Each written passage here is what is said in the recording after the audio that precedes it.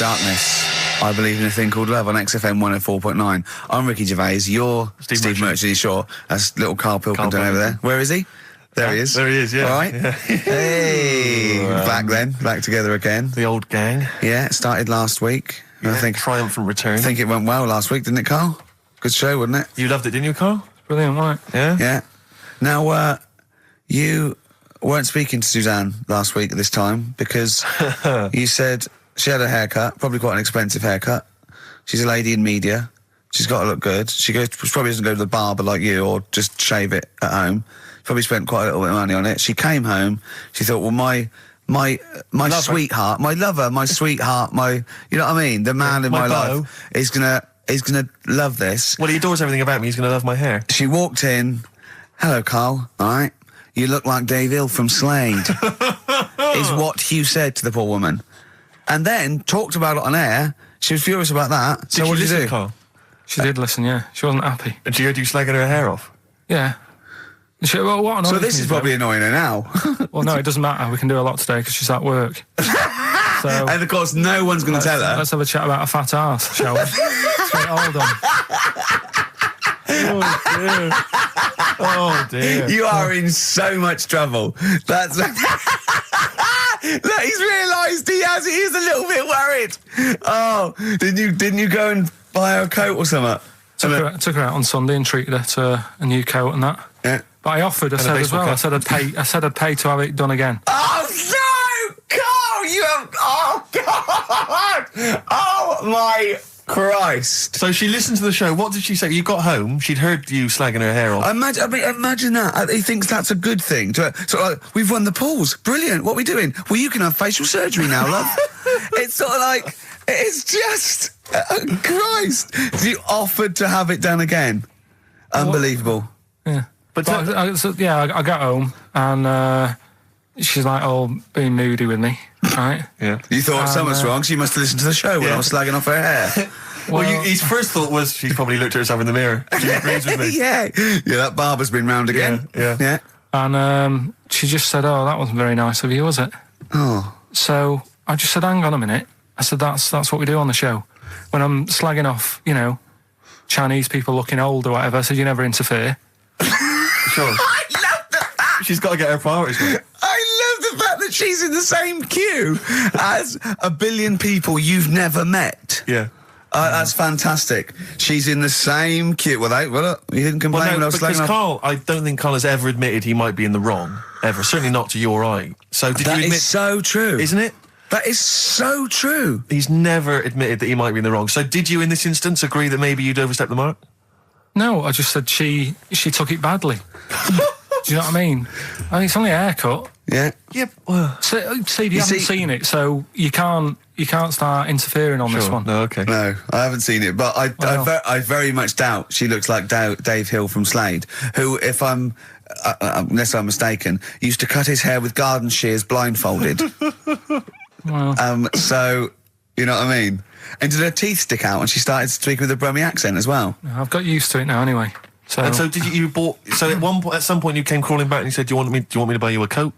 I just said, let's leave that. Let's go out and have a good weekend. Sure. But get your hat before we go. And treated her to a new coat and that. It's a nice coat, so people will look at that rather than the hair. Looking at the head. So does it do flash? It's got obscenities across the back. If anyone who knows Karl's girlfriend is listening... Tell her. And maybe you're a work colleague and you're listening to the show. Because I think this is terrible. Get her to phone him now. Get her to phone him now. I mean, forget the phone on the XFM number. What's the fat ass complaint line? Because you are in deep shade. Cemetery Gates by the Smiths, of course, off the Queen is Dead album. Lovely tune. Makes you happy, doesn't it? Absolutely. It's a nice song about dead people. Yeah, it's beautiful. I just wondering what your opinions are, what your thoughts are on Britney Spears. Liked a couple. Bit bored. I think she's panicking a little bit. I think she's a little bit desperate with all this Madonna stuff. Yeah, all the kind of lesbian and stuff. I don't know. Yeah, she's all right. I've got nothing against the girl. Well, I think it was in Hot Tickets magazine. Sure. It's free with the Evening Standard. Yeah. I might get some free Evening Standards now. I've plugged that. Yeah. I just reading in there that I don't know if it's still going to happen, but apparently she was going to do a little cheeky appearance at GAY. GAY? In London. And obviously I was quite excited because I'm a Spears fan. Do you know that's what that spells, don't you? GAY? Yeah. Gay. Yeah. Yeah. Well, I think it is a gay club. Oh, sure, This is what I was ascertaining from the article. Oh, because they've said they've called it what it is. Exactly.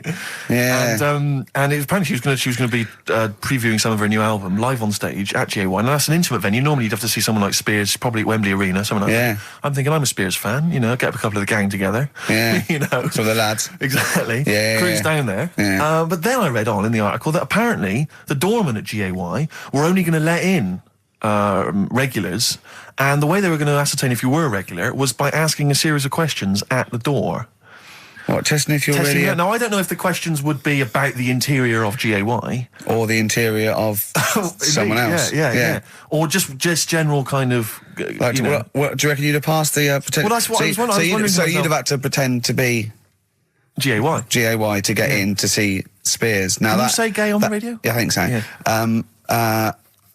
There's irony, isn't it? So you're pretending to be gay to get into a club to see a bird that you like. I'll give you a little quick test. Right. Shall I? All right. Sorry, what's your name, mate? Paolo. All right, Paolo. Yeah. You haven't done a lot with your hair. You just sort of let it grow out. I mean, would you be putting product on a bit later? Because I mean, you don't look very. You look sort of quite masculine, quite. Yeah, well, sort of like you didn't care, like you have no care about how you look, like you're a. Normally it would be shaved. Of course. Oh, okay. Yeah. We would say normally that looks about like 3 months growth there. Why haven't you? I've been ill. Nothing serious? Nothing serious. Okay. No, that's why I let it grow. So it's grown. Okay. Yeah. So what time would you normally be going out then, Paolo? Normally I'd go out about about 8ish. 8 o'clock in the evening you go? No. That sounds a bit early. That's what... No, I'd go out about 3 in the morning normally. Right. So I take them as... Yeah. Okay. Right. So that's right. Yeah. Where'd you go? Down sort of...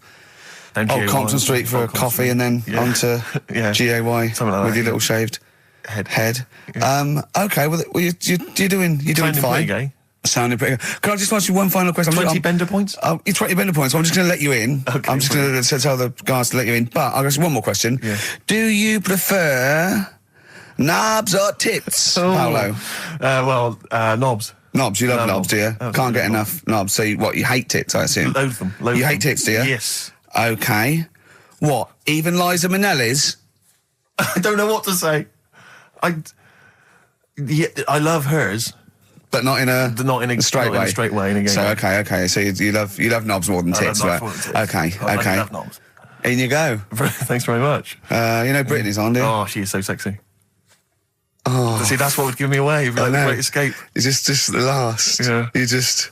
Well, I think you're probably a bit bi. Right. Yeah, okay. but I mean, go in anyway. Thanks very much. Okay, the drinks are quite expensive. Oh, I thought so. Pop your shirt off, will you? Hey, Outcast on XFM 104.9. I'm Ricky Gervais, Steve Merchant, Karl Pilkington. You all right, Karl? Yeah, not bad. Yeah. Just when you were talking just now about like the gay stuff. Yeah. Right. I don't know if you saw the thing the other week about the fella who's on that quiz show. Oh. Sort of. Oh, right. Okay. Gay fella, straight, sort of man, woman. What are you talking about? Tell me what did you see? Tell me what you saw. This is like a kid come running in and he's seeing something frightening. It could be an alien, could be a ghost, could be a paedophile, and you've got to get exactly what actually you saw out of him. Right, what did you actually see? It's just this fella who's a woman. Right. Right, okay, right, try and talk like a human being. Right. It's a quiz show that's coming on the telly. And it's this woman. Right, is it a fella who's a woman, or is it a woman? Bit of both, that's why I'm talking about it. But what do you mean? Is it a pre-op? Is it a transsexual, a transvestite? Is it a ladyboy? Is it an hermaphrodite? What is it? I'll tell you about it. Well, tell me. I'm telling you. It's a woman. Well, it's a man.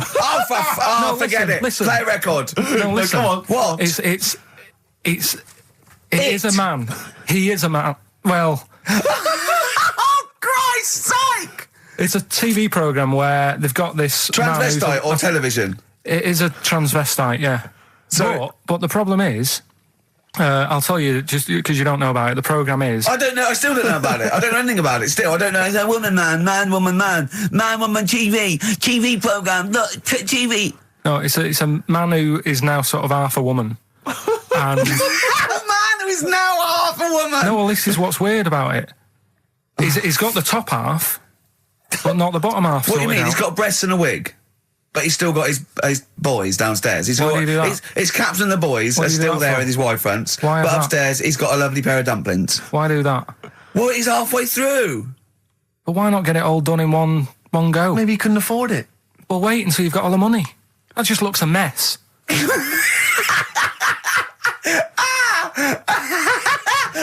And who's he pleasing there?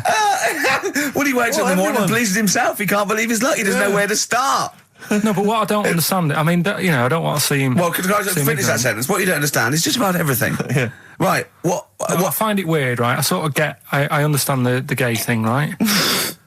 But... Do you? What do you mean? Well, I know... Well, tell me the gay thing. Explain the gay I thing. just know if you're a fella, you like men. I don't know much more than that. What do you mean you don't know? But what I mean is, with a transvestite, what's going on there? What do they want? A transvestite is a cross-dresser. See, I don't get that either. Because... You mean a transsexual? That's a man who likes to dress in women's clothing.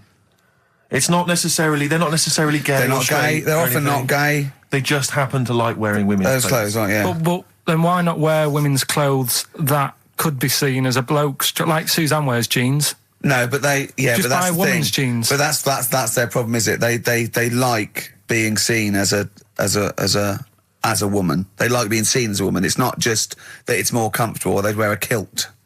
They like being seen as a woman. They feel more comfortable. All right, and what's the deal with this fella who's got... We don't know who this fella is. No, we don't know this man who's half a woman. He's called Miriam. Oh, that's helps. yeah. Brilliant. I love this scientific basis. No, I think... So all he's done, he's had the tits done, he's probably had the hormones, probably lived as a woman for a while. The last step, because you can probably reverse the breasts anyway, because they're probably implants and hormonal things, and whereas you chop your knob and boys off, that's... you come back the next day and go, sorry, I didn't mean that. I wanted my ears pierced. It's a bit more of a bigger operation to put them back. So... doctors are probably making sure that he's just Surely if you've had the top half done, you're not going to go back on what you've said. But no, what's the top half being done? I could get you breast implants, give you a bit of hormonal treatment. No, that would be a great idea for next week. and you could reverse it. What you can't do is grow a knob back. Well, you can. Last week you were talking about growing one on your arm. Yeah. We've done that. We can, so that is possible. But the thing is, the truth of it is, I think I do know about this story. I think it was a television programme called There's Something About Miriam. The conceit of which was that this pre-op transsexual... So I guessed that right, yeah. Was masquerading as a woman. Right. And various blokes who didn't realise that this was a man had to I've heard try about and this. seduce her. And when they found out that it was actually a bloke, and a lot of them had kissed her, they refused to let it be shown. I agree, though. That's just terrible. Yeah. That's it's deceit. absurd. But I mean, that's awful. I hated that. Yeah. Yeah. So what... I think it was a Sky One programme. Is there anything other than The Simpsons on Sky One that's worth watching? Have you ever tried to watch that? Have you ever seen Kirsty's home videos? Yes. Yeah. But it's things like it's dogs on a slide, babies falling over. Do you know, it's only recently reduced from an hour in length. Really? It's been an hour long, and it was just, if you haven't seen it, it's just like camcorder footage, like Do you know being what I filmed of like? people falling over. I like an old woman at a wedding falling over and showing her bloomers. That's my favourite. I like it when it's Kirsty's home videos uncut. So it's kind of 4 old women, like, naked. With their tits falling out. Windsurfing. Oh, Christ, imagine that. Does it whistle? Well... It's just, I mean, have you ever really sat and watched anything on Sky One? No. That wasn't The Simpsons or Star Trek? I think that's what I watch on. I think that's Or pretty much wrestling. what I watch. Wrestling? They have WWF wrestling, cartoons, and just the worst programs. I mean, it's I've seen a appalling. bit of the wrestling. It's hilarious. But It's hilarious. It's like a station that's made by a 14-year-old boy. Yeah. Well, I think that's probably what it is, isn't it? Yeah. I mean, that's exactly the demographic. Do you like Sky One, Karl? I haven't got satellite, have I? So Why not? I thought you'd have loved that. no, I would love it. Discovery Channel's all about no. slugs and that and weird stuff like that. I know. Chimps. I was reading about slugs the other day. There's a thing on one of the channels called Monkey Business. Yeah, I watched that. Yeah. Because I was doing that thing, wasn't I, with Richard Bacon? Yeah. Where you can watch the telly and that. You're talking riddles. You're actually talking riddles and forget a play record. You should be the gatekeeper in some kind of Dungeons and Dragons kind of quiz game. All right, yeah. Let me enter. Right, yeah, but I was doing that thing with Richard Bacon. What can he mean? What can he mean? He is the wise There's one. a man Just who's play also a record. woman. Yeah. The upper half is, but is the bottom. Yeah, play a record. Bit of Clash. Oh, yeah. Come on. Train in Vain, XFM 104.9. The Clash, Train in Vain on XFM 104.9. Ricky Gervais, Steve Merchant, Karl, Pilkington. Coming up after the ads, the return of Rockbusters. How excited are you, Rick? Pretty good. And he's got another one as well. His return of, when he appears in a little film. Sure. He's done that. So if you've got some shopping or something to do, I should pop out now. Shoot off now. XFM. Johnny Cash, Hurt on XFM 104.9. That's brilliant, isn't it? Good. I'm Ricky Gervais, Steve Merchant, Karl Pilkington. So what have we done? We've done gays, transvestites. Have we done knobbies yet, or?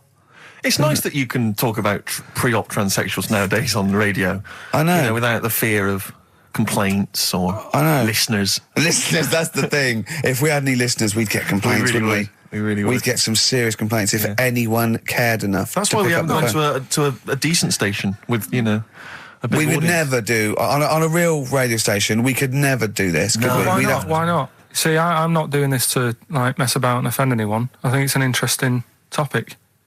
What? You talking gobbledygook, not really knowing what? on Yeah, earth Carl, you're on about? Carl, for the first 5 minutes, you couldn't talk. What? Okay, look, Although with who's the biggest, most professional person in radio? It's probably Terry Wogan, isn't it? And it was you that said you can't tell what the sentence he's saying because he keeps going up at the end before. But he and never. after. There's never any punctuation.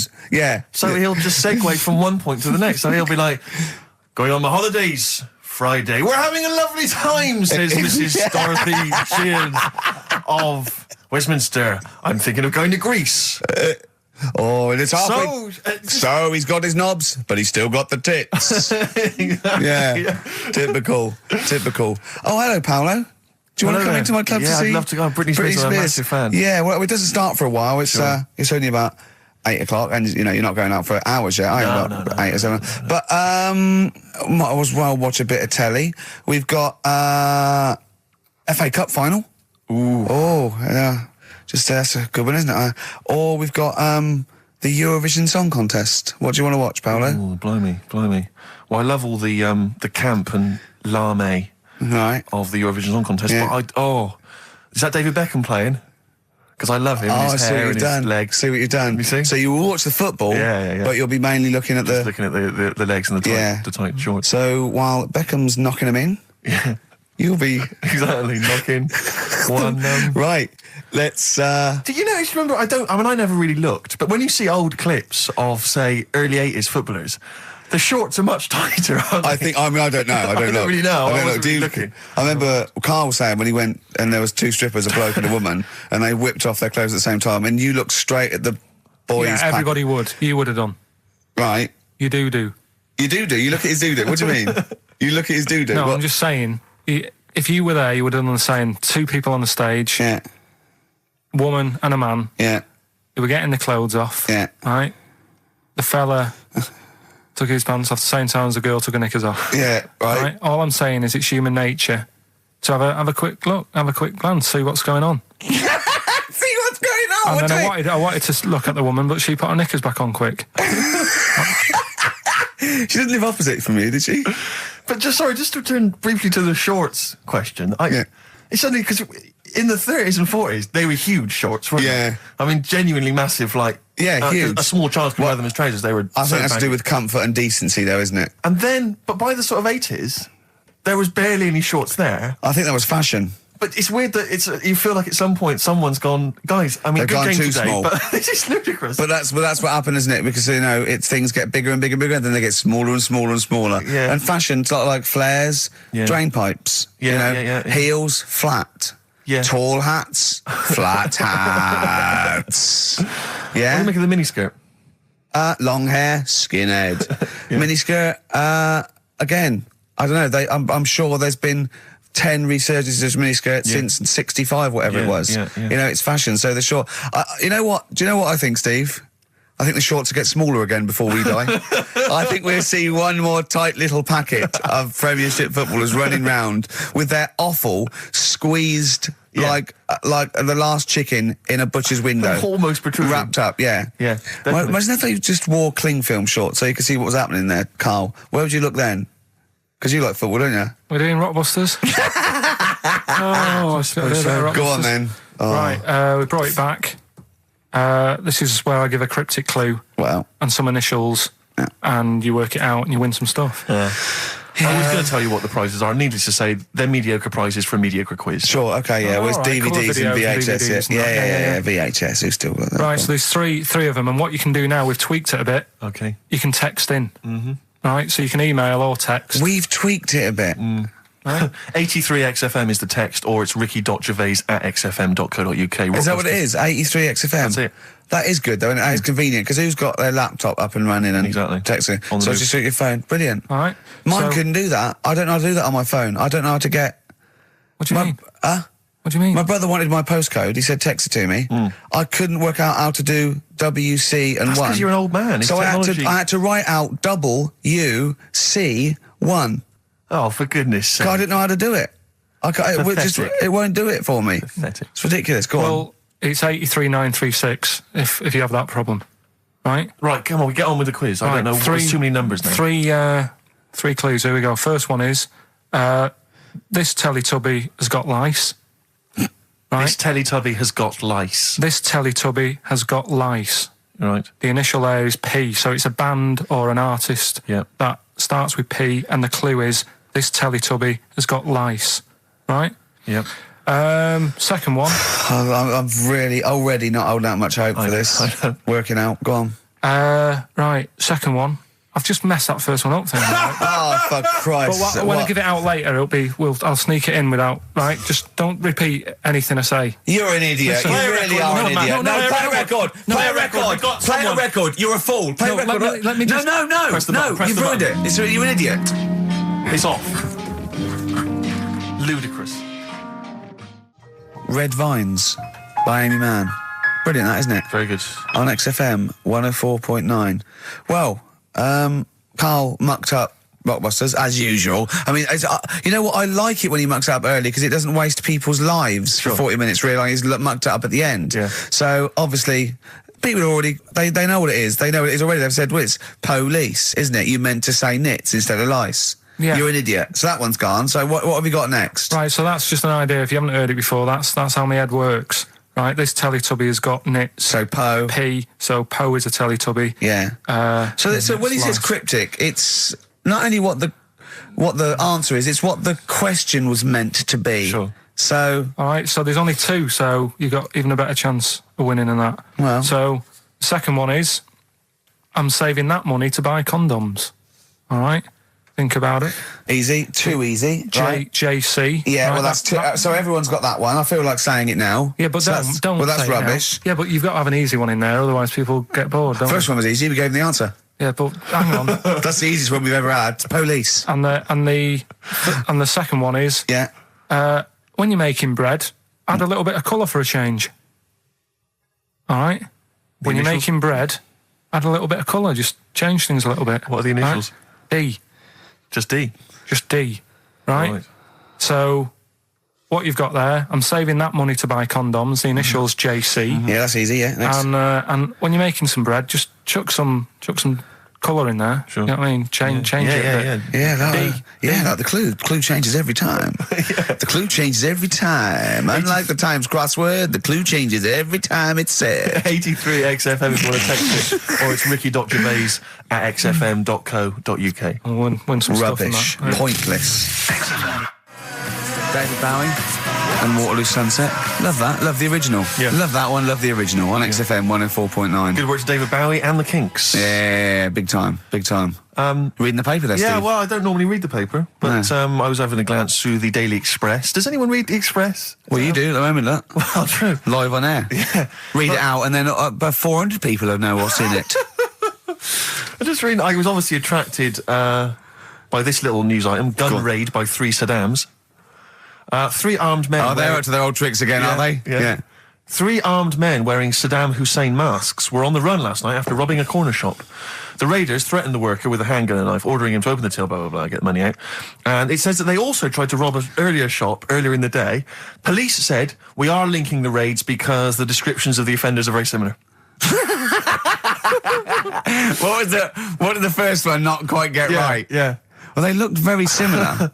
I think it was Gaddafi, 3 Gaddafis. Right, because that's weird, because we've had 3 Saddam Husseins down a shop down the road. That's what I meant. Is it the same guys? Because I assume so. I wouldn't have thought. I don't want to, get the Gaddafi guys on the Saddam Hussein charge. I'm almost sure it'd be the same way. I didn't know. One's got a moustache, haven't they? One they all got a moustache. I don't know. But I mean, there was 3 blokes with masks, Middle Eastern appearance. I don't know. But I mean, I imagine it's the same. Because I've only ever seen really robberies being planned in films. Sure. So I don't know how it works. I assume that. So you say. Yeah. But I assume at some point someone's got to get together. One of them, the ringleader's got to get together and go, okay, well, we need to wear masks, obviously, to disguise our faces. Yeah. I'm thinking of going with the regular stockings. No. I'll tell you what would be funny. Well, I don't want to be funny. Well, no.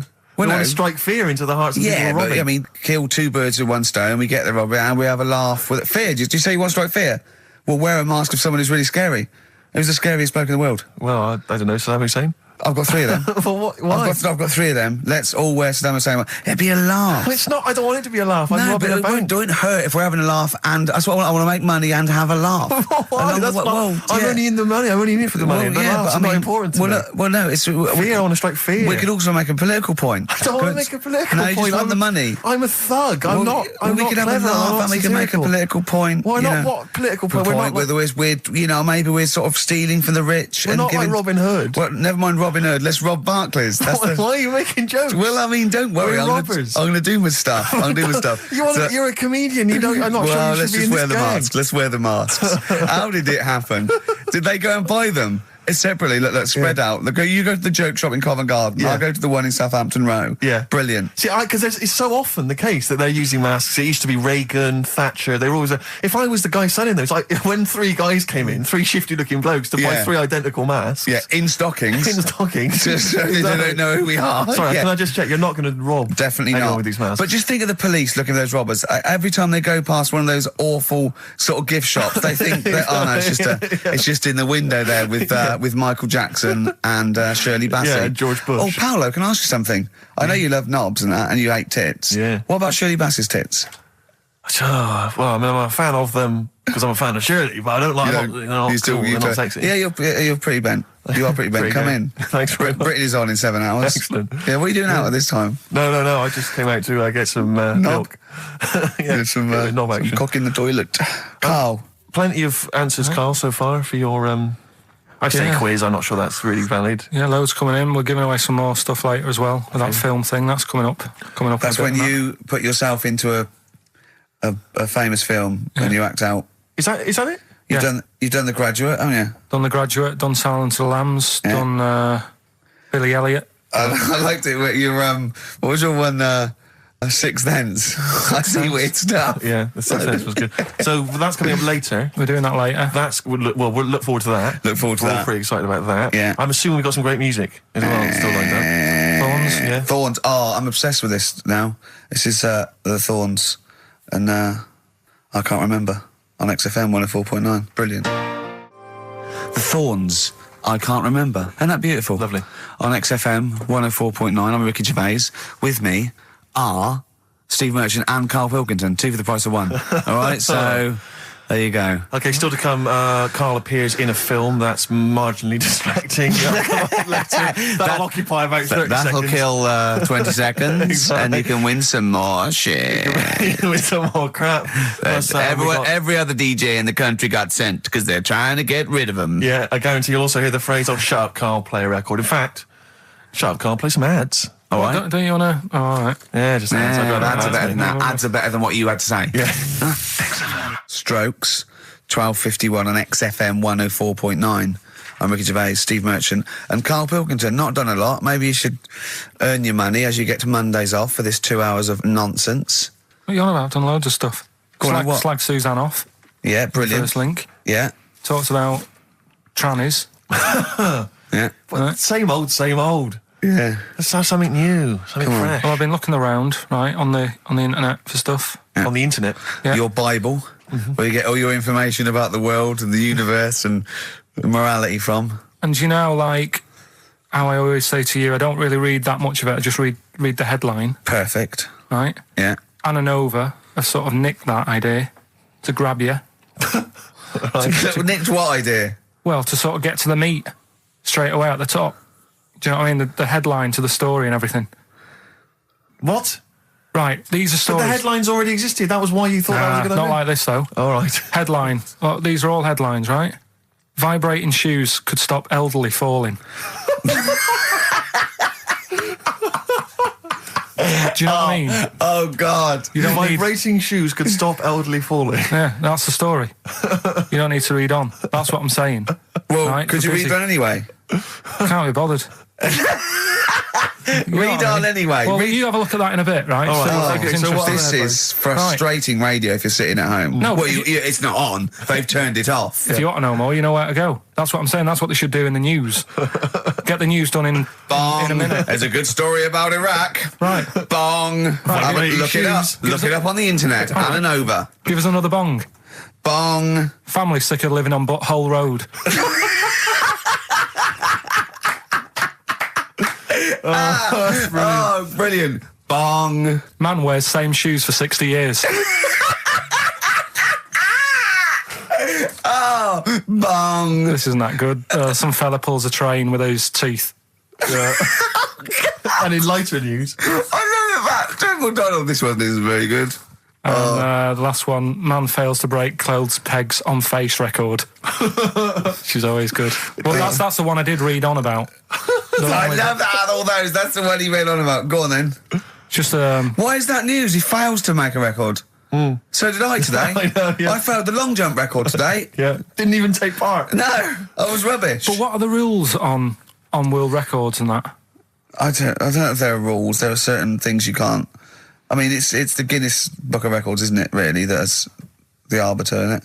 Yeah, but is there anything, if you said you wanted to do it, would they say, well, you can't do that? Yeah, they've stopped some gluttony records. Obviously, things that are in danger. It's anything that's illegal. Yeah, anything that's immoral. Yeah, like that American serial killer that just got discovered. Yeah. Having killed 47 women. I don't think he can make that into the Guinness Book of Records. No, because people will be trying to beat it, won't they? But there was some other story about a fella eating watches and that. That can't be good for you. So why don't they say, look, don't do that, do something else? He wanted to stay regular. Do you know what I mean? Though? I just wondered. What do you mean he was any... eating watches? He just said he was eating watches. He got about 3 in about a minute. How did he time it? Do you know what I mean, though?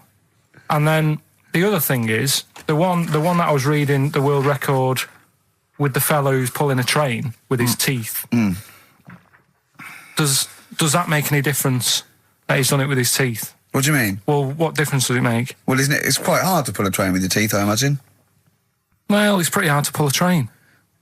All I'm saying is it because he couldn't beat the fella who's pulling it with his hands? Well, this is my point. I think there was one bloke with the record for the running backwards 100 metres was sort of like 11 and a half seconds. And I was thinking, turn around, you'd probably have a really good go at that. Do you know what I mean? Yeah. It's sort of like doing a marathon with a milk bottle on your head. Take the milk bottle off and see how fast you can go, you twat. But you can just tweak it, like the fella who has done the pegs on the face, right? Yeah. His name's Gary Stretch Turner, right? Right. So you're sort of cheating already if he's got a stretchy head, right? But You are, right, you are one of the most stupid humans I've ever met. well, get me in the book. Yeah. Right? Well, listen. So Gary Stretch Turner, right? His record is 153 pegs. Yeah. He did it again, and he only got 150 on. So he hasn't broke his own record. Right. But what I'm saying is, if he tweaked it a bit more, would that make a new record? What? Well, if he said, I've got 150 pegs on, but at the same time as eating a burger. I see what you mean, yeah. He'd be the world record breaker for pegs and eating burgers at the same time. Yeah, just change it a bit. If you know you're not going to make it, just do something else. I'm assuming the rules are set at the beginning, Carl. That's it. That's where they say, right, you're just going to do the pegs thing. You're not going to introduce burgers halfway through, are you? Definitely not. And then they have a go. I was on one leg, not interested. How many pegs? 150. Can I just ask very briefly, I was quite interested by the family had to move because they lived on Butthole Road. Yeah, I quite like that one. No, I don't know if I've told you before, Rick, where I used to live. I'm not going to tell you the name of the street that I used to live on, because not on air, because my parents still live there and I don't want, But I'm going to write it for you now.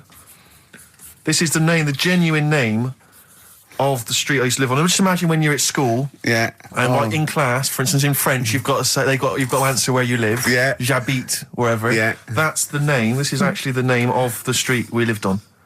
No, it's not. I swear to God. That is... Absolute right. I could phone my father now and he could confirm that for you. No, I swear because he doesn't want to God. And I tell you that... But listen, do you know what worries me? It's the apostrophe S. I know. Because that's blatant. Yes.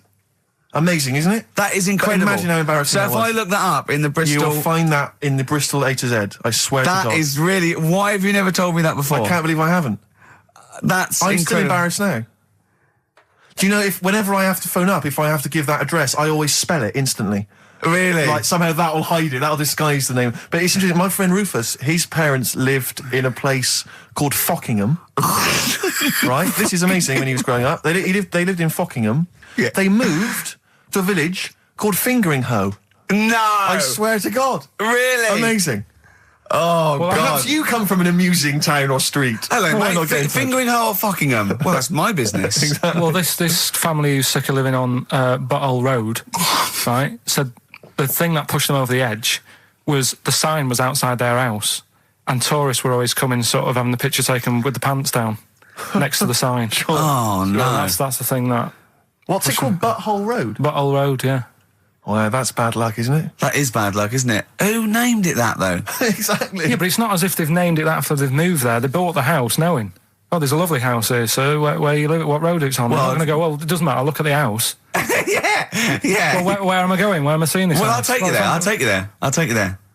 Well, so you don't need to look. Just don't look at that sign. Just come into the house. Lovely house, isn't it? It is nice, yeah. Well, my family wants to come later to have a look at just it. tell them I'll meet them at the bus stop and I'll drive them here. You don't need to. You don't need to know where you're going. You just sort of know, won't you? You'll know from then on. Oh, we get letters. Have them delivered to me if you want. I'll bring them. I'll bring them round. Don't worry about that.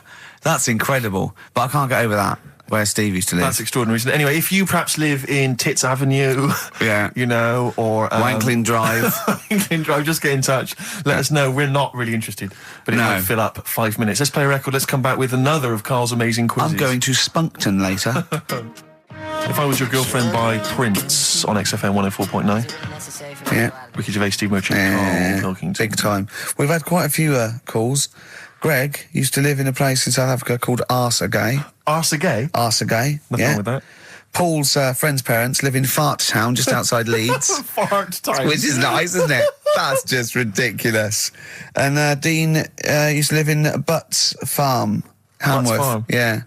That's obviously, I assume they're free range butts. Sure. And not sort of battery farm butts. That would be horrible. But, yeah. Do you think that? That'd be great to just name a town, wouldn't it? I think I was thinking if I was a multi-billionaire, a Bill Gates type figure, I'd like to buy somewhere like, say, Manchester, and just rename it. Whinging on the wold. Whinging on the wold, yeah. Yeah. And make them work. We can work Mondays. Exactly. They'd be obliged to that would have to be what it's called. Yeah. That's the rules. Be like mayor. Yeah. It'd be great as mayor, wouldn't you? You want to be mayor of Chinatown, don't you? I'd like to be mayor of Chinatown. It seems to me that there's not a great deal to do. No. Because it's not really a town. No, exactly. But it's just a novelty who can we talk street. to about that? Who can go and say, look, you've got to stop calling this a town? Because at best it's a novelty street with some slippy pavements near restaurants. I actually got stopped the other day by two tourists who said, do you know the way to Chinatown? And I really wanted to say to him, it's a disappointment. It's not a town. Seriously, it's not worth it. Pop in a record shop. Do something else. Yeah. Pop in Garfunkel's. have some delicious sausage and mash. But you'll get to Chinatown and you'll go, this is not a town. Yeah. Yeah. Well, have you got a town hall? Got a betting shop? Yeah. Not really a town. I don't think you could build a town entirely out of restaurants. It's not enough. You need more stuff. Oh, dear. A lot of old people I've noticed there, Carl. Aren't there? Let's leave that, eh? What? We'll leave it. Leave What? the old... Leave what? Just got John, who's just emailed in. He said my secondary school was on a street simply called Bell End. That's Bell End, really? Yep. Oh, that's great. There's a road in Cricklewood somewhere called Clitterhouse Drive. Clitterhouse. Yeah, I don't think you can really get that. You can't get them on that. That's fine. No, that's fine. No, that guy's just having a laugh, just taking the mick, get a lot of that sort of thing. There's a place in America, apparently. Ben's emailed this in. There's a place in America called My Anus. My anus? Yeah. I think I've heard that. Yeah. Yeah. My anus, yes, I have heard of that. That's unlucky. Yeah, that is unfortunate. Where do you live, my anus? I've got a letter for you. Where shall I send this? All right, don't get cheeky. Anyway, just rather than reading out the A to Z, right? Are we doing Rockbusters answers? Oh, yeah. Go on then. Right, Listen, this has got Chris Moyles, The Breakfast Show, on Radio 1. This sort of stuff. Well, listen, Go on. have we got a winner, Steve? We have. I'll check that in a minute. Yeah, All right, well, you it. find a good winner. Yeah. The Rockbusters clues. The first one was, this Teletubby has got nits. Well, we know this one. We've done that. That was Police. Yeah, Right? rubbish. You ruined it.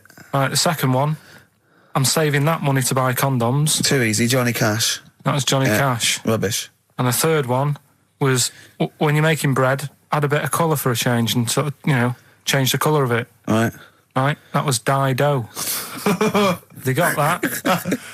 Give us a winner. Well, the reason I've given this person the prizes is just because she's from Switzerland. Sure. She's listening in Geneva in Switzerland. So, I mean, good luck to Tina. And she wins those prizes. Who did she want to win the war?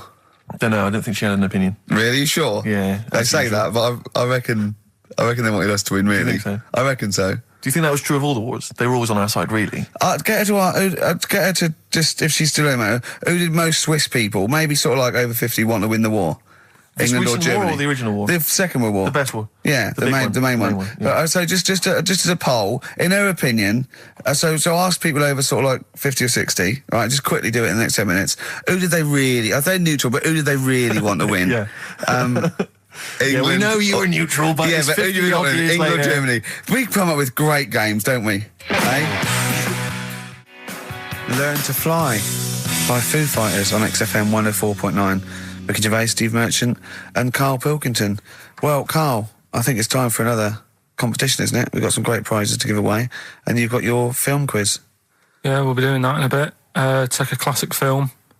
My favourite film ever, this one, probably. Okay. Sort of edit it, I'm in it, and you have to listen to it carefully in that, because there's a question at the end of it. Okay. You win some stuff in that, so we'll be doing that. I've just got some ads and that to get rid of. Oh, brilliant. Brilliant. Yeah. Yeah. Dynamism. XFM. Bad Day and R.E.M. on XFM 104.9. Karl's quiz. It's a classic film. He's done some jiggery pokery. He's in the film. It's his favourite film of all time. I thought The Elephant Man was your favourite film of all time. It's up there, but this is like, this film's got everything. It's got hilarious bits in it. It's got sad bits in it. I've got the headphones on because I've got to hear it, and I don't usually wear headphones. But I just realised how noisy I am. Does that go out when I'm sort of does. Does it really? Yes. So when I'm sort of like tapping and writing and that, because it's really clear. Everyone can hear that. Really? Yeah. The thing about that microphone, Rick, is it doesn't just pick up your voice. It picks up all the sounds. Oh, that must be... Like you scratching now. For instance, you itching, I don't know what it is you've got there, some kind of rash. Well, look, it's eczema, I think. Look, what's that? Oh, Eczema, yeah. Oh, God. And what's that one, then? That's just one of your enormous fat tits. What's that? But yeah, that must be irritating to listen to it. Oh, yeah. Yeah, sure. If your voice weren't bad enough... And moving the mic. Moving the mic then, that makes a noise. Leave that. Eating sandwiches, drinking coffee. Yeah. Right, come on then, Karl.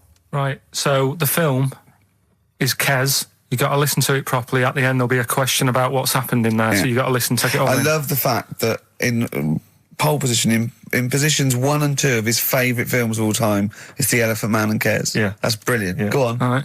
Am I leaving the mics open a bit when this is going out? or what? Yeah, let's have a listen. Yeah? All right. So don't talk then, right? Just put that hot dog down, Rick.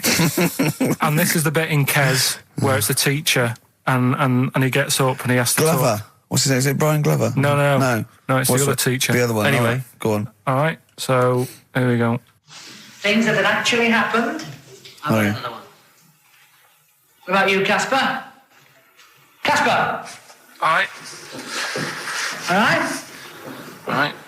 You haven't been listening to a word I've said, have you? Yeah, I heard some of it. Yeah, you Some of it? just... Stand up. Always somebody, isn't there, eh? Right, now you're going to tell us a story about yourself.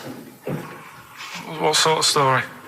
I want you to think of an incident that's happened to you sometime in the past that is true and that you think will interest the rest of the class. All right? Right. What about I work on a radio show at the weekend. Well, are you going to tell us about it? I'll just do. It's 2 hours, and it's with Ricky Gervais and Stephen Merchant, and just sort of play music and tell stories and stuff. What kind of stories? Well, whatever. Like last week, it was science. We were talking about this lad who was growing a knob on his arm. So it's weird. It's tricky, sir, because like with Ricky, he gets bored quick and he won't listen to the stories, and he'll start squeezing my head. All right. I'm not interested in what he does. That isn't normal, is it, sir? That. I mean, it sure is a bit gay. Is he? Just messes about, though. Do you know what I mean? I try and like come up with good stuff, like monkey news and like quizzes and stuff. But then he'll just, Ricky will just mess about. I mean, on Saturday he did it again. He squoze me head. How do you spell that? Squoze. S-Q. Oh, he's going to show us off the wall. It's a new word to me. Squoze is S-Q-U-O-Z-E. Right, now tell us what it is. It's when he gets me head and he puts one hand on the back of it, right? And he puts the other hand on the front of it and he just sort of swivels it. Swivel, right down the front. Oh, swivel's not it's spelled S-W-I-V-R. How many times a day? How many times a day does he swells it? It depends what time he gets in. If he gets in about 12:30, he could get a good 3 in. But I think, I don't really want to talk about. You've done enough, don't you? Well done, Billy. Big round of applause. That is the effort. Yeah. Wow. That's the best thing you've ever done, Karl. So that's Kez, right? Yeah. Got some good prizes there. Not bad, yeah, good stuff. Question is, how many times did I say Ricky can get? How many head squeezes can he get in before the start of the show? Right. So if you were listening properly, the answer's in there, right? And got some good stuff Got there. some DVDs in there and some CDs, including some Jimi Hendrix stuff and other odds and ends. Good stuff. Brilliant. And just text in 83 XFM. All right.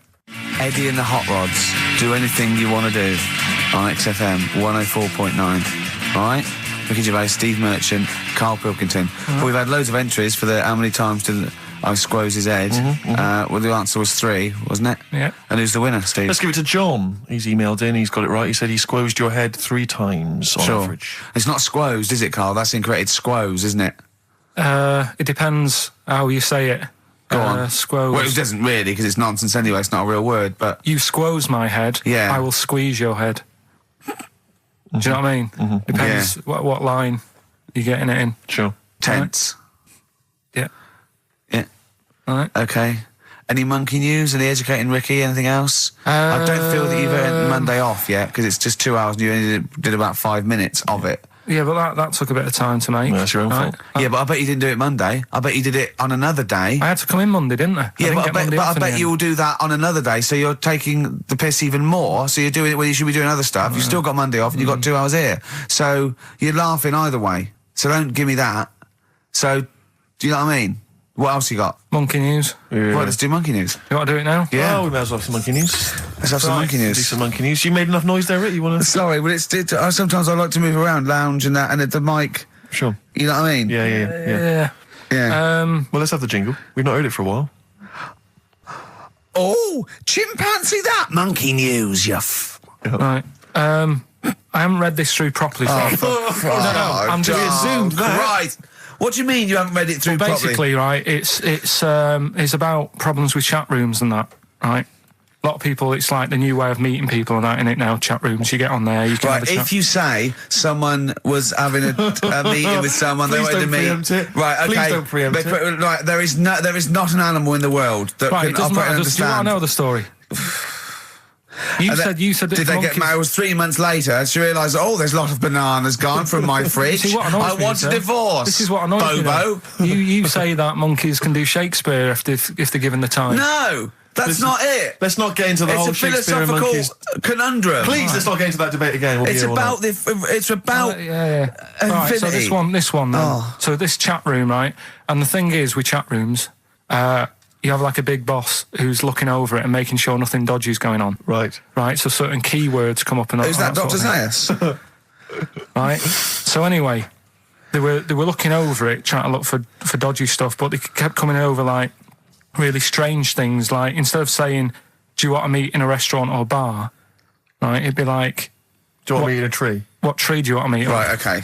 Are you shooting off? That's the end, yeah. I'll see you later, Seriously, mate. 'cause that's gone. I'm just going to listen to the end of it anyway. You're an idiot. You're an idiot if you believe that shit, honestly. No, I'm just telling you what's online. Let's hear the rest of it. You're ill. Okay, well, I don't know the PC term for this, so I really apologise. You're nearly retarded in some aspects. Instead of sort of saying wear something sexy, they'd say make sure you bring plenty of bananas. Right, you're talking absolute... Okay. Are you making up the monkey news now because you can't find it anymore? And instead of saying, should we get married, they're saying, how swollen and red is your arse? You stupid fool. That was me. Mark Ronson and Ooh-wee on XFM. Well, what a great show. We've had... Informative. It's been fun. We've learnt some, haven't we? Yeah. What have we learnt? All sorts of stuff. We've learnt that Karl is an idiot. Yes. That he believes that monkeys can get on That's more of a confirmation of... It really, we always suspected it, but that's... I just read a little email from someone who just said that in Northern Ireland there is a town called Muff. Is there? Yeah, it's worth knowing. Yeah.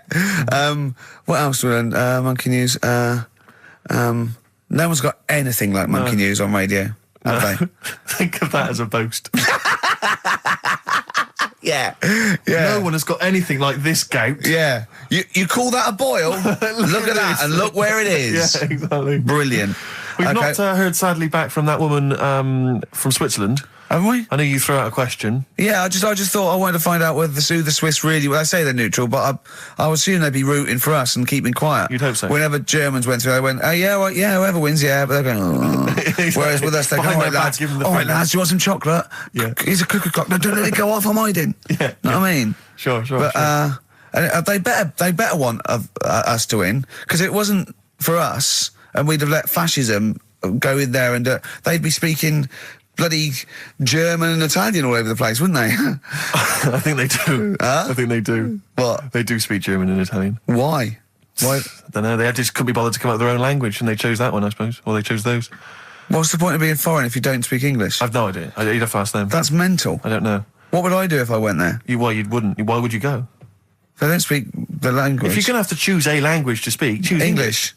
Even the Dutch, they got their own language, but they don't speak it because it sounds silly. Yeah. So they speak English. Of course they do. You see, Dutch people, so in Amsterdam with clogs on, they'd be chatting in English. In English, yeah. I'm proud of it. Yeah. Oh God, I was there once, and there was a mouse. Right. Just there on the stair. It was a little mouse with clogs on. Yeah. Where? On there. on the stair, yeah. Oh. Yeah, so, that's language. We learned about languages, didn't we? I'm not a linguist, but I pretty much think that's what happens. I'll tell you something I learned in the week. Go on. Yeah. This will be one thing. He did definitely learn only one thing this week. It's a good one, though. Don't insult Suzanne's hair. I learned two things this week. Yeah. Right. Don't put your trousers on over your head. Because I know you were persevering with that for a while. Mercury may look nice, but bad for you. Go on. There are more moves on a chessboard than particles in the universe. That puts you off learning it, doesn't it? Well, no, it's a possibility. No, they said it is. It is. He said that's... Yes, that's right. It's a possibility because it's basically that it tends towards infinity because no two games are the same. So it's not that you've got to learn that many moves. It's not that good. I don't wish to criticise Rick, because I know you were trying to inform him then. It's a good job you're not a teacher, because as you gabbled the phrase, it tends towards infinity, it kind of came out as... Okay, yeah. Imagine if you're one of those kind of foreign students who's gone here to study, and they, sometimes they put the tape recorder by the lecturer. Yeah. Listen back to that, remember. It's something towards infinity, I'm not sure. It tends towards infinity. It's talking about tense. I not understand. Cuckoo.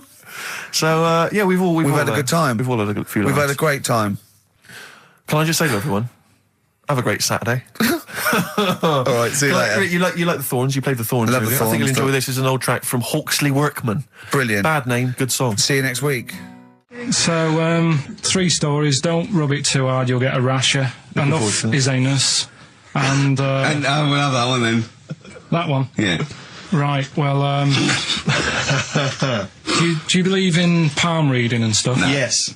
Sorry, yes. Yep. Yeah, of course. Sorry, I forgot. Yes, of course we do. Mm-hmm. Right, well, there's a fella who, he used to do palm reading. Oh, yeah.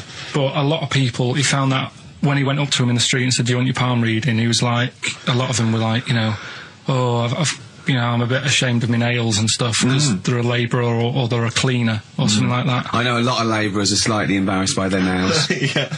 No, but... Yeah. So he Look at my bloody hands, Reg.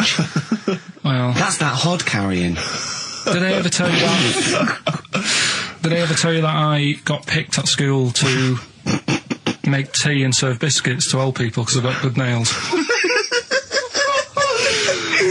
No, go on. Is there any more to the story? Well, that's about it. I mean, we used to do, like, I think the head teacher must have been getting something, maybe getting his mum in there for free or something in this old people's home. So he offered the kids at the school, he said, right, all sit at your desk and put your hands on the table. And everyone did. And he walked past mine and he said, not bad. And he said, you've got the afternoon off. You can go and serve biscuits and tea to the old people. What did you say? I said, all right then. Was that? Yeah. Good afternoon. But anyway, what did you do? He just sort of walked around and went, you all right? Do you want bourbons or digest? I bet you get on with old people, wouldn't you? I'd love to see... Maybe especially the senile ones. Yeah. No, but I'd love to see you on VH1, just in a link. They just go, they've just played Robert Palmer, right? And it comes to you in a little park, and you just sit next to an old lady and go, all right? And you go, yeah, not too bad. You go, what do you think of London? Crap, innit? And she goes, yeah, it's awful, innit? And you just have a talk, and you go, right, well, she doesn't like it, in excess. Yeah. That's what I'd like to see. I still think my idea is better, but... So what are you going for then? Oh, you've picked one, haven't you? Yeah, so this fella... So there's palmists going around the streets... Yeah, he's going round... randomly trying to give palm readings. They're losing money, hand over fist. Yeah. Right? So, they said, he's what he's done, he's reading people's, bottoms now. Sorry, whoa. You just, I didn't quite follow that. He was a palm reader, that wasn't making money, so now he's going up to people in the street and saying, can I see your arse? Basically, yeah. So from being a palmist to an arsonist? Well, they just, that's what he does. He said there's same sort of lines and that you get on your hand, you get them on your bottom, and he can read them. Right. Yeah, he's not a pervert or anything, or making up as he goes along.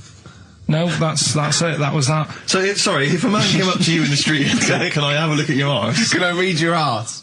You'd drop your trousers, would you? No. If he went up to him and he said, oh, I'd rather you didn't because I'm a labourer. I've got bad fingernails. No, that's why I've seen... That's what a lot of labourers, they're showing their cleavage, you think, but actually they're having their arse read. Absolutely. That's that's what it is. And then, right... So is that the end of the story? Yeah. But then because... That's it. Educating Ricky is there's a bloke who reads arses. No, but you're a mentalist. What are you talking about? Educating Ricky, will we carry on? Yeah. Right, you've got left. Don't rub it too hard, you'll get a rasher.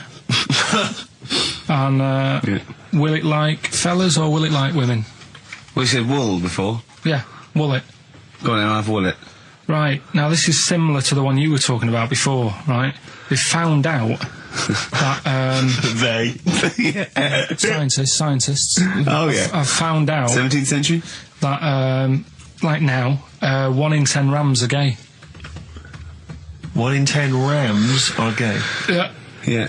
So that was like wool. That's how I could get that in. They got a load of gay and straight rams. Right. They worked out which were which first. They said, right, that bunch there is a gay bunch. They looked better. They just had more pride in their appearance. And the other ones, the straight ones. And then they gave them to this scientist and said, right, go on, do what you got to do. And they took the brains out of all of them. Just to check. And they did tests on the brain, and it worked out that they've got something smaller in the brain. The gay ones have got something in the brain that makes it smaller. And they said, right, well, that's probably how it's going to work on males, on like males and females and like humans. So you took from this that gays have smaller brains than straight people? No, there's something in the brain. Right, go on. So if someone's saying, oh, I'm a gay, or they're not sure or whatever, they will now be able to find out. So you can go to the doctor and to find out if you're straight or gay. Is there any gay in my brain? Let's have a look. Do. You've got a little bit of a gay in you, yes. A little bit of gay in there. Yes, you've got the, you've got a little bent cell there. Well, that's why they did it, anyway. I don't understand how they could differentiate which was straight and which were gay to begin with, before they then gave it to the scientist. Wasn't that what the scientist figured out? How could they tell? There's one theory that it's genetically determined. There is one. There is a theory that's genetically determined, but I don't think it's as easy as pulling a sheep's brain apart and finding a little pink sort of like blob in there, and going, right, we've taken the guy out, and now he's going to go and shag some ewes. I don't think it's that straightforward. Although homosexuality does occur at a similar sort of rate in animals, I think. Yeah. Yeah. So you do that, didn't you? So that's that one. I mean, I just like the idea of the farmer figuring out which is straight and gay. Well, that one's wearing quite a camp-looking neckerchief. So I'm thinking maybe he's gay. Is that? Yeah. I love the fact they can. That one's a big fan of Sophie Ellis-Bextor. Yeah. They put on ABBA and see which ones dance. Exactly, That's how they. Which one? Yeah. Put on like Barbra Streisand and see which ones sing along. That shit is rubbish. What did I find out? What did you just say? That is rubbish. No. Then here's a good one. Go on then. Right, in Dubai, this woman went to Dubai for a holiday, and she was over there, and apparently in the markets by a spider? They sell lizards. Oh, go on. Right, just like for people to buy. So she buys one, not knowing that you're not really meant to take him out of the country. Sure. Puts it in a bag. Yeah. As you do. What have you? And then she gets to the airport when she's going home. She's thinking, I can't really leave it in my bag. Yeah. So she puts it on her head. On her head? Wears it as a hat. She wore the lizard as a hat? Yeah. People on the plane were just like, yeah, everything's fine. They're doing the cross checks and that. Yeah. Have you got your seatbelt on? Yeah. There's a woman there with a lizard hat. Everything's going well. She gets off the plane at Manchester Airport. Lizard sticks its tongue out. Yeah. The air hostess says, what are you doing with that? She goes, I've had it. Lizard said, I just found her in Dubai. They said, I've had this with me all journey. And they said, well, you shouldn't have done. And they took it off her. Yeah, I think that is true, actually. Yeah. Yeah. So what about that? Yeah, good, yeah. Yeah. That educated me. Right, what, any more? Well, what's that taught you? That's taught you, be careful when smuggling lizards back as some kind of hat. Yeah, don't just say, lizard, keep your tongue in, you twat.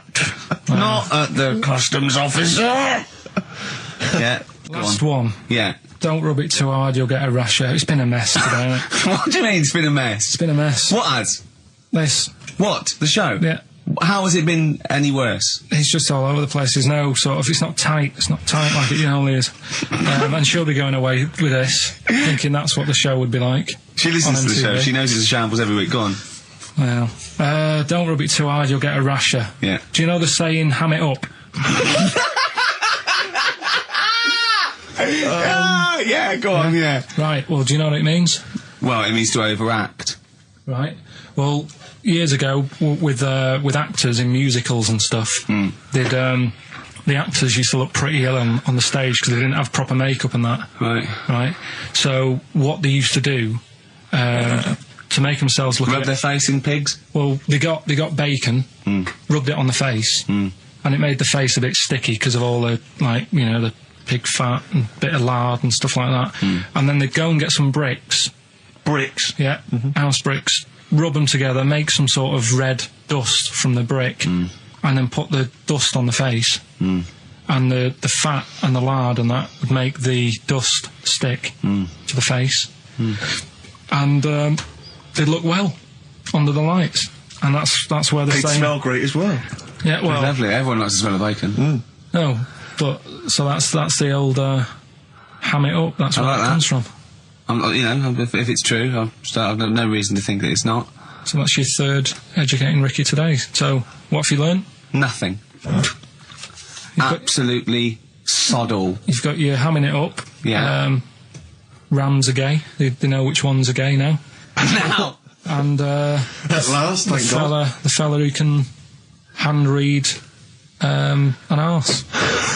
If you missed the rest of the show, what are you going to make of that? If you've just tuned in. You are a maniac, Karl. So- And you've had your screen test. I reckon we'll be seeing you on MTV or VH1 in the near future. Which one are we No, doing? do the Bughead one. Right, well, the bughead one. Well, we've talked a lot about animals and that, haven't we, without heads. Surprisingly, we have. I think a disproportionate amount on it. If you're a new listener and this is the first time you've listened, you'd be surprised. Yeah, we've done all that. We've covered worms, the way if you cut their head off, it grows back if you don't cut too high above its neck. We've covered The chicken. the fella who blinked. Yeah. I can't go into it again. Right. Let's not go into it again. We've had the chicken with no head that lived for 8 months. Yeah. And we've had And we've had the cockroaches. cockroaches living for a week without an egg. Right, okay. Well, it's a bit more on the cockroach front, really. Right. They've found, right, that if you get a cockroach and you cut its head off, Yeah. right, and then you find a cockroach that's still got its head, but it hasn't got any legs, Right. right, it's not over for both of them, right? Because Good what you news. can do, you get the one that's got the legs Right. with no head, Yeah. sort of running around, get the one with the head, sit it on top of it, Right. get a little tube Okay. so that the fluids. So is this auntie's go out of the Let room? him finish. This is like Blue Peter. Let him You can get this for Christmas. Right, you get Yeah. a little tube, you sit that on top so the bodily fluids are still running between the two. Right. The head of the one on the top will control the feet of the one on the bottom. Okay. What about Good. And will it continue to live? that? Yeah. Okay, you don't know that for sure, do you? You're just guessing. That was just a No, question out of the blue he wasn't expecting. Yeah. Well, what do you think of that? Good, yeah, it's great. Yeah, just a primitive nervous system that can, yeah. Did you expect us to be more impressed and excited by that? Did you fall off your chair when you read that? Did you literally topple off? Going, Did you "Whoa, like a cartoon." think you were going to be the Frankenstein of the insect world? Yeah. No, I just was thinking if they can do that, you know, With them, can they do it with them, humans? Because I also did a bit of research course on. you did. Did you come to the sort of conclusion that apart from the moral aspect of it, that the human was probably more complicated than? Yeah, but do you know what I mean? Things move on, don't they? Do you know what I Modern mean? science, Rick. You know, I had Binatone as a kid. Now they've got PlayStation 2, and the difference in 10 years. They is have amazing. found that if you lose your head, a cockroach can live normally on your body, but not the other way around. Your head on it cannot control its legs because it's Yeah. too complicated It's for too your confusing. brain. So, yeah. So listen, right? Okay. So, best educating Ricky of the year. Oh, Christ. What a cat toast. Yeah, let's do that then. Right. Victoria Plum. There's this woman, right? Yeah. This woman, she's reading Guinness Book of Records. Yeah. And she's flicking through. Yeah. And she notices that there's a world record for a cat, right, with 27 toes, right? So she reads it and she thinks, well, that's not right, because her cat's got 28. What do you mean a cat's got 28? Her cat's got 28 toes. So she was like, well, hang on a minute, mine should be in there. So there was I like, missed the very beginning of this. she was Just looking through the Guinness Book of Records. Oh, sees that a the woman- record. a woman was looking through the Guinness Book of The woman Records. with the cat with 28 toes looking Right. through, and it said the record for the cat's toes was 27. She thought, hold on a minute, Ross McWhirter. My cat's got one more than that cat, so go on. Anyway, so she said, you know, the person doing the interview with her said, you know, is it happy? And she said, yeah, you know, it's great, and it's really good in the snow, Right. It gets through a lot of nail varnish. Well, yeah, that's what he said, right? He said it's really good in the snow. So I just was thinking. I mean, that's it, really. That's not it. That's the end of that story. Right, Carl, sorry, go on. Another war fact. So you're saying it's rubbish, but look, you love that. Yeah. Right? Yeah, Second you're one. absolutely right. The first bomb that was dropped on Berlin, Yeah. it didn't kill a person, but it killed an elephant. I think that's true. That is true. Right. Okay. And the last one. Is that all you know about that? See, that's interesting, isn't it? But that's enough. But no, it's not though. Because I mean, listen, most people want to go, oh, what was the elephant doing there? Did it land in a zoo? Was it a pet? Oh. Was it a lost elephant? Did they aim at the elephant? How did it kill it? Did Was it hit it on the Hitler's edge? favourite elephant? yeah. Was it Hitler's favourite elephant? Did it then have one ball? Yeah. I mean, these are the things, why didn't he catch it with his trunk? Did it have an effect on German morale? Yeah. Yeah. Oh, that Yes. elephant is kaput! Oh, Jumbo! I don't want to fight anymore. What do you think of that then? Yeah. We've got one more bit left. Brilliant. One more fact. The French, right, when they were at war, David Sharma, I just imagine him just introduced. I think amazing. Which war was this? it was still the World War...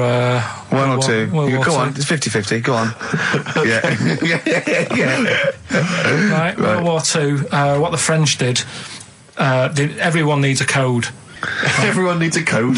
Yep. A code when you're in the army. This is a Disney song. Right? And, you know, to sort of give the go-ahead if you want to go into battle and stuff. Okay. Right? So, Everyone needs a code. but the weird thing Game is, show. right, the weird thing is, do you know what theirs was? Go on. Do you? Yeah, I know what it is. It's So what a bit was weird. the French code? For what? To sort of say, right, yeah, go on. But they had more than one. on this day. But I don't know what day it is. On this right. day. And what, it's like saying, what am I thinking of? What was the battle? What was the... Okay, so all right. What? Look at him, look, he's genuinely confused that I've asked this question. Right. It was... No. If you ask me a question, ask me the question correctly. What was the code for battle during what battle? World War II. No, that's not a battle. That's a war. Yeah, it was in a war, yeah. I don't know what to do. He confuses people. All right. Okay. What was it, Karl? What was the? Yeah. code? What was the are you French thinking code? of? Right. John's got a moustache. What are you talking My about? lungs are going to burst. That was a code that the French used. You know, like... I mean, I just think it's a bit daft, right? Because you could come up with that by mistake. yeah. Two French blokes talking in the trenches, and they see a major walk past, and they go, "Oh, look, John's got a moustache," and they all go and go, "No, I was just talking. What are you talking about?" Well, the way... I don't think that's a good code. I'm not... I you don't know- believe it is the code. No, it is, seriously. And what? And It's would just it, like would it what have we been? talked Would it have about been it. said in French? Yeah. Okay. Yeah. But the weird, guess him. Yeah. No, but... What? You see, I can't even be bothered. What are you saying, Karl? Because it's not a very good code. Do you know, like we've talked in the past about, you know, things you don't see, and I said, an old man eating a Twix. Yeah. If they use that's safe. Because no one is ever going to see a man having an old man having a Twix. What do you mean? Well, use that as a code. Don't use a saying, John's got a moustache, that could crop up. And it's like the war's kicked off. How did that happen? Well, I said John had a moustache. Oh. Two French folks would never be saying John's got a moustache. Why would they? Because back then they were fashionable. He nearly makes sense, doesn't he? I assume it would have been Jean. Yeah. No, probably John. And how would this code have been? I mean, who would have announced I this just to read it. everyone? I read it like that, Steve. That's what was on the internet. This is a code that was used. John's got a Don't be moustache. angry with me. I know, but you're always asking questions. That's because I'm interested in history. Yeah. Go on, Karl. Got that right. Acid. I would sort you out with some science. Brilliant. I forgot the puns in mind, didn't I? I forgot the puns. Go on. Right, so, you asked to sort of be taught some science and that last week after being taught about war. So, did some research. And there's a few things I think we'll just cover cover one of them now. Go on. We talked a lot about hairy kids. We have discussed that a I love lot. the fact that Simon Sharma has never started a programme like that. The Jacobites. We've talked a lot about hairy kids. Go on. It's a little bit. I mean, it's not your traditional science stuff, but it's still interesting, and it's a little bit. You know, it's still. Yeah, we talk about hairy kids. We have disproportionately, honestly. I think this show's talked about hairy kids more than any other radio show. Well, it's one that. Sorry, I noticed both of you there dropped the H or the H or however it's I had to. So airy obviously kids, means hairy. Hairy children, not sort of airy, kind of light-headed or. Yeah. Well, there was the case of the one who lived in China. Yeah. And which was weird for two reasons, wasn't it? Yeah. Well, go on. One was like he was covered in hair. That's already weird. And the doctor sort of checked him over and said, well, yeah, he is hairy, but he's quite healthy apart from he had a little bit of eczema and a boil. That was the main bit of the story, wasn't it? Yeah. But this one, right, we have sort of talked about it, and you weren't having any of it at the time. What? This next bit of science I'm telling you about. Go on then. Right?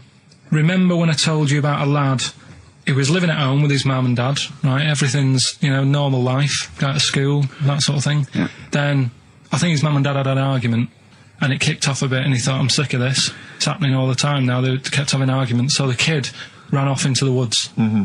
Oh. Yeah. Right? God. Now, he left, he went and ran in the woods, and he ended up living with some monkeys. Right.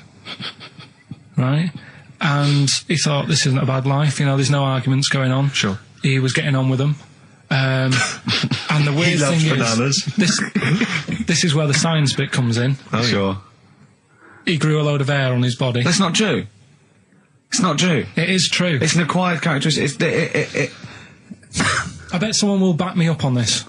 But no, you can't. You can't grow hair like that. You might get a little bit more down here. They might, the erectile tissue might, they won't fall out as much. That would, but you don't actually grow a big mane if you're cold and you're a human. Well, he did.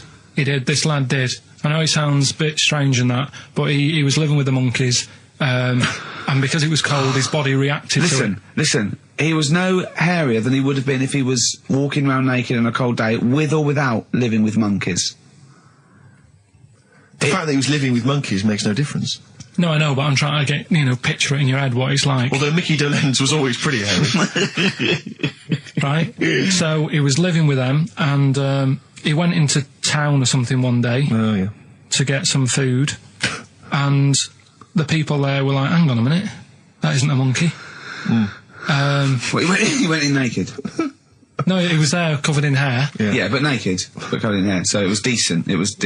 Yeah. But they that was the weird thing. They thought it was a monkey in the shop. And then So presumably he had a big long beard as well, because he couldn't shave, could he? No, he just covered. He looked like a monkey. And they were happy to serve the monkey, were they? There's a monkey, he's buying a newspaper and some milk. How did he walk, Karl? Did he walk upright or whistling along? The picture that I saw on the internet, he was on all fours, but I don't know if that's when he was running away after they'd sort of, realised he was a kid. But this was a picture. So he was a kid as well? He wasn't even like an adult with the beard? No, he was a kid. Brilliant. And the beard kicked in a little bit. So the people caught him. You're an idiot. The people caught him, shaved him, right? Got it all off, didn't grow back again. Right. You're an idiot. Well, like I say, people will have heard this story or read about it. You're an idiot. And they'll email in. They don't let me down. And they'll agree that you're an idiot. No, they'll have seen the story. You're an idiot. So that's a little bit of science. You're an idiot. Libertines, Time for Heroes and XFM 104.9. Right, okay, so have you got anything that is science as opposed to nonsense? Well, Kid went off with some monkeys, grew hair, came back, shaved him, it didn't grow back. I mean, just think. Right, educate me, Karl. Right, well, Educate me. Well, what we're looking at this week, we've done war, we've done we've nailed that. We've nailed war.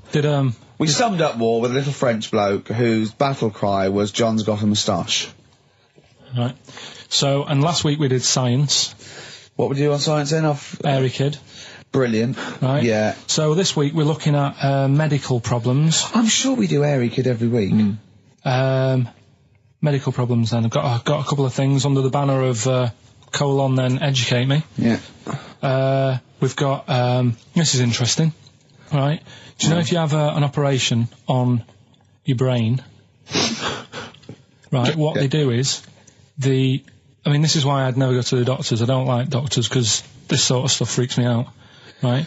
They can operate on your brain, and what they do is, they put you to sleep first, cut your brain case open. Your skull, yeah. The brain case. Yeah, yeah. And then wake you up and operate on you. So you sat there with your head open, messing with your brain, and you don't feel anything. Well, there's no nerve endings, is there, in the brain? But still, it's not right, is it? What, you think they do it for fun? No, they go on, Reg, wake him up so he's all freaked out. Well, is it necessary that you're awake, do you think, or... Well, they need the brain active, don't they? Yeah, but it is when you're asleep, you're having mad dreams. I had a mad dream the other day. Go on. No, I might tell you about it later, but there's no sense to it. But, so your brain's still... There's this conversation. Yeah, I mean, it'll turn out, I go, no, Karl, I was there, that wasn't a dream. Yeah. No, but... So, I mean, if I had an operation... On your brain, heaven forbid. Well, operation anywhere, I'd like to sort of think, well, I'll have an injection, I'll go asleep, but when I wake up, it'll all be sorted. Yeah. The fact that... Your brain case is open. And they wake you up and you think, oh, is it all done? They say, well, have a look in the mirror. And your brain... See, I don't think they do that. I don't think they try and frighten you when you're during an operation. Yeah, I don't think that you go about your business and they sort of follow you around, dabbling. Yeah. No, but it's almost like they are having a bit of a laugh with you. Right, well, I'd just like to say now that they don't. Anyone who's going in for an operation on their head, do not ever listen to anything Karl says. Why have you got to be awake? Because you'll be bored anyway, you'll be sat there. Well, they give you a telephone directory, look, and they say, look how many Macs are in there. That's the Scottish telephone directory. And, you know, time flies when you're counting that sort of thing. No, but do you know, like, when you... What are you telling me? What are you asking me? I'm just saying how weird it is. It's weird, isn't it? It's like, do you know when you go for a haircut, right? It's a bit embarrassing. Well, I don't anymore, but... When you go for a haircut, it used to be... When you go for a haircut? It used to be a bit embarrassing when, like, they'd wet your hair and they'd make you have that sort of Hitler cut because your hair's wet, and I used to hate it, and I think, do you have to do that? Do you know what I mean? You know it's what I mean? Similar. It's very similar to open skull surgery. What I'm saying is, it's almost like barbers like to do that to make you look daft and feel daft for a bit, and there's women coming in and out, and you're sat there with a daft haircut. Yeah. And this is what that reminds me of. Do you think they do it in a shop window, this brain operation? I'm just saying, it's a bit weird. Why are we doing it in John Lewis's? Just so more people I love the idea that that's what doctors are doing. Let's make this guy look a bit stupid. Yeah. Open his brain Look case. at the twatty look with his brain out of his head. Take a Polaroid, Reg. Take a Polaroid. Look at him. Look at his face. Right, clock his face when I give him the mirror. Get this on camera. Put this fake nose and glasses on. Did you teach me something then? Was that educational? I thought you that your brain case can be open with your awake, and you just sat there sort of letting them get on with it. Brilliant. I've learnt that. I'll never forget that. Right, go on. Anything else? You'll love... Let's play a song, because the next one is amazing. What, even more amazing than that? Yeah. Play a song? Yeah, bit of Bowie? No email still, by the way. No, I don't think it's working. It's not working today. Lady Stardust. We'll have to do a phone-in for Rockbusters. Off the Ziggy Stardust album. Alright. So, we'll move on to this next one, right, which is brilliant. Dead short story, so... Right, old woman, about 70 years old. Yeah. She's normally fit and healthy and stuff, nothing wrong with her, she's having a good life. And one day, she goes for a check to the doctors, just to check herself out, because she's getting on a bit. Yeah. Says, take your clothes off and that. So she does, and checks her out, says, yeah, you're looking good, you're looking good. Turn round, he said, oh, God. He says, you got a tumour on your buttock. Right? So she goes, oh, well, can you do anything to sort it out? So they go, yeah, we could book you in for an operation, it's best if we remove this. Books are in for an operation. Operation day comes, strip her down and that. They're all stood round, the doctors. Start to operate. It only turns out it's a pork chop that she sat on 5 years earlier, and it had stuck to her buttock. Right, Karl.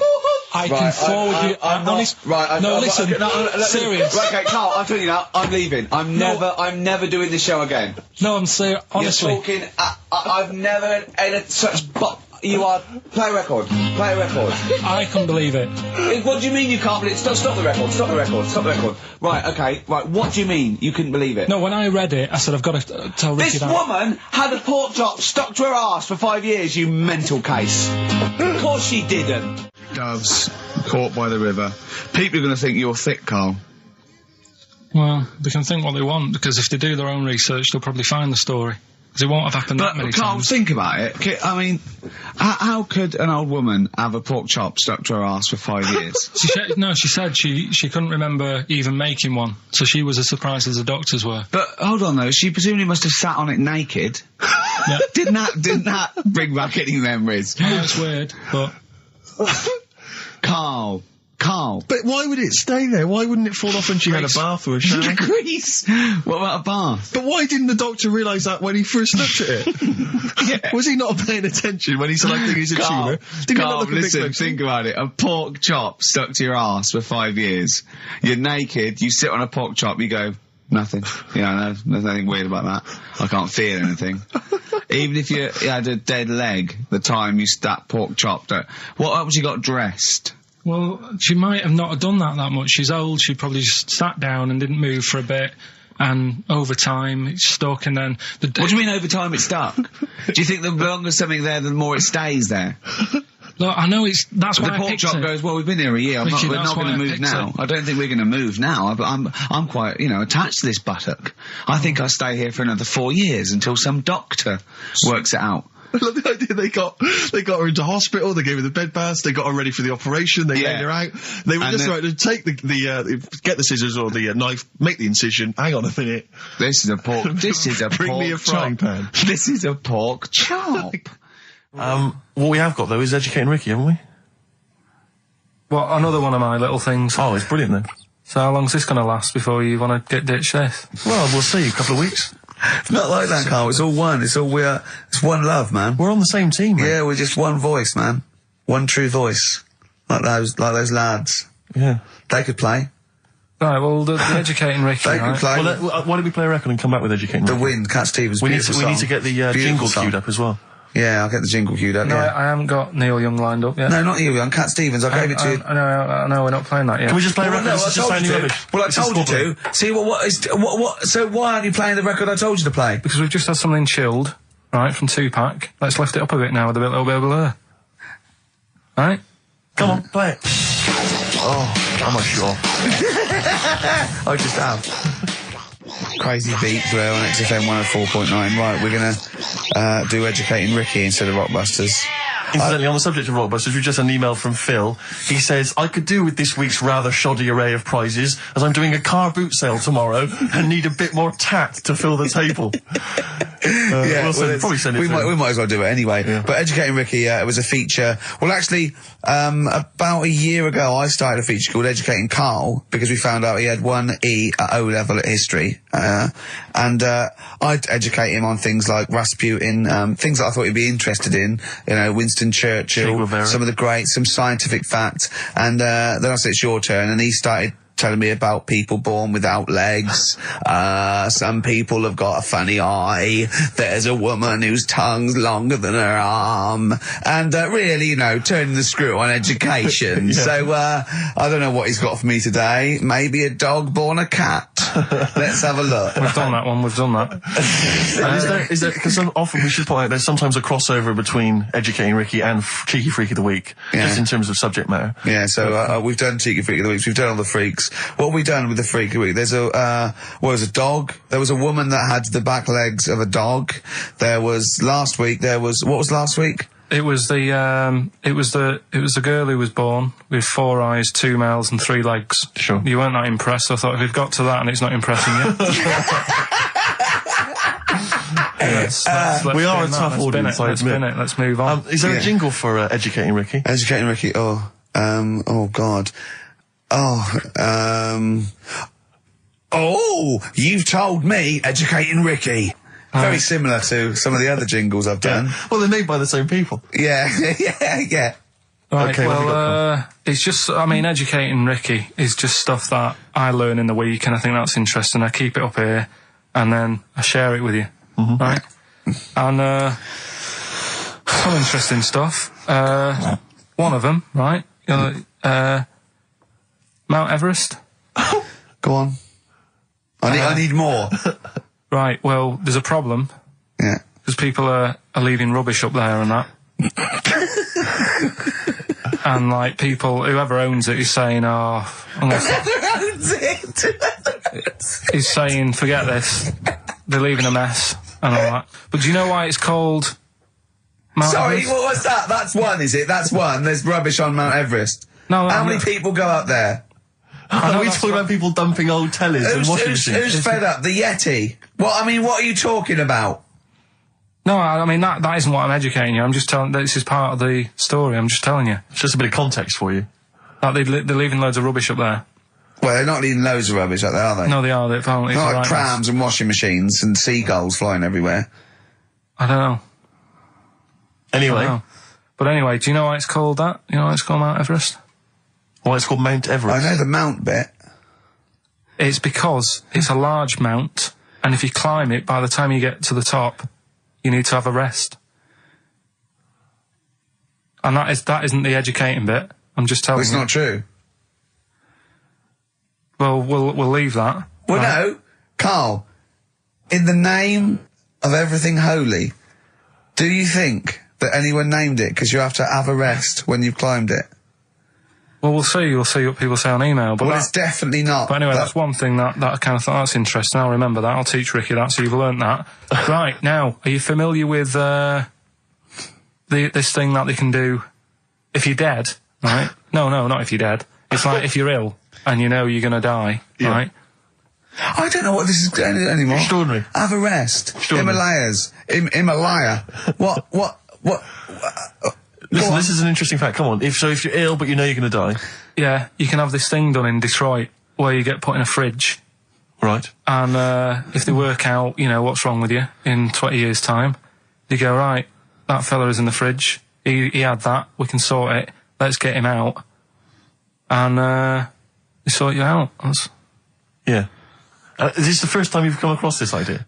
Yeah, I read it the other day. I didn't know You've about never it. heard of this before? It's called Cryogenically preserved.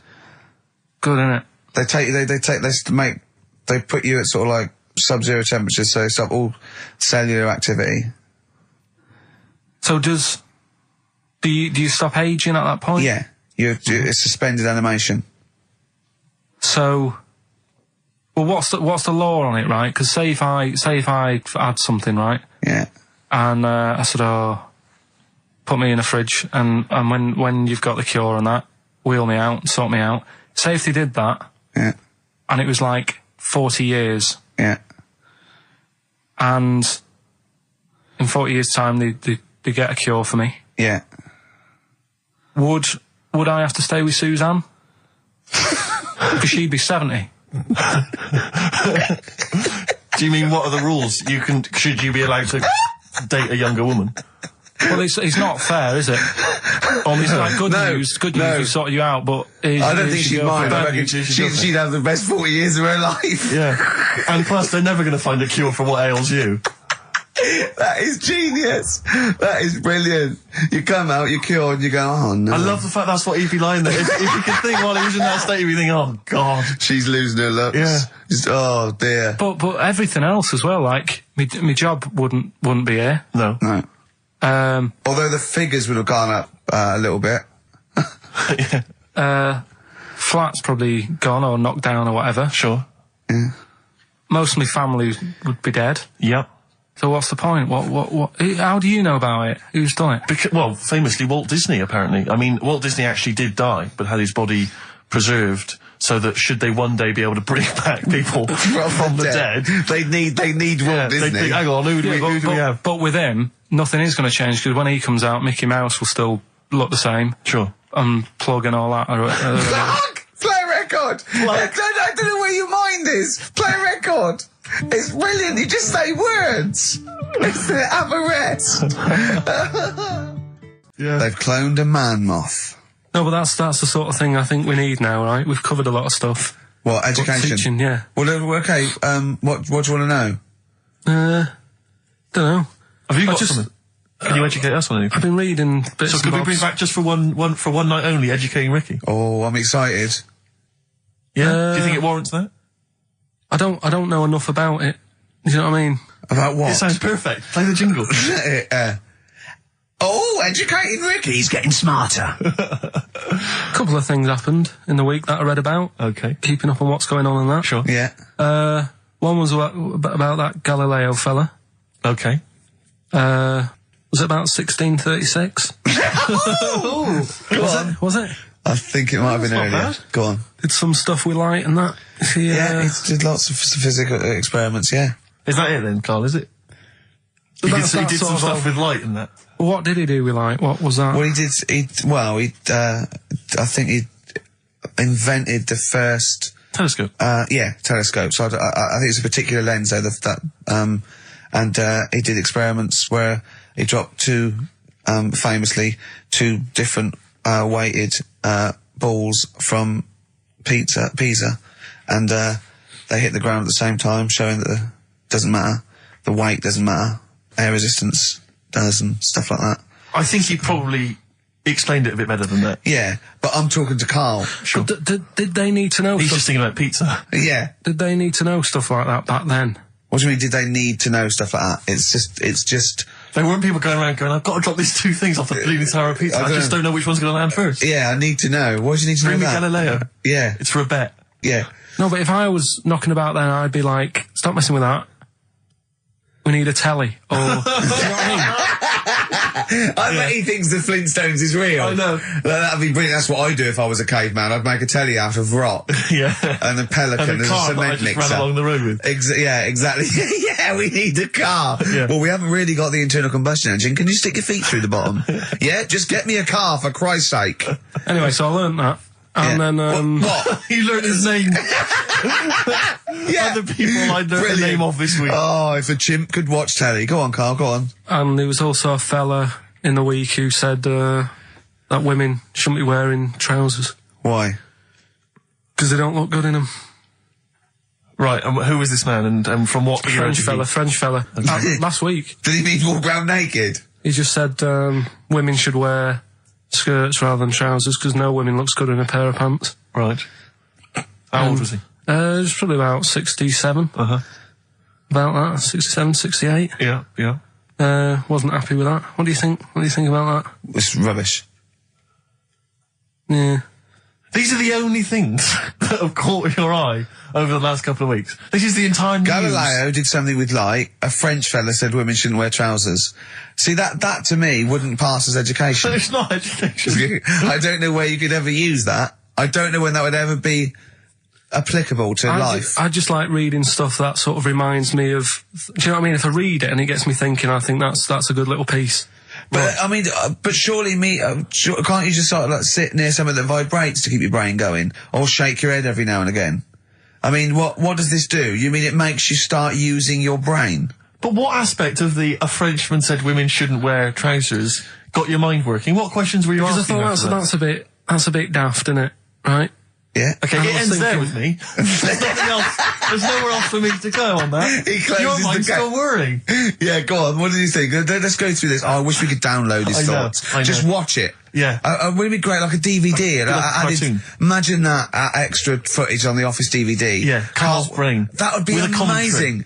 Oh, with What I a mean is- commentary. Go on. Women wearing trousers and that, right? On the estate that I grew up in, Yeah. on right? There was a woman about 4 houses down, right? Right. Rough. She's the She one. was, or the estate. She was, right? Yeah. She's the one whose kid took a horse into her house. Yes. Right. Now, we won't go over that again. No. If you're a new listener, I think we covered. I think they get That's the all you idea need to down. know. Right. Yeah. Now, she used to wear leggings. Yeah. Now, they're a bad idea. They are a terrible idea. I agree with you there, Carl. If you're a lady of What the colour? normo persuasion... Were they pink? No, they were sort of black, but with all bits on them. Oh, right. Do you know what I mean? What, Yeah. toast and Just horse bits. droppings? Yeah, go on, yeah. And she used to, she's quite a big woman. Sure. Pauline Quirk, I think Yeah, we well, described her as. Looked like a light bulb when It she was is those bending kind over of in women that are leggings. attracted to leggings. Yeah, I know, yeah. They are drawn to them like a moth to a flame. Yeah. She yeah. used to wear them, and that's what I remember when I read this piece. She used to work on one of those sex line things. Right. Right, she used to do that. But What, was she, an engineer? the weird thing with her was, she had big eyelids Right. Go on. that were too big, and this is what I was thinking. What right? do you mean she had big eyelids? How big do eyelids have to be for you to go, they're big eyelids? What's she shoplifting with them? Would she come out of Dixon's with, like, radio stored in them? What do you mean she had big eyelids? It was another one of them popular things around our way. Do you know, like... What do you mean popular things? think They people go, oh, I'll tell you what, they're all the rage. Can I get some big eyelids, please? No, it was just like one of them things that people suffered with. Just big eyelids. They could hardly open their eyes. What do you mean? What do you mean? That's one of them popular things around where I grew up. People had big eyelids. They could hardly open their eyes. What does that mean? What sort of freak town were you born in? You had webbed feet people with big heads. You got women with big eyelids. What does big eyelids mean? Are you confusing her with the horse? Yeah. Did she have hooves? Look, what? Just too much skin. It was like the neck of a chicken. But on the eyes. Well, what's your point? Anyway, so there's this big eyelided woman with the And leggings. that's what I'm saying to you, though. That's... When I read that story with people with trousers, Yeah. I went from that... Yeah. To into a that. woman who used to have big eyelids. I still know the point. But then, and also the other bloke who had the eyelid problem was a mate of mine. Right. His dad had it, and same problem, massive eyelids. I don't know what that means. I don't know what that means. I used to say to my mum, I'm going round to Dave's house, Yeah. and Or Drew say, Pig, well, as you call him. that's all right, but make sure his dad doesn't take you out in the car because he could hardly see. He had to have his head. He gets to tilt his head back to keep his eyes Make open. sure! Did he have a couple of matches with him at all times? Oh. What a load of gobbledygook. I know. But this began as educating Ricky. I know, So it's what, like he was people thinking, with eyelids. But it's like you're supposed to make that leap as well. Yeah. If I mentioned the trousers, Ricky will probably be thinking about people with big eyelids and women wearing leggings. Play a record, Carl. Got nonsense. Adverts. No. Oh, all right. Before we move on, was the Sharks article interesting? Did you learn anything? Pretty good. Was it? Yeah, I'll teach you something about that later. Oh, okay. Is this educating Ricky? Wasn't, but I can teach you a bit. Yeah. All right. That's good. Play some ads and that. Play some ads on a tune, and then have we got maybe a competition? Yeah. All What right. we got? We're all looking forward to that. All right. Fortune Faded. Red Hot Chili Peppers on XFM 104.9. I'm Ricky Gervais, with me Steve Merchant and Karl Pilkington. Back for 2 hours a day, then a Monday off. Conning the management, baby, and sending this station spiraling down into the depths for his greed and selfishness. Yes. Okay. Tell you what I read about. on the Sharks, way. monkeys, or jellyfish? It's 10 past, isn't it? We haven't done a little bit of knob news. No, we haven't done no news, no. But It's been 3 months. It's been 3 months coming. There's this thing. I don't know the full story. I don't know how it happened, right? But little Russian fella. Yeah. He was sort of having sort of emptying his bladder, right? And Yeah. somehow electrocuted himself. Right. And sort of did a bit of damage. Is he smashed I don't onto know. some I don't live know. wires or something? Something like that. So Did anyway, it damage to himself or to an electric fire or something? no, to himself. To himself. Yeah. And so the doctor. Didn't slip and curling tongs went up his arse when he was pissed, because that's happened a lot in Yeah, we've all been hospitals. We've all shoved the old curling tongs up the arse when having a piss. Right. So I can't even be bothered. No, go on, we're interested. We're interested. Come on, we're interested. Don't You give can't up. be bothered. You get Mondays off. Do some work. Right, so anyway, so the doctor says, oh, it's not looking good, we'll have to take that off. What? I was like, Novectomy? Yeah. Really? But the funny thing is, right, Nothing funny about that. they've done, you're doing me head in. You're doing me Just head tell in the today. story. Just doing me head in. Well, you can chill out on Monday. I've only got 15 minutes, but I'm going to talk to you every Saturday. I'm going to get the money's worth out of this, because you get Mondays off. And I can't bear the fact someone's getting away with something like that, because it's terrible. So you're going to stick this out, or you're going to have to work Mondays. So take it on the chin, right? Okay. Just finish the story. Yes. I command you. Just do it. Anyway, so he said, you know, will you be able to sort me a little knob out? A prosthetic Right? No, cock, yeah. Yeah. But they put him out Yeah. for the operation. Yeah. He woke up, Yeah. right, and he's thinking, oh, thank God that's over and done with. Yeah. They've only grown it on his arm. What are you talking about? You twat. Shut the you're an idiot. What do you mean they've grown it on his arm? Apparently, like, that's the way they do it. Oh, yeah, but to then put it on, that wasn't a mistake. It wasn't doctor going, did it go there? Some bloke I didn't do a degree. Are you a real doctor? Yeah, yeah. But why put it there? Because it's got to grow, It's got a graph there, so where they can control it. to skin tissue. On your arm. Well, But they're On going to your remove back it or- from the arm itself. What do you mean on the back? on your back. Somewhere, well, we can't wear a t-shirt. Yeah, but you could have a ridiculous. quick... He's in hospital. But this way you can still have a little tug, can't he? But they'll leave it there for quite a bit. It's not... Do you know what I mean? It's not going to be like, oh, it's just there for a few days. Yeah. It's there for a bit. That's not good, is it? So he's got a cock on his arm. Yeah, what's up with that? What do you mean, what's up with that?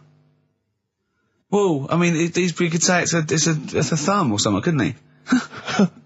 Yeah. But they remove it. Be good And for attach hitching. it down wouldn't it? below later. If you had a knob instead of a thumb and you went hitchhiking, just tickle it. They can see it like a mile down the road, couldn't they? Posting. Yeah. If I'd lost my knob, I'd go, oh, I'm not going to have all that stuff. Just whack a pair of tits on me. Do you know what I mean? I think, oh, I'll have just forget it. But why not just put it where it should be straight away instead of messing about? Where should it be straight away? You know. On the you know. forehead. Listen, are we doing a competition? Let's then? play I a can't tune. be bothered. Let's Come on, let's Karl, you can't be bothered. Right, Alright, okay, bit of we're rainbow, going to bit of scrap rainbow, this yeah? and you're going to work Mondays again. Well, let's see. Let's see if this is enough. Let's see Alright, okay. if Trent McDonald just read this on the news at 10, it'd be shorter and you get back to the football, whatever. Yeah, well, the Here we go. And here is the news at 2:15 with Karl Pilkington. Bong. Man who walks backwards around lake falls in. Bong. Chinese woman eats dirt. Bong. Man lives in rubbish dump for 10 years. Brilliant. Bong. Czech family says they've got a rabbit with 3 knobs. Right? Right. Done. Sorry. Can you just read a little bit more of the Czech family with 3 knobs? Just about a family. not read it to yourself. Read it out on there. It's just about. Well, he can't read it to himself. I tell him to read it to himself. We still hear it. No, he was, because I could see his lips moving. Come on. Just this fella who had 3 rabbits. Right, just think of this is Trevor McDonald. Yeah. Okay, carry on, Karl. Okay, oh, here's the news. Right, good, brilliant. Go on. There's a fella. He's got 3 rabbits and that, and then he checks them out. Right. Yeah. 2 of the rabbits have got 2 knobs each. Right. And he goes, that's a bit weird, isn't it? Sure. And they're throwing them around, sort of chucking, showing them around the family and stuff, saying, look at that, that's weird. Picks up the 3rd one. It's got 3. Yeah. So they ate the 2 with 2 because they thought they best keep the 3rd one because a little bit lucky in that. Yeah. It is lucky. 3 knobs there, yeah. Now here's the sports news, and that's how it would work. Yeah, okay, brilliant. We'll read about the Chinese woman who eats dirt. I'm interested in that. Said. That's it. That is the story, isn't it? What more do you need to know? It's Well, just I want to saying, know a little bit more. Can you just embellish it? 78-year-old Chinese woman. She says she's 78. Makes you wonder. Yeah. With my theory. Karl's theory is that Chinese people don't age well, and so those Chinese people that are saying they're 112 are really only 33. That's why he doesn't want to be recognised, because he doesn't want to walk out from here into Chinatown. Yeah. It just says she's been eating soil for 70 years. She's ate about 10 tons of the stuff, and it's done her no harm. Kept her grounded. It's probably all right for you, isn't it? Because it passes through, doesn't it? Yeah. Well, they say, don't they, if you're having a kid, let it play in soil and that, because Well, that's to get it immune, yeah, to get it, yeah. But lots of, like, things with sort of birds and reptiles sometimes swallow soil and stones because it grinds up stuff, breaks down cellulose for them. Doesn't do you any harm. all right then. One more fact from this book for you, Karl. Apparently, officially, the Second World War is not over. It's not actually over because there's never been an official treaty signed between Germany and Russia. So it's still going on. Interesting or not? Not as good as the monkey one and And the woman who eats dirt. and the Peter the Great and that. Sure. But yeah, it is over, isn't it? Isn't it though? That's what I mean about you annoying me with stuff that you go, oh, that's interesting. I don't think that is interesting. Okay. Okay. There was what was it I learnt? What was it I learned? Think of that as a question. Well, we're all trying to figure that out. Yeah, go on. Leonardo, DiCaprio? the painter, Da Vinci. Da Vinci. He could write with one hand, draw with the other at the same time. Right. Yeah, that's good. It's all right. That's interesting, isn't it? Yeah, it's all right. Well, if you have an interesting fact for Karl Pilkington that you think he might be intrigued by, Email ricky.gervais@xfm. What have we got coming up? UK. What have we got coming up? More education stuff. Some good tunes and that. Yeah. And a bit of Outcast. Yeah. Placebo, Special Needs on XFM 104.9. Email in where Lanzarote is. I don't know if it's Italy or Spain or Europe or maybe Africa. You know, these are the sort of things, these are the reasons I come into it, to at least learn something, innit, Karl? We've stopped educating Ricky, so I've stopped learning, you know, about things like the woman who ate mud all her life. I told you something before when we were in the office. What did you, what was that? What did you teach me? They've just counted how many fish are in the sea and that. No, they haven't. They've just done a census. A census? What, of fish? Yeah, some fellas have gone in the sea and they've got to work out. There's about... This is Spratt. Is this your son? No, he's a lodger. Okay, well, let's mark him down. That's 2. Oh, I've lost count. 6,000,004 and... Oh, darn. So how many are there? About... There's a lot. There's... Oh. Well, there are more species of fish than bird, mammal and reptile put together. Can I ask a question? That's on my DVD of animals. That's still available in the shops.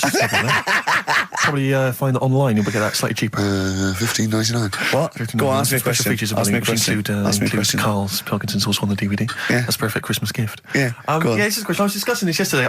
This is not a bit of shit. This is not a joke. I genuinely have always been slightly perplexed, and we were discussing it last night. The notion of the birds and the bees. Yeah. Now, I don't mean, you know, the birds and the bees. I understand how, you know. Why they use the birds and the bees? Yeah, because, well, you see, I always, as a child, I never know. I assumed the bees were having some kind of relations with the birds. No. So what is there anything to do with the birds and the bees, or is it literally, you know, just like a euphemism? It's just the birds and the bees.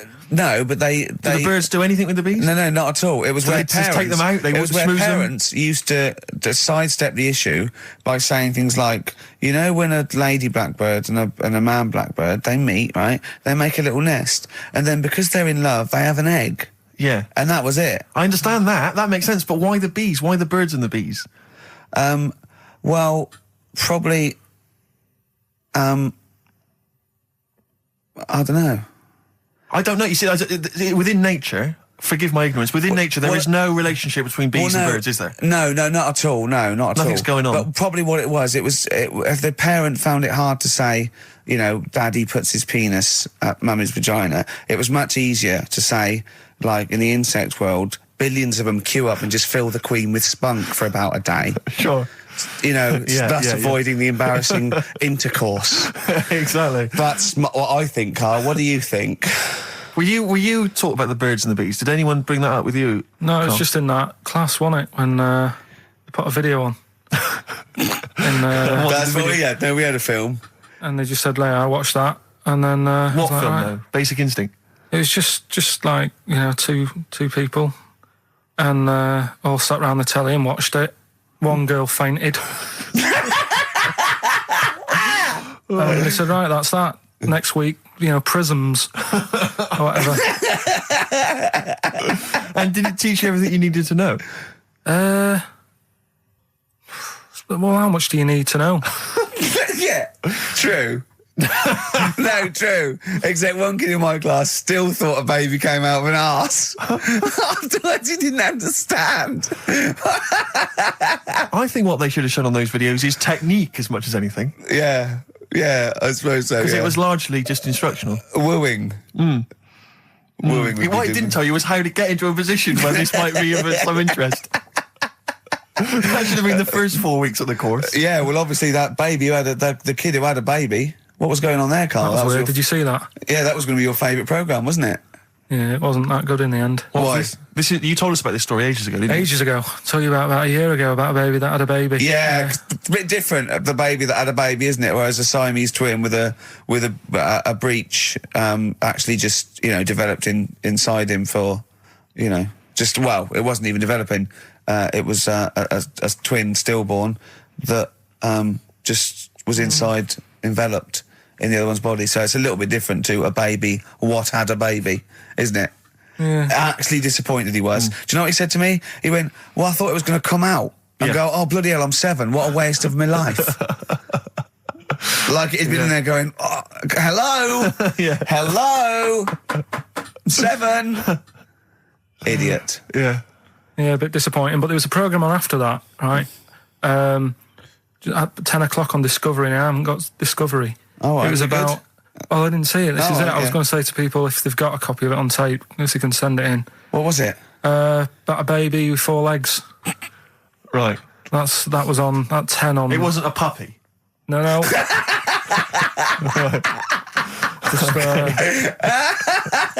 What's it doing up there? Yeah. It's my baby. Oh, is it, Mum? All right then, Yeah. fine. Yeah. It's got 4 legs, yes. Yeah. Sometimes they do have Look, 4 legs. Dad's gone. He's never coming back. You've got to get over it. so, if anyone's It's not a got baby. that, send it in. Oh, Right, dear. okay, Send it in. good. So you want to tape with a baby with 4 legs. You're going to be disappointed again. It's not going to be like a baby with 4 legs who's running up the curtains. You know what I mean? It's not going to be that. It's probably going to be 2 legs and then 2 sort of like floppy appendages. You know what I mean? They're not going to be brilliant. It's not going to be like Jake the Peg. You're going to be disappointed. Apparently Lanzarote is one of the Canary Islands. Oh, is it? Although we've also been told it's part of Spain. Right. I don't know yeah. who to believe. I don't know who to believe either. That puts me back because I knew it was either one of them. Yeah. Yeah, I didn't see it. What about it? Pilot knows, doesn't he? Pilot knows where he's going. I thought so, yeah. Doesn't matter then. Right, we're playing J-Hawks. Let's play it. Love it. Got bored with that conversation, did you? Letter to Hermione, David Bowie. Well, we've had the most convincing answer that it's about 290,000 actual words, but possibly 3 million in our vocabulary, using all jargon and scientific stuff and all that. Sure.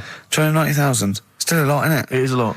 We know so little, don't we? Apparently the average person has about 20,000 words in their is it? vocabulary Right. and uses maybe 2,000 a week. Really? Yeah.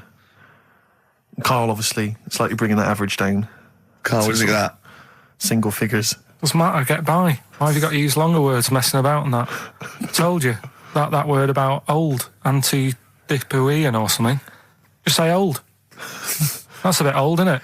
That's a bit anti-dipuian and that. What's the point? Yeah. Get to the point. Sure. Busy.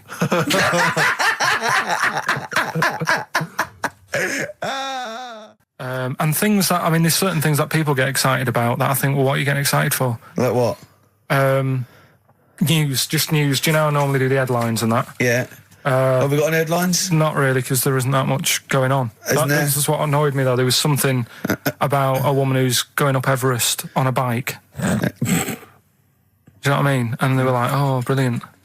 But I don't think that's that good. When someone's done it walking... Karl, you're going to do some news stories, I think. Well, like I said, there hasn't been that much going on. There's a story about a fella who hasn't eaten for 70 years. Right. He hasn't eaten. Is that that's all the information you're going to give us? Yeah, hasn't eaten for 70 years. Hasn't had a drink, but he's all right. That's rubbish then. Next. It's not rubbish. Yeah, it is, yeah. Next. Well, what is it? How is that? How is a man not eaten or drunk for 70 years? It's that thing, isn't it? Your belly gets used to it or something. Steve, has he misinterpreted it or is it rubbish? Well, it does, to be honest with you, it doesn't actually offer any explanation. It just says that that's what happened. Right, so that's rubbish. It doesn't go on to Next. anything else. A woman's had 6 organs transplanted. Woman needed a new kidney, a new heart, a new stomach, a new liver, new kidney, intestine. Does that mean that she's the same woman? I know. You'd Yeah. just say forget it, wouldn't you? Yeah. Wouldn't you, though? Well, not really. You know, the organ is just a lump of tissue. If you're that knackered, call it a day. And don't waste time with that. Yeah, And good advice. there's a woman who hasn't slept for 8 years as well. Well, that's impossible. Again, you want to see that, Steve? Yeah. That's the news for the week. Yeah, all rubbish. Turn off now. Next. Do you want to apologise once more for anyone you might have offended over the year? Yeah, like I say, I never want to upset anyone. We're just chatting about stuff. It's just chatting. It's from the heart. You see something, you say, "Oh, it looks a bit like so and so," or "Isn't it a bit?" You're not really, you don't really try and hurt anyone's feelings, do you? But I think most people know that. And I've got to apologise for laughing at anything you say. I actually can't help it. Again, it's not vindictive, but when Karl comes out with some of the things he says, I I mean, it's impossible for me not to laugh or react. So have a Merry Christmas, everyone. Well, before that, Rick, is there some final for the year Monkey News? Tell you what, let's play a good song. Okay. All right, we'll have a bit of Monkey News, and then that's it. A bit of Amy Mann, then. Perfect. Brilliant, this one. Oh, it angered me that Is there a lot of cheap housing in Leeds? Would that ruined it for him? But it just was. I assume maybe she was squatting or something. But it was like, and it just depressed me because it was like, not only is he homeless, but he's got a homeless girlfriend. But the homeless people are finding love. Yeah. Do you mean it's so? That's really depressing, Carl, isn't it? Unless they both became smackheads together or whatever. No, Carl's found love on the street before, haven't you? How's it going with your bird, Carl? Are you married? No. How long have you been out with her? Can I out with her? 7 years. Because you're quite a simple man. Yeah. You're sort of a simple in a nice way. I mean, you're like Helen from Big Brother. Yeah, you're sort of nice enough, but I look normal. well, yeah, you sort of do. But you could be one of those that just suddenly go mental with a pen. Yeah, do you know just what I mean? stab people through the eyes. Yeah, you sort of look normal. But if I wouldn't really want to wind you up to a point of frenzy. How did you meet your girlfriend? Through work. What, through her work? What, you phoned up and said... We worked at the same place. Oh, you're right. Yeah. You're quite an enigma, aren't you? Could you give us more on that? At work. You met her at work. What, she came in selling sandwiches? She was going through the bins outside. What do you mean you met her Why at are you work? having an attack on me? You're the one who's sad and lonely. Oh, he's done you again. Yeah, but what I thought was interesting was I just scratched at him and he just went mental. Yeah, no, it's like a but bear caught in a trap. It's funny, isn't it? You'll never learn. Carl. No, I was just interested to find out what the story was because it might be a really romantic story. Well, it's not. All right, jeez. I love the fact he doesn't want to talk about his love affair. I was thinking about you in the week, and like, does it worry you? I mean, you sort of joke about it now, and we're talking about it in the office, you know, like, oh, is Steve really touchy about the way he looks? And Oh, what's this? Where's that come from? He's done it again. He's done you again. I was walking home the other night, and I was thinking about it. And do you worry that when you're old, you will be on your own? You did start it though, didn't you? Well, Karl, I'm glad you brought this up. because I mean, for me, you know, a lightweight, frothy entertainment show on XFM on a Saturday afternoon is exactly the place where I want to discuss the desperate, lonely future that's inevitably coming my way. Oh, God. I'll tell you what will cheer you up and forget all that. A bit of Embrace. Oh, one of the most hated bands. What are these fellas doing? There's a couple It's of... quite noisy, it's just distracting. Yeah, there's a couple of fellas behind us taking pictures. I don't know why it takes two of them. I think one of them just got, a couple of hours out of the office. Yeah. They're from the... what are you from, X-Mag? X-Ray. X-Ray. X-Ray. What's X-Ray? It's the XFM magazine, Steve. The XFM what? Magazine. And where's that go, Where, then? is this available in shops? Is it just a giveaway thing? It's kind of giveaway, bit of information on bands. Right. Gigs are coming up. How is it available? Who gets it? It's in top magazines. You're really selling it, Carl. You're obviously a fan of the magazine. It's all right. Yeah. I don't want to make it... This seems now like you've said, let's pretend we don't know what it is. You sell it on air, make it sound... I don't know what it is. Well, I'll show you later. Okay, cool. And if people want a copy of it, they can go to the website and subscribe and you get it for free. That's all right. Yeah. Cool. And you're going to be in it. And we're going to be in it. Centre pages. I don't look my best. I don't dress for radio. And, Well, it's okay, because I'm photogenic, so I'll make up for whatever you I'll wear. push you forward. White Stripes and their version of Jolene. What did you make of it, Rick? I loved it. I want to ask Karl a question, though, because Karl's sometimes in awe of this newfangled world that we live in.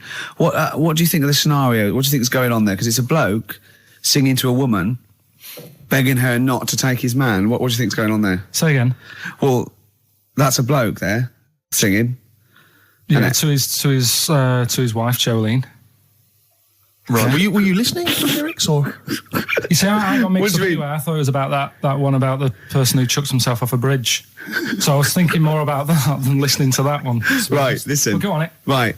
Jolene, I'm begging of you, please don't take my man.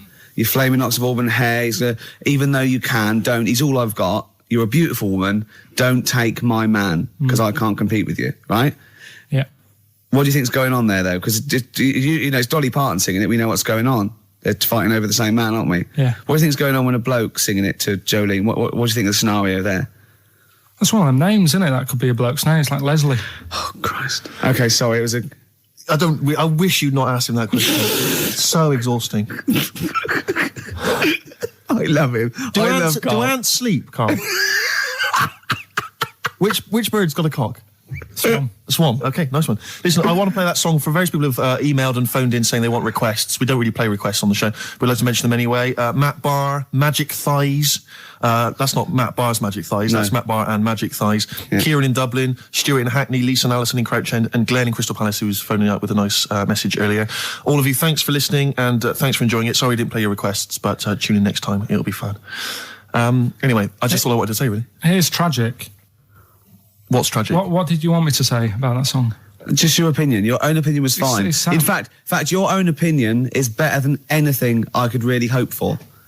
Without doubt. Whenever I ask you a question, you constantly surprise us. Yeah, it's wonderful. So only ever carry on telling the truth, carry on saying exactly what's on your mind, and I think this could become a great. You're like a man who was frozen in Victorian era and has been reawoken, and he's kind of discovering the world. Some things make sense, other things don't. It's beautiful. As opposed to one that was made in a castle in Victorian times, like Steve. Oh, that's just. Oh, I've joined in with Karl. I can't believe you're. I'm sorry. On my side. Yeah, no, it was irresistible though, wasn't it? I'm really sorry. Yeah, it was Karl. It was you that worked out the maths and worked out I was 28 because they just worked out I'm 27. You are 27. No way. Yeah, I asked you, didn't I? And I said no, but what I sort of questioned was I said, well, if you're 27 today, that means last week you were 26. Well done. Yeah, that's irrelevant. So therefore you assumed that I must be 28 then. Yeah. Whereas I assumed you were using, your knowledge of maths, such as it is. I wouldn't do that. No, sure. Wow. I actually got lost in that conversation because I genuinely didn't know what he meant would mean last week you were 26. I don't know what that meant. I don't know what it meant. Wow. Well, it is Steve's birthday. But it would have been 26 last week. Sometimes you genuinely frighten me because it's those staring eyes. There's nothing behind him. It's this little bald head. Looks like Davros looking at me. Genuine fear on his face when he enters into a conversation with another human being. What bit don't you understand? If he's 27 today, he would have been 26 last week, and he doesn't look 26. He didn't look 26 last week. He looks older than 28 today. You've started on his birthday. You're still having a go at him. Karl, I don't look like the kind of hot stud that I actually am, but face facts, that's the truth, mate. Yeah, live with it. Get with the programme, jeez. Well, let's have a little bit of cake. Okay. Oh, that's appropriate. See what birthday. But you mean the band, don't you? Not the cake. You haven't actually bought cake, have you? Got anything at all? Anyway, the winners, Karl. I think you took some answers. Tim and Neil. Well done, Tim and Neil. Are they going together or are they? No, two separate. Lucky people. Yeah. I don't think your heart's in it anymore either, Karl. I was all right today, but Steve's really dragged me down. Well, let's. Wait a minute, I just need to know why. No, do you know, people are being miserable around you? Yeah. I was full of beans when I came in. Yeah, but you got to remember last week you were really miserable and that really wound me up. Yeah, because he was devil to do stuff. Because he'd been let down and they were worried about the next show. You were in a terrible mood. Yeah, look at me like you were. Songs. I wasn't like going off and lying on the settee, looking ill, talking in that voice. Oh, he's done you again. I said just now, being quite friendly. Yeah, Karl, Steve. Karl, have you ever tried to get into the Monarch for free? Because I'll be honest, mate, it's not going to happen for you. Come out with me, mate. You got a quid off. All right. When you can get in places in Camden for free. Yeah, I'm all right. Yeah. Oh yeah, he's done you. Right now it's time for Song for the Lovers. Now this is one of my favourite songs of all time. You'll know this song better done by. That was nearly a sentence. Oh come on, that was nearly a sentence. What's his name? Glenn Campbell. It's Galveston. Oh yeah. This is the man who wrote it. This is the original. This is Jimmy Webb. Oh yeah. With Galveston. From what I can work out, I think it's about a bloke who goes off to the Vietnam War and he's missing his bird.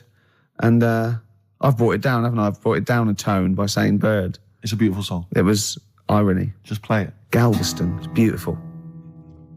Yeah. This is the reason, because actors are often quite handsome people, but yet they're always quite obnoxious. We are. No, I mean, they're normally quite obnoxious, Rick. Again, you're a good example of that. And yet, I think it must be the small man complex. That's what makes them so obnoxious and so kind of desperate for attention. Didn't realise it before. Steady on. Because, of course, I tower above everyone. You do, don't you? I'm, for people who don't know, who are listening, I'm 6'7" tall. That's high. Yeah. And for people who've never seen him, he doesn't hold it well. It's not like he's a sort of handsome athlete, is it, Karl? He's a bit of a what would you call him? Karl, don't answer. No. Don't get drawn into that. You know the game he's playing. No. Do you know yesterday when you were in the office? Yeah. You did a little move, and it reminded me of Blakey. Oh, I hate you, Gervais. Oh, I hate you, Pilkington. That's He's- our stance. Yeah, but even he held it a little bit better, didn't he? Because he was a man, you know, he had a big coat and everything, and a peak cap. But, yeah. I can't believe you. Like, I've not suffered enough from being freakishly tall. Now, till my best buddies, Yeah. live on radio, are just... It's not just height, though, is it? It's the posture and the face and everything. But it's got you places, hasn't it? No? What do you mean it's got me it's- places? I think people give you a bit more of a chance in your career and stuff. 'Cause it's like, What, yeah, stacking shelves? Because I can reach to a high level. Muse, Plug In Baby on XFM 104.9.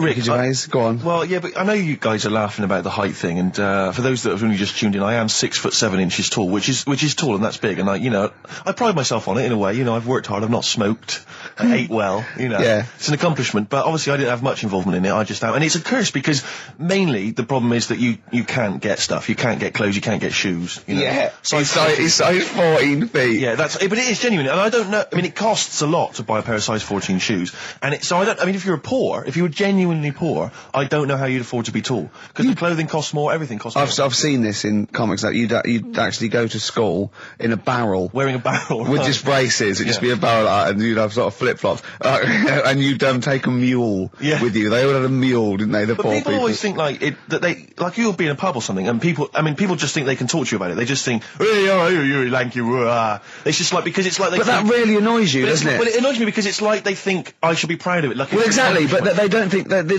this is not a disadvantage. This is not a disability, is it? You're taller than most people. It might is get a disability No. if If you were 8'3", it'd be slightly debilitating. You would, but Disabilitating? you're what? Disabilitating? Yeah. No, you're a medical man, aren't you? Eh? But no, the point is, it's a disabilitating because when you go on public transport, like if you're on a coach, Yeah. the only place I can sit on a coach is that seat On the driver's lap. either on the driver's lap or that seat at the very end. Yeah. Which sits into the aisle. Yeah. That's the only place I can Well, sit. you and there's stand only up- some sort of stand kids up- at the back waving at drivers. you could in drive that it from the back. Here he comes, watch it. Were you a tall baby? Or Mr. and Mrs. Merchant, you've given birth to a basketball player. Look at his dribble already. Were you a tall baby? Babies aren't tall. at what point did you suddenly Jesus, nothing fits me? Well, it didn't happen overnight, Karl. Let's I do a didn't little wake up. graph. How tall were you at 5? Oh, I don't know, 3 foot, 3 foot. How tall were you at 12? 6 foot. 6. Were you really? I don't know, do I? How do I remember? I don't remember this. Well, when did teachers start calling you freak boy and Really, lanky? they didn't. It wasn't Didn't they? so much. It was no. You went to a funny school. I went bowling with him once. I'd never been bowling before, and he'd been once before. And he went, "Let's go to this bowl." We went to a bowling alley, right? And you have to wear these special shoes. Now they're sort of like pointed things anyway, and they're multicoloured, sort of red and green. They look pretty weird. And the woman said to me, "Oh, what size?" I said, "Oh, 8." She went, "Yeah." "So what size are you?" He went, 14. She went, 14. He went, "You probably haven't got them." She goes, "Yeah, I think we have got one pair." And she put them on the table, and it was like Krusty the Clown. And I just started laughing. They looked so long, and he had to run round this bowling alley in these freaky clown But they shoes. don't look freaky clown like when I'm wearing them, because the rest of me's in proportion to it. It looked like a little wall bracket. One of the worst things that happened to me was when I was when I was about 16 or something. We went to It's a fire There's a alarm. fire alarm going off. There's a fire alarm going And the off. fire light's going off. Should we not just maybe we play a evacuate? record and go and check that out? Wrap it up if you want. No, not wrap it up. Play a record. I'm going to go. No, the See you fire, later. it's gone off, Rick. It's gone off. Oh, well, we might have burned down. Yeah, I think we'd know about it. The flames licking around our ankles would be a clue. God. I'm going to go and investigate. You shouldn't ignore a fire alarm, should you? Blimey. We're entertaining the nation. Oh, look at him. He's scared of fire. What do you mean?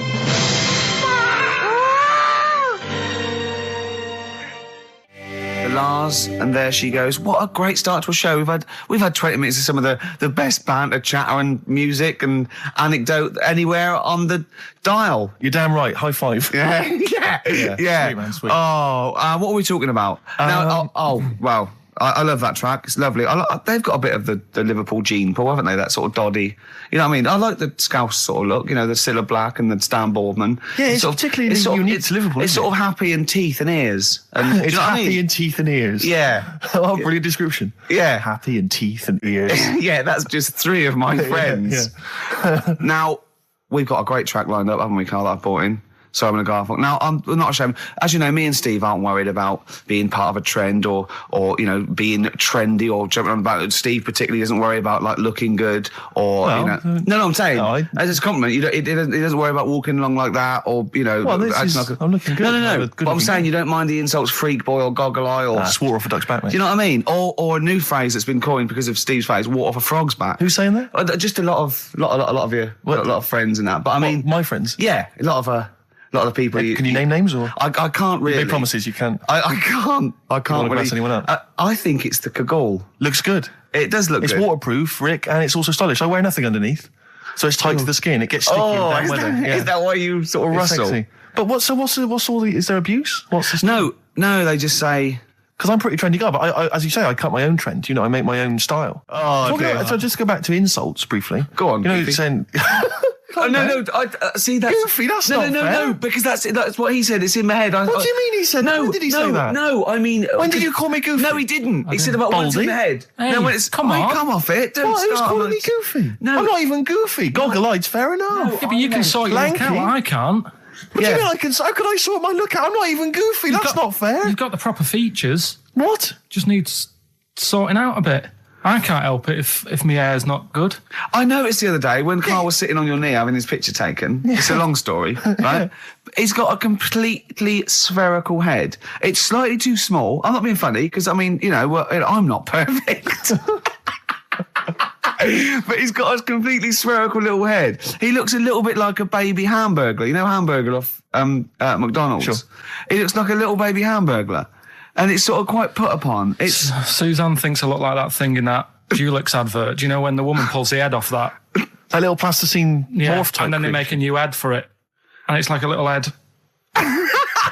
Really? And that's your girlfriend saying it. I know. Anyway, listen, let's get back to business here. This is a great track. It's America by Simon and Garfunkel. This is where I started saying we don't care about being trendy and all that. That was it. Because I just want to mention to people that they should be very excited because it's going to be Karl's special night tomorrow. You excited, Karl? Oh, yeah. Oh, this is, me and Steve, because we were nominated, we get a guest. For the BAFTA Awards. And it doesn't say guest, it actually says, partner. So I'm taking my partner. And Steve's taking Karl. Yeah. But what Karl doesn't realise is you will have to pretend you're his partner, otherwise you wouldn't be able to. We'll have to hold hands when we go on the red carpet. Is this really your partner? It's not just a guest. That's how it is. And either we go in like that or we can't get in. You just have to be with him when you go up there. I mean, does he have to? We should hold hands. But I think what we should do is just to make sure that there's nothing at all that like it's going to go wrong. We should just do a little kiss. Just like, or be seen sort of like cheek to cheek, just to show them that, you know, you're not, he's like not Elton John and David he's not just getting his mates in for a free meal. You are actually partners. No, I'm not up for that. Why not? Well, because we know we're not actually gay. No, but so it's not a problem. You've come out of it looking quite good because you've got a good-looking fella. But I'm meant to look like, you know. I mean, I'm not gay, but if I was, I don't think I'd go for your side. Oh, he's done you, Steve. It's turned on you again. I cannot believe we were trying to get him. Wait a minute. I have got the cream of London's totty phoning me up, trying to get an invite to the BAFTAs. Yeah. Right. We have very graciously asked you if you would like to come along. Well, that worries me even more, that you've got women calling you up. Karl, I can't choose between them. If I let one of them down, they're gonna destroy them. They'll be ruined. Their lives will be ruined. It's better for me to take you and not, ruin the lives of any of those poor women. When he told them he was taking you, it was like a scene from Graceland. There was just like there was weeping. They were crying. Like it was horrible. Hundreds of them, and really? He just went. And I got upset. He just had to say, "Look, just chill out, bitches," didn't you? I did. I just said, you're all my hoes, but I can't choose between you. So I'm taking Karl. You know, he could get you a discount frocks. No, I had a letter from the people that there's an organisation. No, listen, Karl. There's an organisation that sponsors the BAFTA Awards in terms of clothes and fashion. They sent me a letter. They said your partner. They've not specified the sex. They've said your partner can come along and choose an outfit. Now I suspect by the look of it, it is a woman's outfitters. I'm thinking we could get you a lovely trouser suit. Well, you have a it may trouser look suit, but- feminine, right? But I think people will be fooled. It'd just be a little bit roomy in the hip and That'll probably be narrow fine. on the shoulders, but you're a bit skinny. Why don't you take it? Because it's a lot of an insult. And maybe just some pearls as well. Be lovely. Wouldn't you? I haven't got anything sorted to wear yet. See, you're slagging me off. You're likely to end up going in a tracksuit. Yeah. I'm going out today. I've never bought a suit since I was like 11, right? I went to my brother's wedding. That's the last time I wore a suit. Full of No, us. but it's like how when I went to the BAFTAs with you and I wasn't really enjoying it, you were I like... can't. He's what? No, You you didn't are tell such us an this. ungrateful. There are so many You're people. like a little charity case. You're like, oh, I had God. chicks queuing up Yeah. around the block. You'd wanting usually come. have to. I know, but I Someone told like you you. would have to write to Jim or Fix It or Esther Ranson to get to meet us sort of people. And now it's on your doorstep. I'm amazed that you didn't enjoy it. Why didn't you God. enjoy it? You got to walk down the red carpet. You went in. There was George Best, one of your footballing heroes, was there. A load of other big names. You sat there in prime position. You came backstage with a load of other big names. Hey, you had a lovely bit of You were grub. filming this thing for the DVD you were making. That's you, a cameraman on our DVD. And yet you think, now you look grumpy because you had a couple of pints and I can't believe So it. tell us why you didn't enjoy it, because the ceremony, what didn't you enjoy about that? It was interminable, wasn't it? Far too long. Wasn't it awful? So 3 boring. hours. I thought you were going to say something. Really? Sorry. 3 hours. Yeah. I mean, I suppose for you two, at least, you were going to get something. Sure. Yeah. But with me, it's like, I mean, I've never graduated or anything, so Have you not? I'm trying to think of a situation. Basically, I sat there for 3 hours knowing that I'm not going to get anything out of the night. Yeah. Right? Now, no one Did you? told Sorry, me. when we invited you and you said yes, did you think you were up for an award? No, but I thought we were going to be sat round tables having a nice bit of food, Yeah. whilst people are going up there winning awards. Yeah. But 3 hours of the same thing over and over again. I mean, if a film's 3 hours in the cinema, Yeah. you go, well, it's long, but I wonder how it's going to end. Yeah. But this was just like the same thing over and over again. Some guy going up, thanks a lot, cheers for the bit of brass. And then going down, sitting down, the same thing over and over again. Honestly, right? I'd say it was one of the worst things I've ever had to do. No, I enjoyed the night afterwards when we did have a bit of lamb and a nice bit of veg and that. That was all right, and I went home and I was happy, and I got the little freebie bag that you're talking about that we're giving away, which wasn't much good stuff in it. Oh, all right. Christ. No, What 'cause would Suzanne- you have done on that Saturday night? Suzanne What said- would you have done or the Sunday night rather? What would you have done had you been at home? I would have stayed in with Suzanne, right, watching telly, having a nice bit of pate on toast or something, cup of tea, watching 24. But instead, I had to buy an expensive suit, so I didn't show you up, right? Jesus, what are we doing? Yeah. How much did you spend on your suit? Well, in total, right, because, the shoes and the suit and the shirt and the tie, it was about 600 quid. That's the most expensive evening ever. And that's what I'm saying to you. And the daft thing is, it's dark in there. I don't know why you've got to wear a nice suit. You can't wear a tracksuit, for goodness sake. It's dark in there. No, just the shirt and that. It doesn't make you a better person wearing a suit. No, doesn't Do you make you a know what I better mean? person. No. We're not claiming it made you a better person. No, but that annoyed me. Yeah. I mean, it was an experience, innit? That's why I went, because you think, if I didn't go, if I would have said to you when you invited me, no, Steve, I don't want to go, then I would have never known, right? Yeah.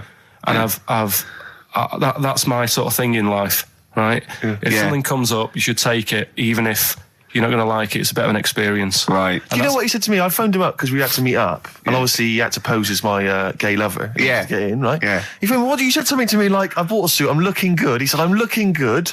People will think, how on earth did he end up with that good-looking guy? So he got into the role. That was what he said to me. He started getting into it. Such an insult. Play a record. I just must say that we've had an email from Daryl Foss. Lots of people have emailed in and said, well done on the BAFTAs and well done on your Room 101. They really liked that. Thank you. There's one guy, Daryl says, Ricky, has your dad only got one D-Mob suit? Because I don't know if you noticed, but Ricky wears the same suit every single time he appears on TV because he spent a fortune on it getting it tailor-made. I've only got one. It's a good suit and I he wears it know. all the time. And it's winter as well. It's like a pure wool, so I'm sweating everywhere I go. Anyway, usually it's too much cheese. I won't So, be buying another. Huh? I won't be buying another one. Ever. Yeah, that's it. Yeah. Yeah. Suzanne told me today, right, because I've handed it in today to have the trousers turned up a bit. Why? Because it was a bit of a bodge job for the night. Yeah. Right. It was just some pins sort of holding it up the other night, but you didn't notice, and I didn't tell you because I thought you'd be getting on the stage and saying, "Look at that freak over there with his pants hemmed up." But I took it to the place to get it done. Suzanne tells me that I'm going to start shrinking now and getting to that age where you start going small. I know that must have been a revelation to you and a worry. Like, how small do you get? How small do you get? Oh, Right, what are we playing now? I thought we'd have a bit of Marley music. Marley music. Oh, Okay. go on. If These Old Walls Could Speak by Jimmy Webb. Might play another track off that later if we've got time. What, today? Yeah, well, maybe, or maybe next week. We've got lots to pack in. We've got things like New Order, Cure. Oh, I'm just hoping that all those kind of new metal fans, Rick, can just calm down for a second, you know, Yeah. and just enjoy that for what it was. yeah. I hope their snobbery is not going to prevent them from enjoying I it. hope they can just leave it alone for 2 hours for our show. Because Exactly. We try and, try and pack lots of Well, whilst stuff you're in. talking about new metal, can I just say Ian Camfield is here tonight. He's What? moving from Fridays. Right, what the hell does he think he's doing? He's just offering up information now. No, it's just that you were talking about the new metalers, and now seems like a good time to Carl, say- listen, you're here for our amusement. Yeah. You don't sort of come in any time you want. When we decide it's time to sort of have some fun at your expense, then we'll let you know, but Yeah. otherwise...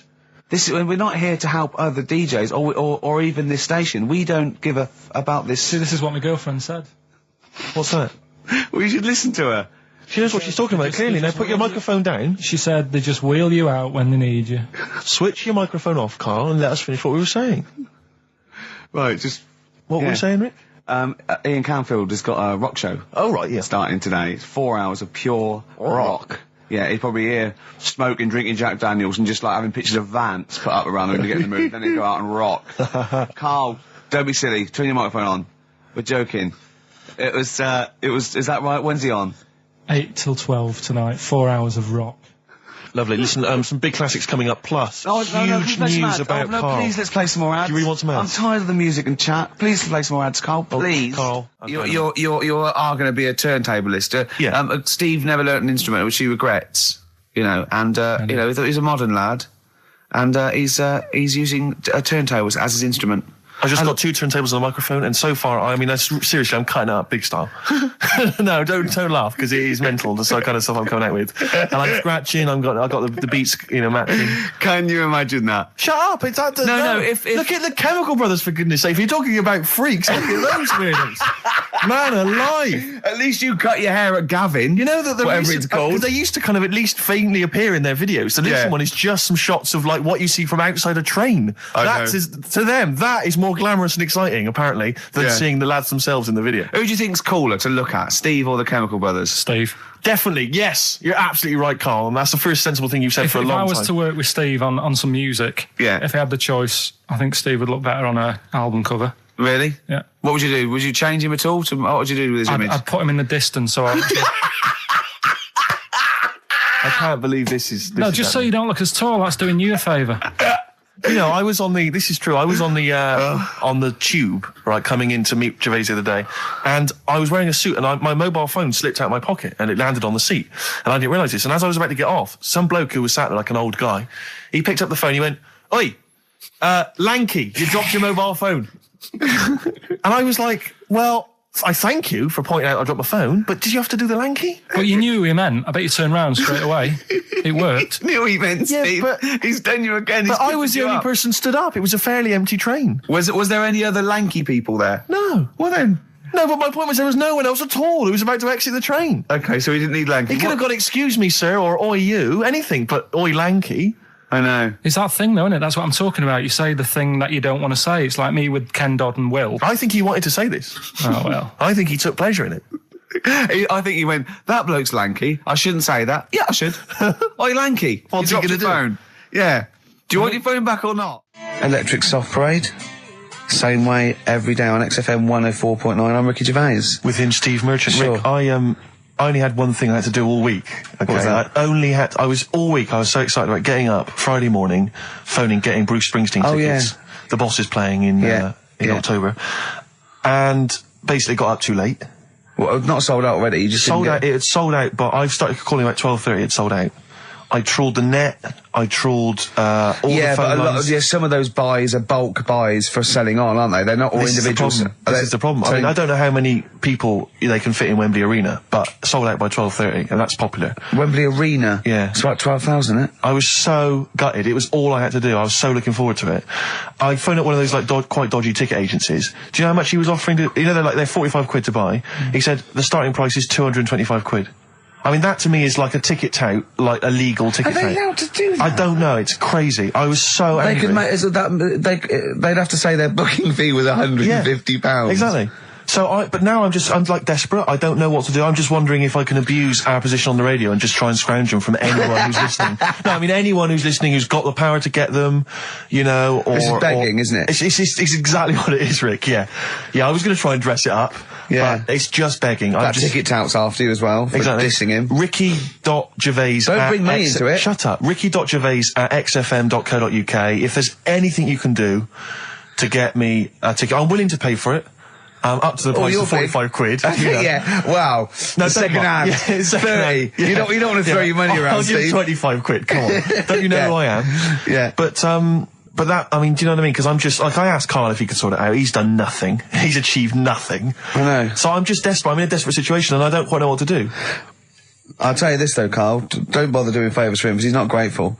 You give him something and he goes, right, does this mean I have to give you something back? And I go, well, no. He goes, good. Well, I got you Cure tickets and you did nothing but it was whinge about rubbish, it. that gig. There you go. It was rubbish. I went along to that gig. It was a balmy summer's night. The Cure, as far as I'm concerned, owe me a balmy summer's night because I wasted it. Hour and a half they played for. They played 4 hits. I don't want to hear their dirge from like some dodgy album from like 1984. I'm not interested. Play the hits. Boys Don't Cry, Love Cats, blah, blah, blah, blah, blah. Instead, I got nothing. I was so angry. I was just, oh man, You were probably angry at Karl, weren't you? I was angry at Karl for wasting my time getting me the tickets for free. Do you know what I mean, if I paid for it, are you getting to see what living. sort of a bloke Steve Merchant is? Doves, Caught by the River on XFM 104.9. I'm Ricky Gervais, Steve Merchant, hello, Karl Pilkington and everything. No, I'm going to be honest with you. Go on. A little bit hungover, didn't feel very well. Yeah. I don't know if I'm hungover or still a bit drunk, but I don't feel... You sound like you're still a bit drunk. Yeah, so what I'm worried you about... do every week, so... But what I'm worried about is that the standard will slip. Sure. If I'm not right on the ball. And the other thing is I haven't had a lot of time to prepare the show today. Okay. So I don't feel, 100%. Yeah. I haven't done the Karl. Right. Look. Have you finished that sentence? I don't make me laugh because it hurts as well. And there's the other side effect to me being a little bit hungover and or drunk or whatever, right, is that I can be annoying. Right, yes. Because just to amuse myself, I sort of like turn my body off a little bit and just poke and like that and annoy people and that. I want to sort of like... Well, you do the physical equivalent of freewheeling. Don't you? You just I sort of want to climb on Karl and go to sleep on him. Yes. Do you know what I mean? Yes. They both annoy him and it'd be comfortable. Yes. Which is... can be annoying. Just a little thing just to make this show a bit easier. If you'd put your hand up when you want one of us to speak, because I'm not quite sure when the sentences are finished. The hands are up. Okay, good. So, the hands are up. Okay. Okay. Good, alright. Okay. Are you gonna just keep them up the rest of the show, or? No, Karl, do what you, huh? Good, alright. Do you want to, is there an excuse as to why you're a bit hungover? Too much wine. Okay. Last night, yeah. Yeah, good. Thanks for that. Because this is the only work you've got to do all week, isn't it? Unless I'm very much mistaken. You don't have to do anything. You just sit at home eating cheese. Yeah. Then occasionally you do a bit of sort of shadow boxing. And that's exercise. And then you sit out and watch TV. Yeah. Is that roughly what you did this week? Yeah. Uh-huh. So this is the only 2 hours you had to do anything for all week. This is you had to prepare for this. Yeah, but who can plan a hangover? Right. You'd think Karl, you said you had some stuff. Yeah. What have you got? I love the fact that whereas I was a little bit slow, Karl there leapt into action to keep this show afloat, keep the pace up. Go on. Right, well, Karl, are you hungover as well, or? I'm just a bit annoyed because I'm with you. Do you know what I mean? He hasn't got much to do all week. You're having a laugh. What? What angers me is I kind of hope that maybe I could have quite a long career in radio, and I sort of feel like I don't know, the word sinking ship. Those words spring to mind. Because it feels like, I mean, Karl, you're just a chancer anyway. You weren't even supposed to be on air, and we've made you into something of a household name, and that's cool. Household name. And Ricky's already a celebrity. He's got it stitched up. He's got corporates. He's got, voiceover work. But I've got nothing. I'm running on empty. I'm not, nothing. I've got nothing. I'm sort of dependent a bit on this. Yeah. Financially. And, go on then. What and you two are sort of bringing it down, really. Right. Do you reckon I can get my own show, Karl? Carl. Tell them like what I did Capital out there Gold with or a bit. No, Carl, tell them how funny I was out there with a bit in that a minute ago. So anyway, come Karl, on, I'm right? bored of this. I'll tell you what. will we tease them with what we've got coming up next? Yeah, Karl, tease us after the next Because I record. think we've already got them for 2 hours. Yeah, we've hooked them, Karl. Don't worry, this is textbook radio. What's this? Badly Done Boy. Yeah. Rick, can I just... Sorry, I don't mean to abuse our position again, but... Bruce Springsteen's performing in London tomorrow night, and you remember I made an appeal to try and get a free ticket. Yeah. Well, I don't even mind paying. I tried to pay, but that's good of you. No, I'm a generous kind of guy. And I thought you were mean. No, go on. What are you going to say? You were all I'm saying is, face value. I mean, you don't want to be ripped off, do you? No, don't be crazy. Ideally half price. Yeah. And I've been chasing kind of my tail, really. I'm not going at the moment. I'm not going, and I'm desperate to see him, man. I mean, he's going to do a great concert. It's his only one in London. I can't believe that being on the radio, being on XFM, the listenership's going up apparently. I can't believe I can't get a ticket. I've asked Karl. He's done nothing. Hang on a minute. No, Karl had a very good point. Nothing. Karl, say what you said when he was whinging in the but first of all, whilst you're moaning, you also asked in the week for a Badly Drawn Boy album. Yeah. You got in today. Yeah. There's one there for you. Well, yeah. But it's yin and yang. And it's Karl. like, but I do, Karl, what's Steve ever done for you? That's what you got to ask yourself. What has Steve ever done for you? Well, he took me to the BAFTAs. Yeah, but only because no one else would probably want to go with you. I can't believe that. What is I this? do not believe that. Oh, Steve, I'm going to stitch you up now, Karl. And it's in a nice way, and don't worry, it won't be too bad. He won't take it too bad. Karl sent me a little text message today. Right. No, Oh, what is this? Right, okay. I'm in a very frail mood at the moment. No, you're not like going to this see one. Bruce. This is funny, because me and him have been, sending trivia back and forth to each other. Which is another point, right? I sent him... Oh, well, I'll get to that in a minute. I thought he'd really be amazed with, Well, while you're fiddling, if you can make my dream come true, to go and see Bruce Springsteen tomorrow, then give us a call on the usual number. Well, like I said, Steve... What? Right? It wouldn't be... Right, you just said when the song was on, can't believe it, right? We work at XFM and I can't get tickets for Springsteen, right? Yeah. We work in radio, we should get tickets. Right, now think Which of the I'm willing amount to pay for. Yeah, but think of the... Yeah, but if it's sold out, he's sold out. Yeah. Yeah, right? but that's just something they say. Right, that's just what they say, is it? Right, so everybody on local radio stations say, do you know, I like that Bruce Springsteen, I want a free ticket, right? So another say... I tried to phone, I phoned for an hour and a half, I couldn't get through. Not long enough. I've put the hours in. Not long enough. Not long enough. What are you talking about? I've put the hours in. No. Right? So another 400 people turn up at the gig. They cram them all in. There's people being crushed. They've paid the money early. They were up early that day when the phone lines were open, whilst you were probably sleeping and that. So they're dedicated, and they're the ones at the front getting crushed. What? Would your Why mum and are they dad getting be crushed? happy if you were there getting crushed? I don't mind. I'll sit at the side of the stage and watch him. Yeah, but I don't mind. But everyone will say that then. And then before you know it, no one can see anything because you're all on Karl's the right stage. on this one. Leave it. Right, I'm going to give you this here. I'm handing over my mobile phone to Steve to read you can see it's from Karl at the top, but just read it out as you scroll down. Just read it out loud. Is this a text message from... Yeah, this is a text message to me from Karl. Read it out. To see at night as well as an owl, you would need eyes the size of grapefruits. If only Stephen could turn his head right round as well. Karl, I can't believe it. What upsets me most, Karl, right, is not the fact that you've been slagging me off behind my back. It's the fact that you've got the cheek to come on here and moralise because you failed to get me tickets and make a dream come true. You've come on here trying to pass the buck and say that it's a health and safety problem, when in actual fact it's a Karl Pilkington problem. See that? I got it in the bin. I'm devastated. And then I didn't thought, let's play a record. I'm I should upset. have eaten this banana off air. What's the number? It's 08700 800 1234. But if it's sold out, Steve, it's sold out. A bit of a classic here. R.E.M. I bet if Ricky wanted to go, it'd be fine. I'm sure someone could sort it out then. Who? Oh, if Ricky Gervais wants to go, then I'm you can going. come. Are you? No. Do you want some tickets, then? I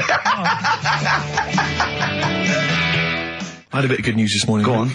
I was on the tube coming down, and I don't want to sound arrogant, I don't want to sound pushy, but I was at Green Park, and I'm fairly certain, Rick, it's not 100% corroborated, I'm fairly certain that a woman pinched my arse.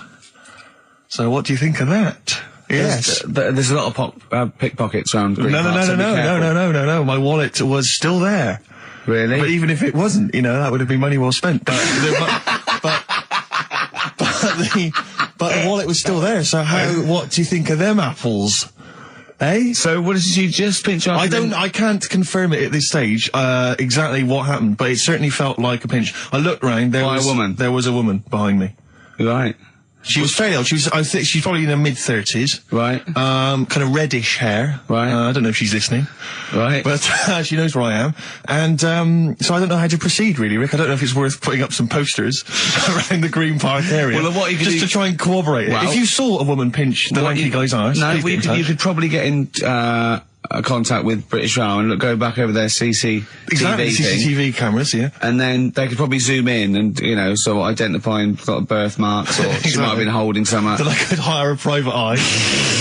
Yeah. Again, money well spent. Well, so there you go. I'm just saying, maybe maybe things are looking up. Things it's getting are towards Christmas. The worm has turned. I mean, it's a little sexy story to get the show going. It is but what do you make of that then, Karl? What do you think of that, you're Karl? quite damning. What's your answer? Well, I mean, you're quite a tall fella. Sure.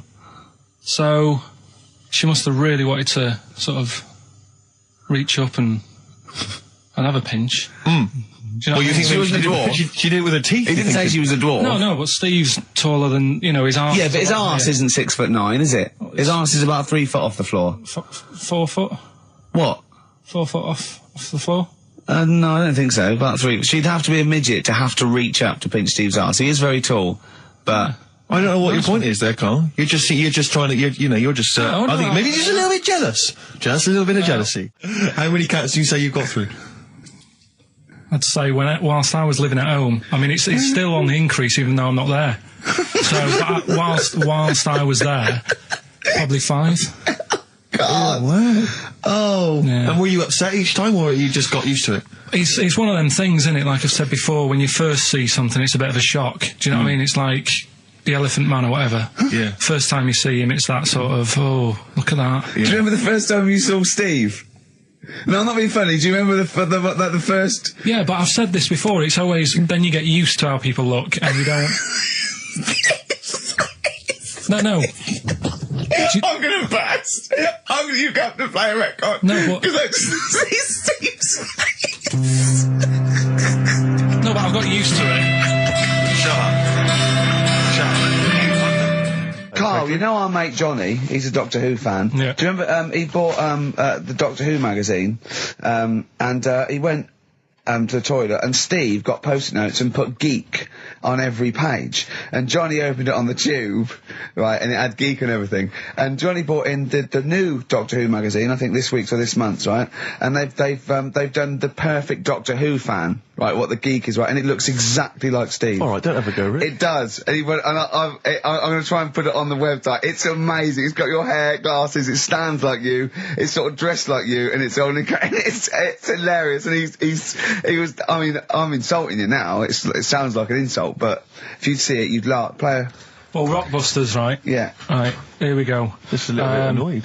Just 3 clues. We've lost all the energy in this show, haven't we? Well, I can't get over that insult. I'm just a little... No, Three. he did though. It just came out, no, I can be honest with you, Rick, it came out of left field. I wasn't expecting an insult. No, but I think there was a sense of camaraderie on this. No, I'll bring Just it email in, ricky.gervais@xfm.co.uk. I'm just annoyed. I can't What are we doing? I'm just reading out the clues. Should we put this, let's put this one in for the Sony Award. Let's put this show in for the Sony Award. Play a song, Karl, because I need to discuss things with him.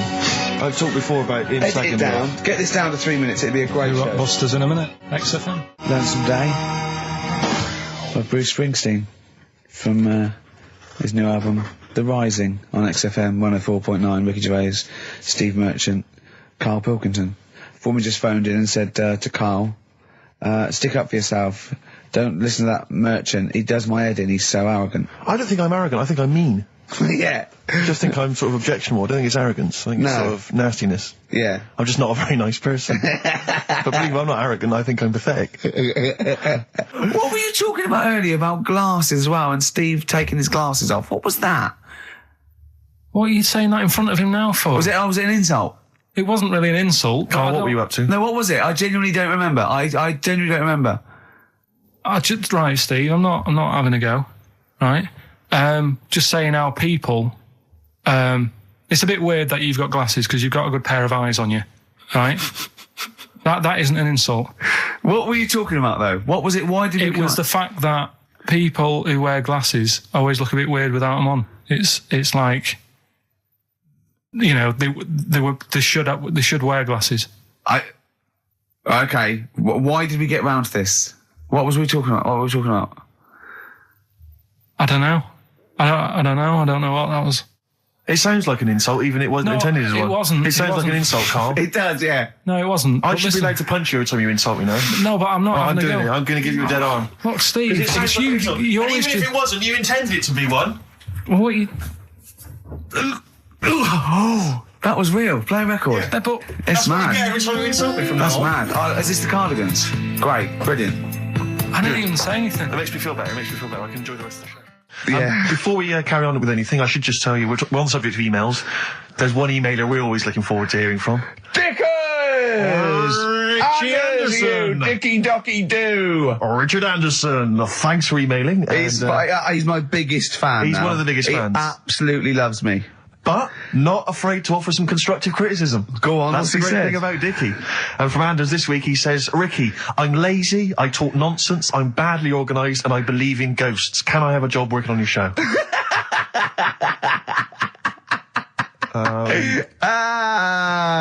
Possibly, Anders. Maybe send in a CV. Or email a CV. He's put a little bit of all of us in that, hasn't he? Oh, I'll ask him if he's a goggle-eyed freak, Steve. All right, calm down. Well, no, I didn't mean there's no need to get insulted. No, I didn't necessarily mean you, did I? No need to get nasty. Well, Also, I was thinking about that actually, Steve. Oh God. Just talking of the old. What? What? Talking of the what? No. Do you know, like? This better be good. No, you don't have that many girlfriends. And that. what do you mean? Carl, why are we on this? I was defending you in the whole monkey discussion. Come on, what's your point? What's your point? No, what's the point? What's the point? I just was thinking, if there was an infinite number of Steves. you're an odd-looking fella. Come on, Carl, get to. No, you know I know that. I've told you that loads of times. What do you mean? You know I know that? Well, there's no point pretending anymore. Steve, I'm flabbergasted. But also, you don't like spending money, right? He's mean and weird looking. Valentine's Day. Are you sort of, you know... You've got to love him now, haven't you? What are you happier with? The fact that no girls like you enough, right? This is really mental. Or are you happy because you don't have to spend any money on a card for someone? A little from column A, a little from column B. Wait, let's have more monkey news. What have we got? No, we've got so much to get into this show. Insults. We don't need the stupidity. insults. I think we've got enough. We don't need the Yeah, insults. there's no more insults. No more What insults. angers me with Carl is you know he's been planning that. No, I haven't. I was thinking about it on the way in because Valentine's Day is coming up and I'm not a big fan of it. Condoms? You bought your girlfriend a box of condoms for Christmas. I don't think you can have a go at me. To be fair. No, but I don't just treat her on Valentine's. I'm always... Do you know what I mean? You don't even treat her on Valentine's. You don't even treat her at Christmas or on her birthday. When do you treat her? Hang on a minute. Wait a cotton picking minute there. Oh, why I order. Wait a minute. What's that? Tiffany Dog. I treat your girlfriend better than you, and I've only met her twice. I took her out last night and she enjoyed herself. Where'd you go? Until she had to write the cheque. Where'd you go? To a chippy. A really... Play a record! It's a chippy? No, a really quality one.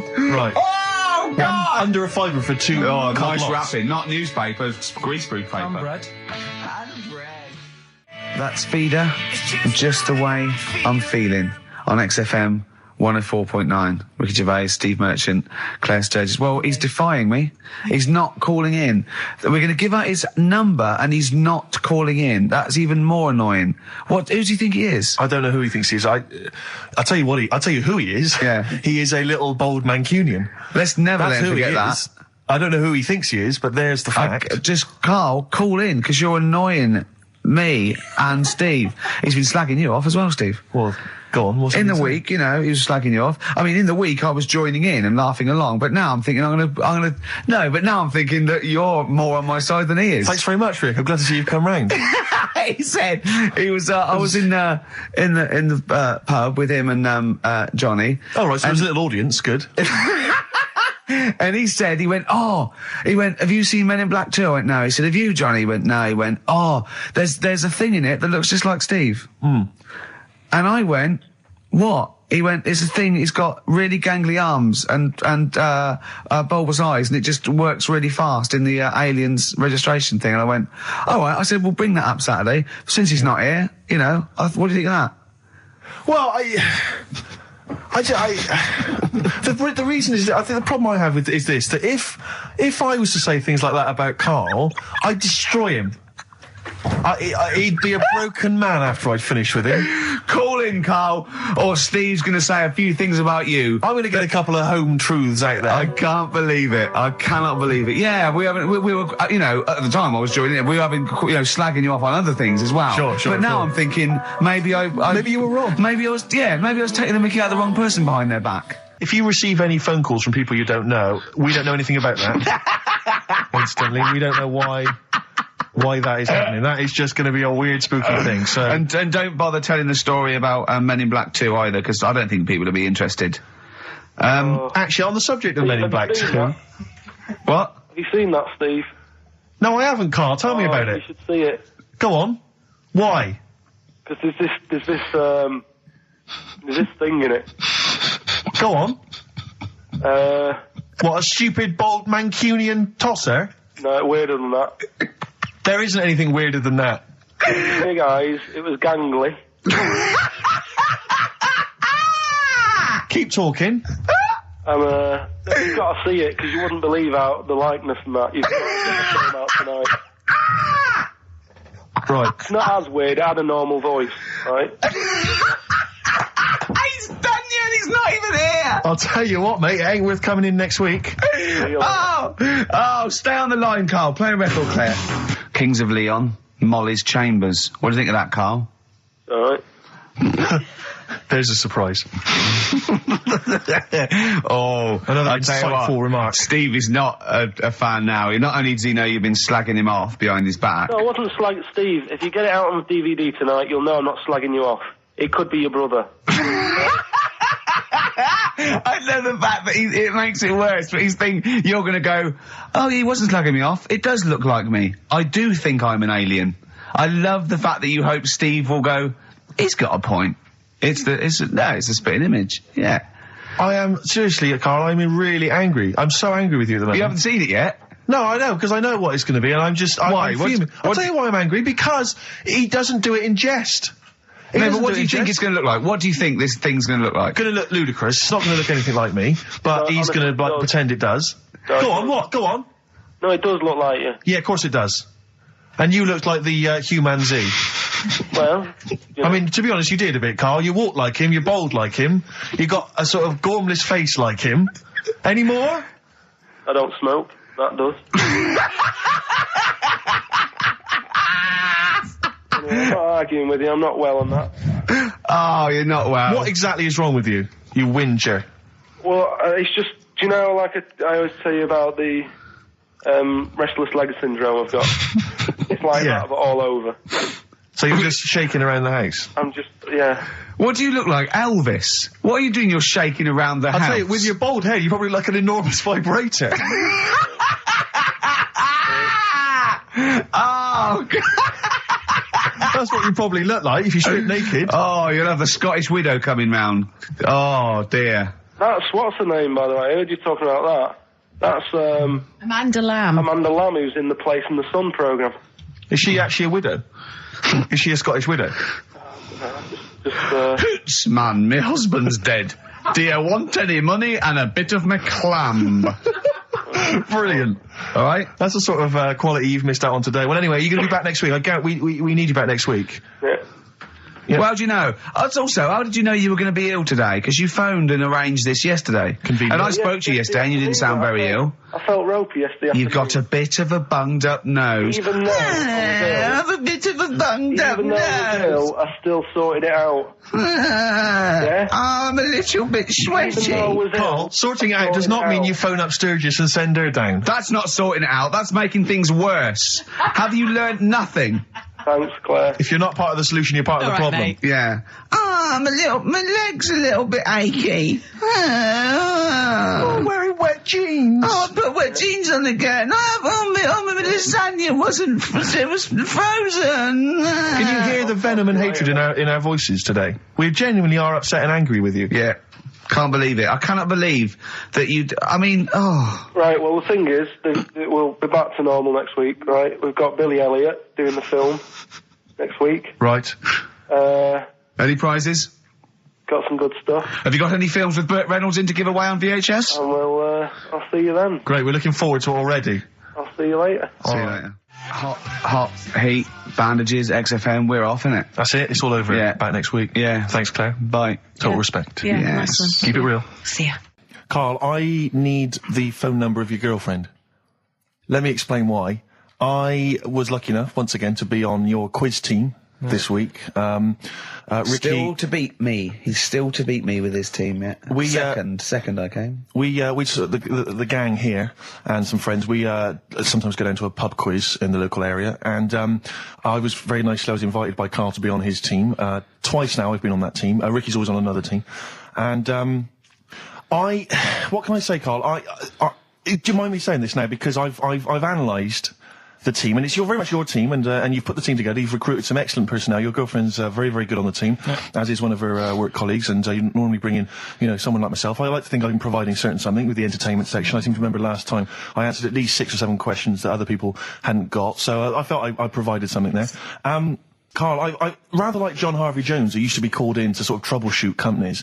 I see why you are not winning ever, and it's a rather pricey contest, isn't it? It costs a tenner to enter per person, and unless you get in the top 3, you're not going to get to see your money back. No. So I think you're going to maybe need to step down from the team, because Karl, I'm not sure. I am not sure. You consider yourself a kind of player manager, but frankly, I'm not sure you're providing enough. Right. See, this is funny, because as bad as I imagine you are, I don't think Steve would make it into my team, so he's getting a bit cocky here. I want to know what your opinion of him, because he's told me he's great on it. Well, you bang out of order, first of all. Okay. Do you have a good night when you're with us? I tell you what, I wish I hadn't lost a tenner every time I've come down. That would have improved it. You point out there about the football analogy. Mm-hmm. Alex Ferguson, when did he score a goal? Right. He doesn't. He tells the others how to do it. Right? That's my He doesn't role take in up there. one of the 11, though, does he? No, exactly. It's not like you can only field 10. Yeah. Because we only got 10 again. I want to be in the 11. Exactly. He's not running around in midfield, falling over. Yeah, shouting, "Oh, what have I told you?" Yeah. No. Right. I'll admit, And right? there's a limit of 5 players. We should explain that. That's the point. Yeah, there's only 5 players on the team. Players, But it was pretty tricky on Tuesday, though, wasn't it? It was one of the tougher... Tell everyone the one question you got right. Something about... Well, tell us the answer. The 2 words you had to say to get the answer. Danny Minogue. Danny Minogue. That was what you provided, Danny Minogue. Is this valuable? Well, no, not really, because there was at least 2 of us who also knew the answer. Oh, well, we gave him. No, exactly. We gave it to Karl. We massaged his ego. Oh, but dear. I just feel Karl. Do you know what? I feel a bit bad now, because I just he had a crushed face. Then. Can I just tell you right now? He just can't believe this. Can I just tell you right now? I think the problem is this. I think there's that precious 5th position that is not being filled. at the moment, I think, consistently enough by a decent player, right? You've got a solid team. I'm thinking if you want to remain on the team, you are going to have to pull your finger out and find a fifth member that is going to provide, and I'll tell you where the weaknesses are. I can tell you right now, mate. The weaknesses are natural history and science. Something which Ricky Gervais is scoring on week in, week out on his team. There is a few. Now, if he was available for a transfer, we could be fine. But we've got to find someone to fill in that space. Otherwise, I'm either going to quit or you're going to have to step down. Because I don't think I can be on a team where there is these obvious deficiencies. There are visible deficiencies in the team. And, you know, the £10. That's £10. I'm not made of money. That's once a month. I've seen him depressed for 2 hours when he lost £20 at a casino after 5 hours playing. Don't bring that back. Don't bring up that again. Yeah. That story. He doesn't like wasting money, Karl. You know that. What do you think? What's the solution? We've got to think proactively now. We've got to sort this out. See, there's always other things going on in my mind when I'm in that pub quiz. For me, it's just a little bit of fun. Sure. It's a night out. Do you know what I mean? Suzanne enjoys it. Yeah. Bit of a get-together. We have a chat beforehand. Yeah. We have a bit of fun. Yeah. But there was other things on my mind. What Carl, I could do that here. I don't have to lose a tenner. Wait, what were you thinking during the quiz then when the questions were coming out? What were you thinking of? Well, what it was, right, just before the quiz started, I had to go to the toilet, right? Because the rule is, right, people who don't go to it, once it starts, phones off, no more toilet. They take it dead serious, don't they, right? Yeah. So, I went to the toilet. Now, I'm not being out of order here, it just got me thinking, right? I went to the toilet. The gay fella in there, right? There was a gay fella in there. Gay fella in the toilet. Now, how could you tell? How did you know? Just typical, you know, everything about it, right? Everything about it, right, yeah. Oh. What, large handlebar moustache, leather cap. Butt plugs, amyl nitrate. Could I just say that these views do not reflect the views of the management of XFM or me and Steve. Or most of the people in this country. Go on, Karl. What's your problem? Yeah, but this is what I'm worried about, really. But this is why I only got Danny Minogue right. Right? Because this was floating around my mind. Went She's to a the big toilet. gay icon, now, isn't she? Go into the toilet. They have like men's cubicle and they have women's cubicle. Yeah. Now, without sounding out of order, is it wrong for me to think gay men should have their own little cubicle? Go in. They should have their own. Well, not cubicle. You mean an actual toilet, I suppose. When I was at the urinal, normally, you know, there's a fella there, and then you go, all right, and there's no pressure. But I couldn't go. I was thinking, should I wait? If I go into the toilet, it'll look obvious. Yeah. I had loads of pressure, and but this was going on. What were you worried about? I'm so sorry. What were you concerned about? Viewers? I'm so sorry. Well, it's like, right, listen, when I was a kid, right, and it's all right for you to go into women's toilets when you're a kid. It's like, oh, it's a bit cute, right? As long as you're not, like, over 15 or something, right? Right. But when I was a kid, I went into a toilet, and women, when they use their little cubicles, they don't shut the door. Some of them just sit down on the toilet, right? And you see everything. And, no, seriously, that's probably one of the first times I saw, like, a woman. Yeah. That, right? And my Auntie Nora when she was staying over. What happened with your Auntie Nora? She was, she's into wearing caftans. Into wearing what? You know, caftans. Oh, yeah. What caftans? Big, bellowy sort of dresses. Right. And, I used to sit on the floor at home in front of the telly. Sure. She was on the chair behind. Yeah. She did a bit of a sort of a Sharon Stone scene. Oh, God. Yeah. Did you see it? There was no underwear. No. What age were you? What was it like? What age were It you? was like a ripped tennis ball. What? Right, we're off air. Either that or put us in for the Sonys. 104.9 XFM, Ricky Gervais, Steve Merchant, Karl Pilkington's pressing the buttons. Right. We're playing some great moments from the last 3 weeks. And some great records, Steve, from the last 2 weeks. That's true enough. Yeah. We're not actually here today. What are you up to today, Rick? It's 8 hours earlier, so this is about 2 o'clock probably. Mm-hmm. So it's about 6 o'clock in the morning. I'm still in bed, mate. I'm asleep in my hotel room. Now, where are you? We're in LA. Los Angeles. Yeah. City of Angels, Rick. Yeah. City of Angels. Yeah, and so that's what we do. We're doing stuff like that. That's why we're not here. We're not here next week either. So next week is the best of this week. All right, so here's the first bit. the reason you became king of the universe, of course, is because of your fascinating French bread anecdote. Oh yeah, come on the then. How did baguettes come about? If this is going to be someone cooked a loaf a bit wrong and said I can still make a sandwich out of it, I'm going to hit you. No. Go on then. Right, Napoleon, when he was at war and that with Russia. 1812, yeah. Yeah, all his soldiers were like, not used to the cold weather and that. So they said, take some clothes in your bag with you because it's going to be nippy out there. So they put all the clothes in the bag. Sure. They were told, it's Napoleon, for Christ's sake. No room for any food. You're joking. So couldn't they make some sort of like sandwich? No, it wouldn't fit because of all the clothes. You had to take extra gear. Sure. So, anyway, he said, I can see where this is going. I'll be honest. Is there a baguette-shaped gap left in their holdall? They thought, let's make some bread that you can fit down your trouser leg.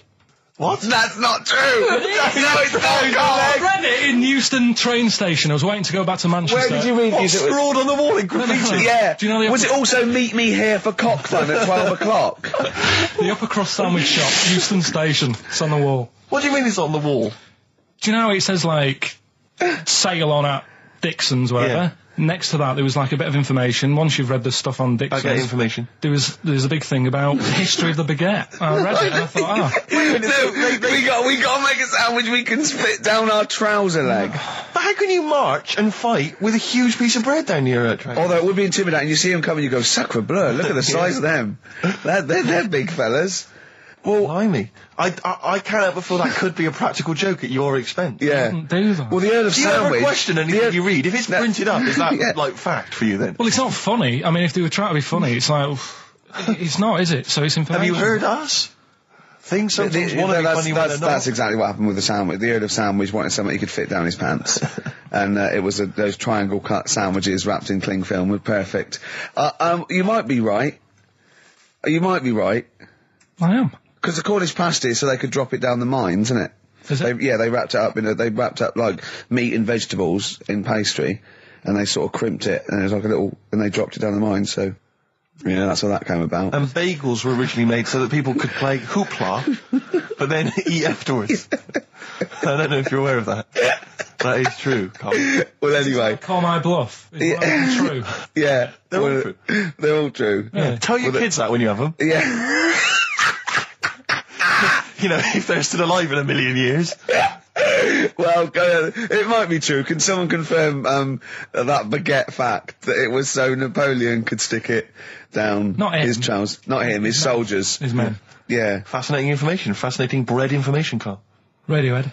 Yeah, now this is my song for the lovers. It's a beautiful track. It's Let Down off OK Computer. It's one of my favourite Radiohead tracks. It's lovely. Right, set the tape going now if you want to tape these songs. And just remembered recently, actually, I was on a train coming back from hometown Bristol, and I was on the train, and this girl walks on, good-looking girl. I thought, hey up, a largely empty carriage. I'm thinking, my luck's in, because I take every opportunity, Karl. That's the thing about me, I don't choose.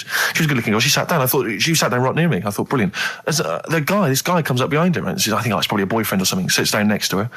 And I listened in on the conversation, obviously, because I'm pretending to read. It was very clever. I read the same page for hours, so I was pretending to listen. I was listening, but pretending to read.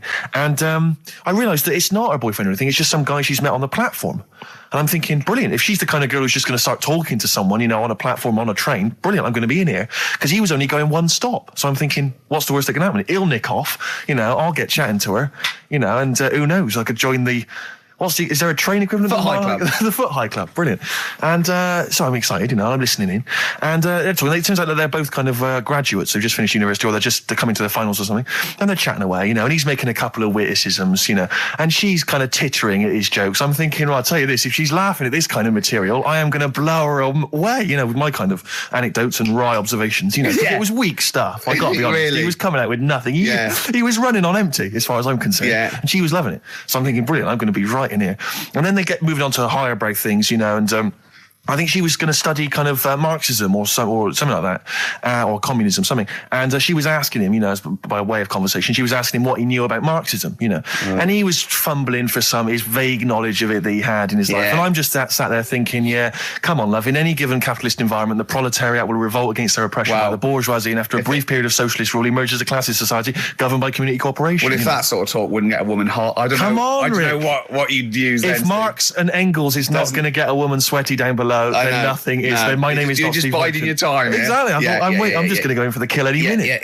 Yeah. So anyway, it comes to his stop. Right, he gets up. I'm thinking this is a piece of cake, and he gets off, and off he goes. He walks off, and I'm thinking brilliant. And I thought I'll wait. I'll wait till the train's pulled away. I'm not going to leap in straight away. No. And he comes back along the carriage, and I'm thinking, hang on a minute. He goes, listen, do you mind if I give you my email address? Oh. Right, and if you want to get in touch, email me. I'm thinking, come on, you loser, get off now. Save your face, please, before it's too embarrassing. She accepts the email address because she obviously doesn't want to hurt his feelings, whatever. I'm thinking, fair enough. She's a good woman. I'm liking her. I'm loving her. I'm thinking that's my kind of girl. So anyway, he gets off. I'm sat there, the train pulls away. I'm thinking, I'll wait a few minutes, I'll just, give it some time. Her phone rings. It's her friend on the phone. And she starts to, and I was listening in, and she was going, just met a guy on the train. I'm thinking, that's true enough. She goes, he was a good-looking guy. I thought, you're having a laugh, love. To be honest. Because I was looking at him, and she said to her friend, he looks a bit like tennis player Boris Becker. I thought, you should be so lucky, frankly, because I saw him. He had awful facial hair, if that's what makes him look like Boris Becker. A terrible little goatee beard. It was laughable. I thought, I don't know. And then she goes to thing, and she's like, I met him, we got chatting and stuff, and she was going, it's not often that you meet someone, generally in life, who's, kind of thoughtful and intelligent and funny. I thought to myself, I'm not even going to waste my time with you, love. Frankly, if that's what you thought of him. You just walked away. And I'll be honest with you, I didn't even bother talking to her. No, you were just didn't even waste it. my time with her. If she thinks that bloke is not only great looking, funny and intelligent, and she got on well, and he was polite, and it was a chance meeting, and he thought, and she thought that you were like a freaky looking dork who didn't even have the nerve to speak. That is what she thinks, then I don't want to know her. I couldn't. You walked away, and good luck to you. And I have my dignity intact. Yes, and she's nothing. I love the fact that in pole position, in positions 1 and 2 of his favourite films of all time, it's The Elephant Man and Kes. Yeah. That's brilliant. Yeah. Go on. All right. Am I leaving the mics open a bit when this is going out? Yeah, or what? let's have a listen. Yeah? All right. So don't talk then, right? Just put that hot dog down, Rick.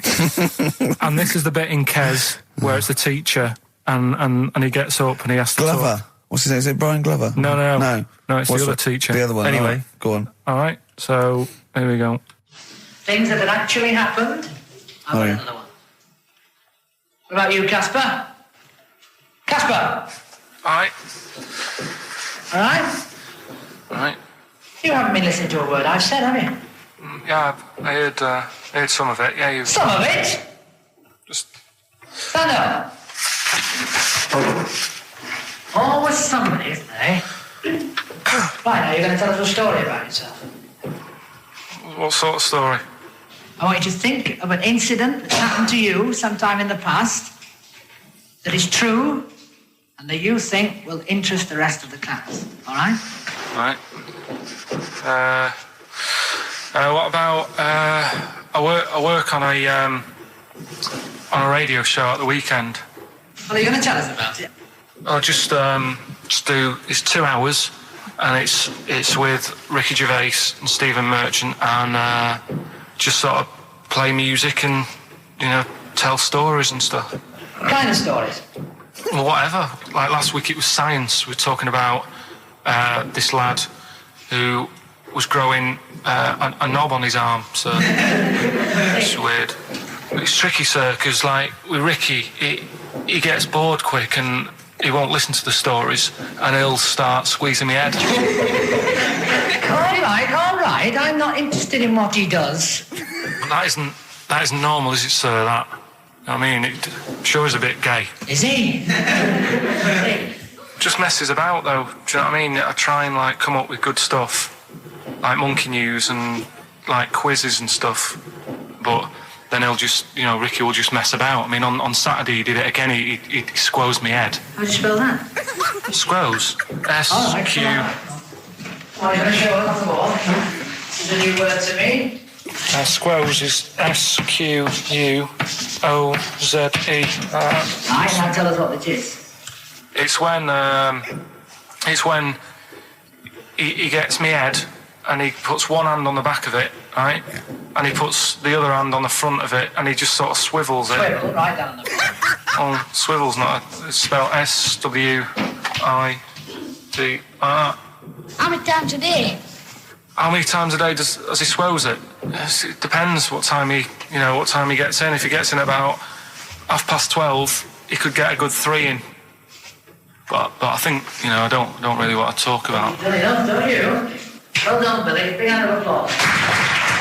That is the effort. Yeah. Wow. That's the best thing you've ever done, Karl. This is the Best Of Show on XFM 104.9. I'm Ricky Gervais, with me Stephen Merchant. Yes. I hope you're enjoying the Best Of. I've never been a religious type. If people want to do it, I let them do it and what have you. Good of you. But out of all of them, I want one that's not going to take over your life. I don't want one where you've got to get up 3 times a day and you've got to go and pray and that you've got to get up early. Forget that. It's getting in the way. But if it's something like... I was walking to work the other day, right, across Oxford Street. There's a little Hare Krishna fella there. And he sort of had a leaflet and stuff. And he said, are you interested? And I said, what do you do? And he said, well, we're against getting stressed out and what have you. And he gave me a plum. They hand out food for some reason. But I sort of asked a few questions. That's just the imagery. These 2 bold people, one of which is wearing an orange smock. Holding a plum in the middle. He hands the other one a plum. It's almost like you could imagine some kind of religious painting. Exactly, yeah. But what is their sort of main thing? Because he didn't really tell me that much. He was a Japanese bloke, so I didn't know what he was saying that much. Why? He wasn't speaking English? Not very well. He wasn't the best sales bloke to send out for them, is what I'm saying. Yeah. But what's that? Are they? You're saying they're nothing like? Well, I believe Hare Krishna is a kind of as an offshoot of a sort of Buddhist faith. It is. I think they are Buddhist, aren't they? Yeah, and obviously their kind of trademark, as it were, is that they have to say. I believe they have to say Hare Krishna, Hare Krishna in a certain rhythm, in a certain order, a certain amount of times per day. That's why you see them all down the street saying Hare Krishna, Hare Krishna, because it's actually a sort of religious chant which they're obliged to do. So you see, even if you go into the Hare Krishna faith, you may find yourself, in Tesco or whatever, forced to say Hare Krishna, Hare Krishna. Perhaps out loud, not just thinking it. Yeah, no, out loud. You can put it on an iPod and you can put that on an iPod. No, it doesn't count. No, I think you have to actually say it. So I guess that kind of eats into your social life a little bit. And there's the wearing orange as well. Particularly frustrating, I imagine, if you're in a cinema or a library. A little bit awkward there, midway through. Or Star you Wars, live next door to a bloke called Hare Krishna, who constantly thinks you're calling him. Yeah, that probably. Yeah, so that's in essence. I mean, I don't think we've quite done the Hare Krishna faith its full service there, but so interesting to you. I mean, you got handed a plum. You've been treated well by them. Yeah, well, but he couldn't tell. I just wanted to know how much time it would take up. What are the benefits? What can you do? What can I think the benefits are they probably don't get stressed out. They've probably got that sort of that zen, that chi-ness about them, where they try and interact and quite meditative. Yeah. They've got some nice trainers as well, don't they, with their orange. What are you looking for then in a faith, Karl? You say what are the benefits? I mean, obviously Catholicism, you get the communion wine and bread, so... Yeah, but I can afford that. Right. Probably just I like the Crusaders. I was forced into joining that as a kid because a mate sort of joined it, and he sort of said he'd join in. I sort of swore at him. I said, I'm not doing that. Right? Yeah. He said, right, if you don't come with me, I'll tell your mum that you just swore. So I was like, oh. So I went. So I went along, and they used to just go on the Friday when they played, Sabutio and stuff. And then I went on one Sunday, and it was totally different. There was no Sabutio. There was no sort of table tennis. The thing where you hold a thing and knock things over. Skittles. There was all that on a Friday. Went on the Sunday. It was rubbish. He said, right, sit down in this room. They gave me a Bible. Thought, this looks too heavy, this is too big, I'm not interested in this book. And I never went again. I used to hide on a Sunday when they came round. And that's been the only sort of... I suddenly, why did it suddenly turn out to have to hide on a Sunday when they're coming round? Because they wouldn't leave. They wouldn't leave. Who was it? Were they adults? It was well, he seemed like an adult to me at the time, but he was probably about 27. Well, that is an adult. Yeah, but do you know what I mean? He seemed a lot older when I was a kid. Yeah. And he came knocking and that, and he used to say to me, Mum, I'll just tell him I'm ill or something. And he used to hang around to see if I'd eventually come out to play and that. And if I did, I think they would have grabbed me and took me there. I love the idea that for you, religion has to bring with it some kind of gift. It's like, join our faith and you get an alarm clock radio. It's like something like I think religion does bring a gift. Usually, it's the gift of the Lord. Well, the gift of everlasting life, isn't it? And that's the problem with it, A lot of people believe in it because they think. But for Karl, his feeling is like that should be a given. That's safe. I'm definitely going home with eternal life. But what else can I have? Is there an iPod? You have to have a religion because obviously I don't have a religion. I don't miss it, and I wouldn't want one. I'm an atheist, and that's out of belief. That's out of logic, and we don't get into the politics or the morality of it. Why do you feel you need a religion? Why don't you just get a hobby? Well, I didn't want one. I don't want one. I just was saying that, if I was to get one, which one would I go for? Is what I'm saying. I'd like to see you perhaps as a Jew. I think Judaism would suit you well, I think. What are the hours like for that? Tough. Can be tricky. That's what I mean. I don't want anything that's, And they have a day where they don't eat and stuff. I couldn't be doing with that. So they have days when they eat too much. Yeah, but what happens if I'm not that hungry that day? Like I say, I don't like change. No. I like my Cheerios in the morning. I don't.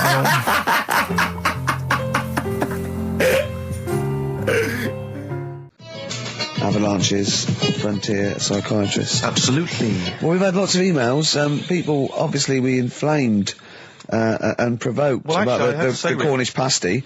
I've got a couple of amendments to that. The crusty bit, is actually as a handle, because obviously the miners had dirty hands, and they'd eat all the stuff in the pasty, and they'd be left with this sort of crust, and they could throw that away. Mm-hmm. Also, someone told us that at one end was an apple, so you have a little sweet as well. A dessert. So, there you go. You noticed how, over the years we've been doing this, way back when we started XFM, no one ever contributes when we ask about the music, when we ask about hip-hop, or their, opinions on that, anything important. No. But start talking about pasties. Yeah. We've had about 5 phone calls. Yeah. And someone phoned up to confirm. They used to work for Upper Crust, and basically, Karl got all excited. So it is true. She went, well, I don't know if it's true. I've read the same sign you did, Karl. Interestingly, there's an email here that says, which basically offers a history of the baguette, and talks about after the revolution, the government decreed that all of France must eat the same bread. And it was up to the bakers to bake this bread of equality. And then Napoleon kind of made sure it was a particular, he kind of set in. Obviously on the bread you can eat anything you find in the garden, frogs, snails, bits of horse, but squid. The interesting thing is, Rick, that there's no mention of sticking it down your trousers whilst going to war. The French have tried to keep that secret for over 100 years, it was Steve. only the upper crust people. Nearly 200 years, that is a top secret. Somehow Euston Station upper crust got hold of a document, left behind in an old sea chest, possibly Napoleon's, could have been Josephine's. Unfortunately, jotted it down. He's kicking himself now. Oh, Secretary, I cannot believe I left a note. If he talked like that. He did. He did that, yeah, he talked English, but in a very funny French accent. Do you remember, there was one thing that, talking about funny French accents, you remember Allo Allo? Yeah. Remember, it was on about 5 o'clock in the afternoon, but they still meant, because it was a funny Frenchman, it was that English guy who was posing as a French police officer. It's very complicated. He would often walk by, and I remember there was one where he said, I was pissing by the door when I heard a shit. Oh yeah. Now that's passing by the door. I'm allowed to say that. Passing by the door when I heard a shot. That's what he's saying. I'm allowed to say that at 2 o'clock because I'm just saying I'm talking in a French accent. Yeah. I was pissing by the door when I heard a shit. Yeah. That's fine. Yeah. Because I'm speaking French, Karl. Do you know what I mean? That's the rule. I'll tell you something I do know. Go on. Right. But I can't really get a question out of it. Go on. Just tell us. There's a shadow somewhere. It's already good, isn't it? I'm loving it already. No, right. There's a shadow. I think it was in America. Yeah. And it's on a quiet road. I'm guessing somewhere like Boston. That's what I imagine. Okay. Right? No. Somewhere like Boston. And people at night used to see this shadow moving about, and they'd go, "What's that?" Right? And it got known, the town, the little local town, got known for this shadow, but it didn't cause any problems. What are you talking about? Well, it was Just you lost me. What are you talking about? Do you know, like, some places get famous, like Scotland's got the Loch Ness Monster and that, but it doesn't cause any. Yeah. But it doesn't cause any problems. It doesn't exist. Go on. Right? So there's this shadow walking about on the road. What do you mean? No, what's he again? Rubbish. Right? So he's walking Nonsense. about. Where did you read this? Where did you He's see walking this? about. This was on the internet, and I'm sure. Sorry, sorry. Right. I thought it was shite. I didn't know it was on the internet. Right, so this shadow is moving about, and Independently of an object. yeah, and the local mayor and that is like, yeah, it's a bit weird, but it's not harming anyone. The mayor involved. Was he elected to that post? Hey, Mayor, we got a problem down here. Seems like a shadow. Well, it's not causing any. No, it's just causing any problems. Yeah, go on. But that's the thing. It was left for years, and then it did start causing problems. I see, that's it. If you leave these shadows to go unchecked, Rick, they go crazy. Yeah. You let them run amok in the city. Yeah. You've got to stand What down did it do? on What did it roaming do? shadows. What did the shadow do? It was pushing people off the bikes. It was what? It was pushing people off the bikes. Oh, I'll find out more for that next week. Right, that'll tease oh, them. you're a maniac. We'll do more on that. We haven't had time for Please educating. never have children. Right, listen. You're Just promise me now you'll never have kids. Like I said to you, though, the reason I did this Yeah, was to get that kitchen. Right? Now, brilliant. as we speak now, right, Builder's in the flat. He's been annoying me. Of course he has. Of course he has. What's he been doing? When he turned up on Monday, right? Yeah. Wanders in, and the first thing he says to me is, said, "The pub across the road, is it any good?" I said, "Well, it doesn't matter, does it? You're working on the kitchen." Think of saying that to a builder. Probably making conversation. Probably meant, do they do a toasted sandwich? Because I've got a half-hour lunch break, not an hour, like Karl Pilkington.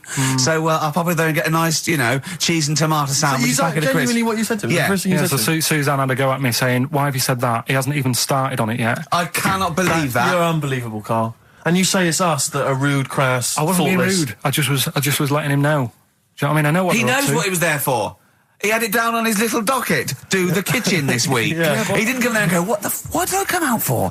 Was it to go to the pub for a week? Why am I wearing these overalls? Yeah. Who's the little bald mank twat insulting me? Let me just check. Let me call the head office. I wasn't having a go, though. I mean, they should have finished it yesterday, and they're Yeah. there now, right, Yeah. on their own. And what annoyed me is they turned up late today. Hold on, Karl, I've just realised something. They're probably listening to the radio. This, I assume, tuned to XFM, isn't it, in your kitchen? Yeah, but they don't know it's me, do they? Do you know what I mean? No. They'd go, he's got a whiny mank voice as well. So's the bloke who owns this place. And the bloke who owns this place, when I said, what's that pub like across the road, said, well, you won't be bothering that. He's working on this. No, he won't be able to put two and two together, will he? You've suddenly, the penny's dropped, doesn't it? You've suddenly realised. Look at his face. Yeah. He's suddenly realised they might know it's him. And they could be listening, and they're going to clean you out, mate. Oh, if you are the builder working in, where is it? I won't say the address, but it's, Central London, isn't yeah. it? Go Yeah. mental. Have whatever you want. Opposite Seriously. that pub that you Yeah. like, that you're... That He'll you're probably be in there now, so he won't be listening. or insulting, You know what I mean? insulting a That's a further British insult. workman. He should So have been in just go today. mental. He should have been in at 8 this morning, Just which annoyed go me anyway. mental. Why? I really don't understand why they've got to start so early, right? Yeah. But he said he'll be there for 8, turned up at 9:30, right? Wanders in, and what annoys me is he could have left all this downstairs. He had a paper under his arm, Yeah. one of those crossword books, and a pot noodle. Now, I'm not being funny, but most of them take quite a bit of time. A crossword book, he's not happy with just the one that's in the paper. If you're listening, if you are the builder that's listening now, doing Karl's flat, what about pissing in the laundry basket? Okay, 104.9, Ricky Gervais, Steve Merchant. We're not actually here. It's the best of. Look at his face. It was really light, right? We've had the parrot, right? These are things that I found. Found the parrot, right? I've told you about the dog in the car wash. Right, you didn't tell me about that. You said there's a car wash for a dog. That's all you told me. Yeah, the but parrot, you said there's a parrot. What? It's a problem at funerals. Yeah. That's nothing. That's nothing. That's nothing. Do you understand? And They used to eat cats. what else have we got? There's an elephant in India with sore feet. Why? There's an elephant in India with sore feet. Now I'm interested. Why? Tap dancing. Why? I didn't write that He's much down trying to about break it. Roy Castle's record. He's still going. Go on. What is it? Think. It's an elephant, and it was really old. It was about 76. Right. And it had sore feet because it's old, and They don't make stair and lifts the that roads, big, do they? roads are bad and that. Yeah, go so they said, what are we going to do? And the town was like, oh, we're used to seeing it around. It's part of the thing, we don't want it to have sore feet. Yeah. So they got some slippers made for it. And it had like a picture of the elephant looking happy wearing some slippers. I love him! I love Karl, his world! Where did you see this picture? That was on the internet. Right. That's a lesson, though, for any elephants listening. Don't wear stilettos to work every day, because it can do your feet in. So that it's don't elephants have really bad memories? No, they have really good memories. Oh, do they? Yeah. Oh, well, that's good then. No, I just thought they'd forget where they put them. I thought there was something about elephants having bad memories and that. It goes on, where's my slippers? Yeah. I'm sure I left them by the test. So sorry, there's an elephant walking around wearing slippers? Yeah, that's in what India. kind of slippers? Those sort of old man ones with the sort of checkered round design. ones, I imagine. Yeah. Big round ones. There was that going on. And is it happening? Is it happier? I mean, does it feel more satisfying? It looked it. Did it look? How can you tell the elephants, please? What else is there? There was a woman who's had a breast insured for 150 grand. Right. Okay. Any more information there? What? Third party fire and theft? Don't know. It had a picture of her with them out. I just thought, you should get them covered. He's done another real joke. Brilliant. That's a proper joke. He's done look at his little face. He smiles. I'd like to see you on one of the sort of TV panel games. If they could bring back sort of celebrity squares, it'd be amazing as the centre square. Oh, that would be incredible. Or on that countdown in Dictionary Corner. I imagine him in Dictionary Corner. I've come up with cat. If that helps at all. Yeah. Memblent. Yeah, what does that mean, Karl? Just anything you want it to mean. What I've got, there's a dog that's got a cough in Singapore because it smokes 20 a day. Right, okay, another one. No, it's the last one in it, so we'll save it. The last one we've got is last week when I did Do We Need 'Em, do you know when I called up one of the museums, in a science museum? Yeah, are you talking to me? Yeah, I'm just saying, I wanted to tell you before when the song was on, but you're so busy listening to it. Yeah, was I so busy listening to a song I was playing? Yeah, but we're doing a radio show, aren't we? All right, what's your point? Well, I just wanted to say, she emailed in to say I got her name wrong, so I'm just apologising for that. What did you call her? I think I called her Jessica. What was her name? I don't know, I've got it on email somewhere. This is not an apology! No, I'm just saying... You've got it wrong again! You've not even said her real name! How is that an apology? Well, I remember, I read the email, so, But who are you apologising to? I think her name's Jackie, I think. Oh, you've got it wrong again, haven't you? Well, anyway, and she just said if you want to see dinosaurs and that, go to the museum. You were complaining about that as well, weren't you? You went to a museum and there was too many dinosaurs. He said you just need 4.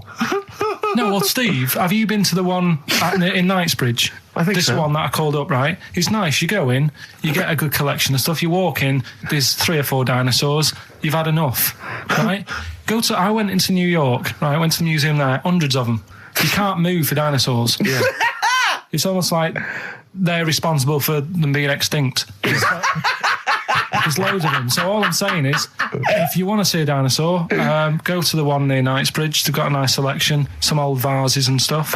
It's worth going. So, Karl, you're a second-time buyer, aren't you? But yeah. Bought one in Manchester.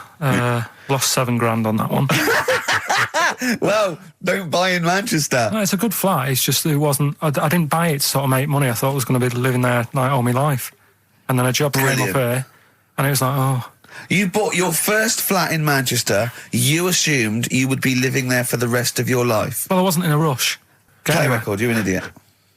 Hang on a minute. So have you got a property portfolio? Have you got the 2 houses now? No, I've got rid of that one. Oh, you sold that one? Got this at flat. £7,000 Got loss. this flat. I'll tell you something that is interesting. Hold on, though. What? £7,000 lost. Yeah. It's a flat in Manchester, but it could only cost about 8 grand anyway.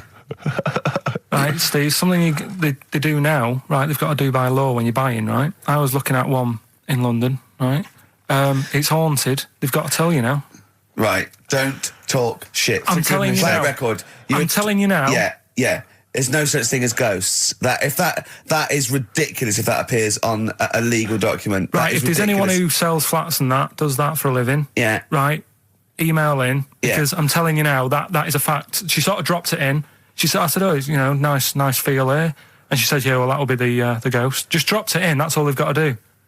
And then I was like, what? And they went, oh, yeah. That's what I've got to do, is it? So that's the legal thing. Did you drop it in? So in court you go, did you drop it in? Yeah, I dropped it in. Play a record, you're an idiot.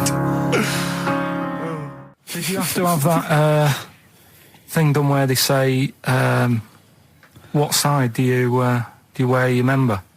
What side you dress? They don't say what side you wear your member. That would hardly be a euphemism, would it? So they say, what side you dress, sir?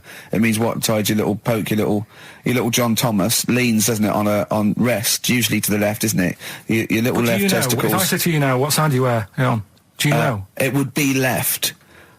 It would be the left. That's what I mean. If standing there, right, with nothing restricting it or holding it in or holding it up, right, it sort of leans, your one ball is sort of like slightly back and lower, isn't it?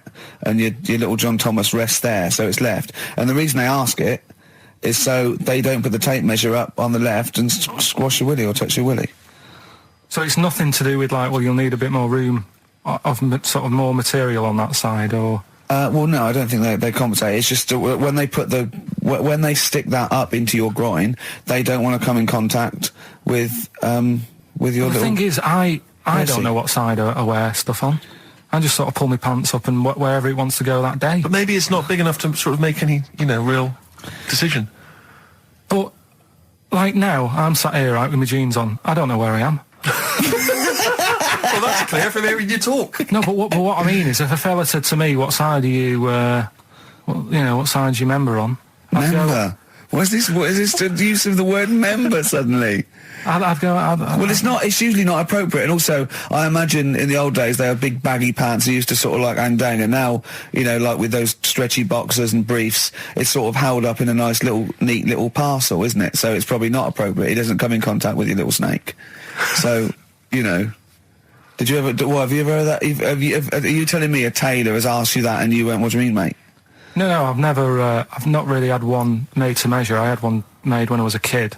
But since then, I've sort of bought a suit off the hook.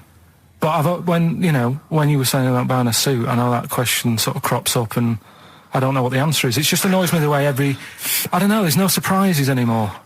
Do you know what I mean? People know. What do you mean? He's going to go, right, I'm going to measure you now. Which side shall I measure? Go, well, pot luck, go on, have a look. Right, there you go. Oh, you got it. You checked me out. What do you mean there's no surprises anymore? What are you talking about?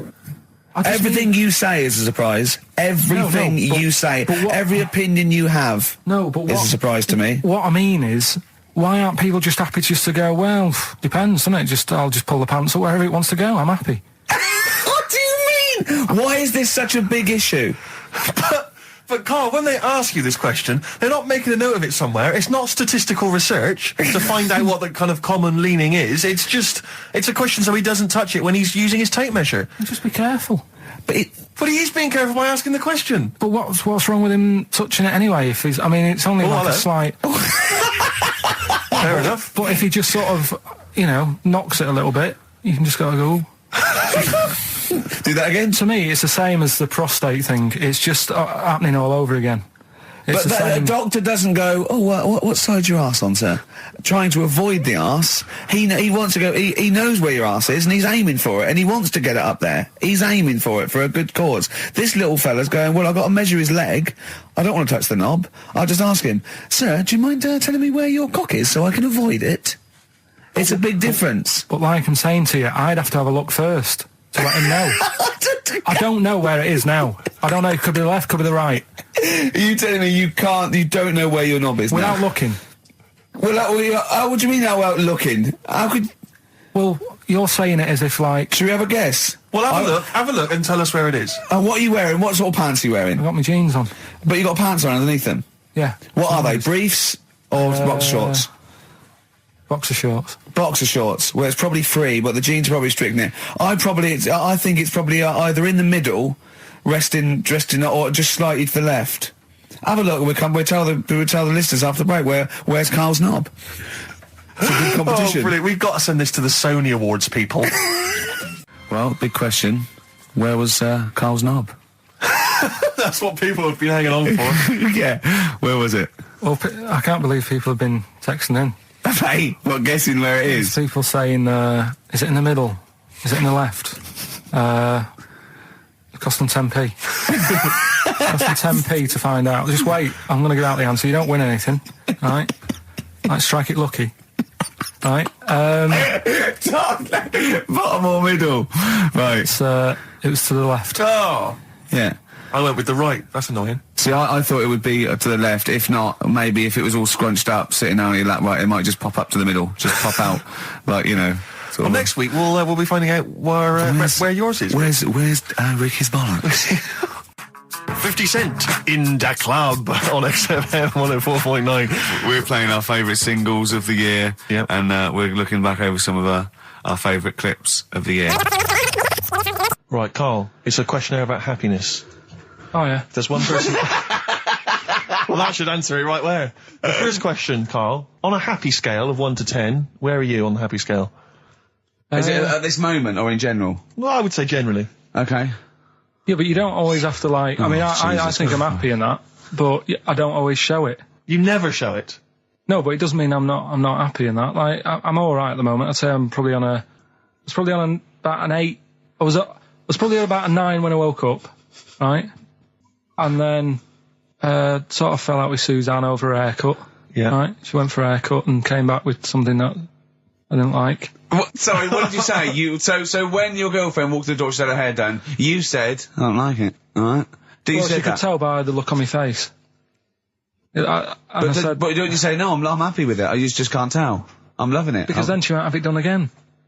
Oh, Karl, I just cannot get over you. I really can't. No, but you haven't seen it. Right?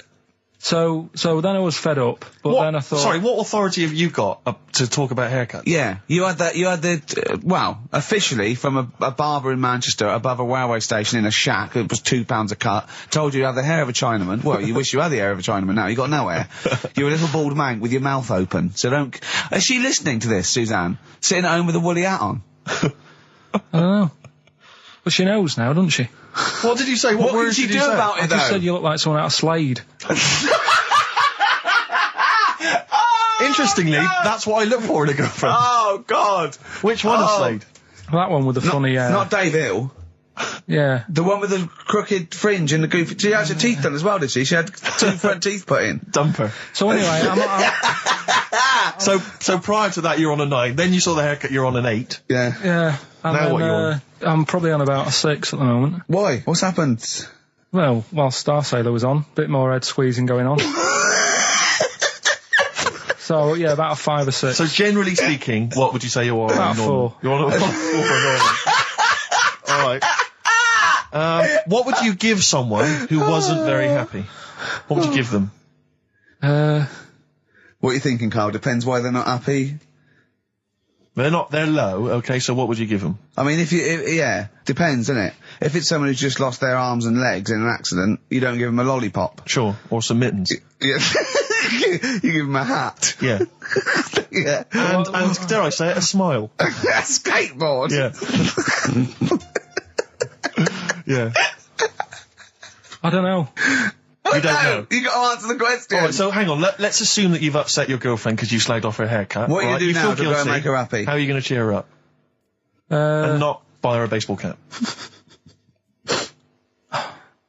I don't know yet. I haven't thought about it because I've got this to sort out, haven't I? So when I get home, get her some gel or something. Oh, God!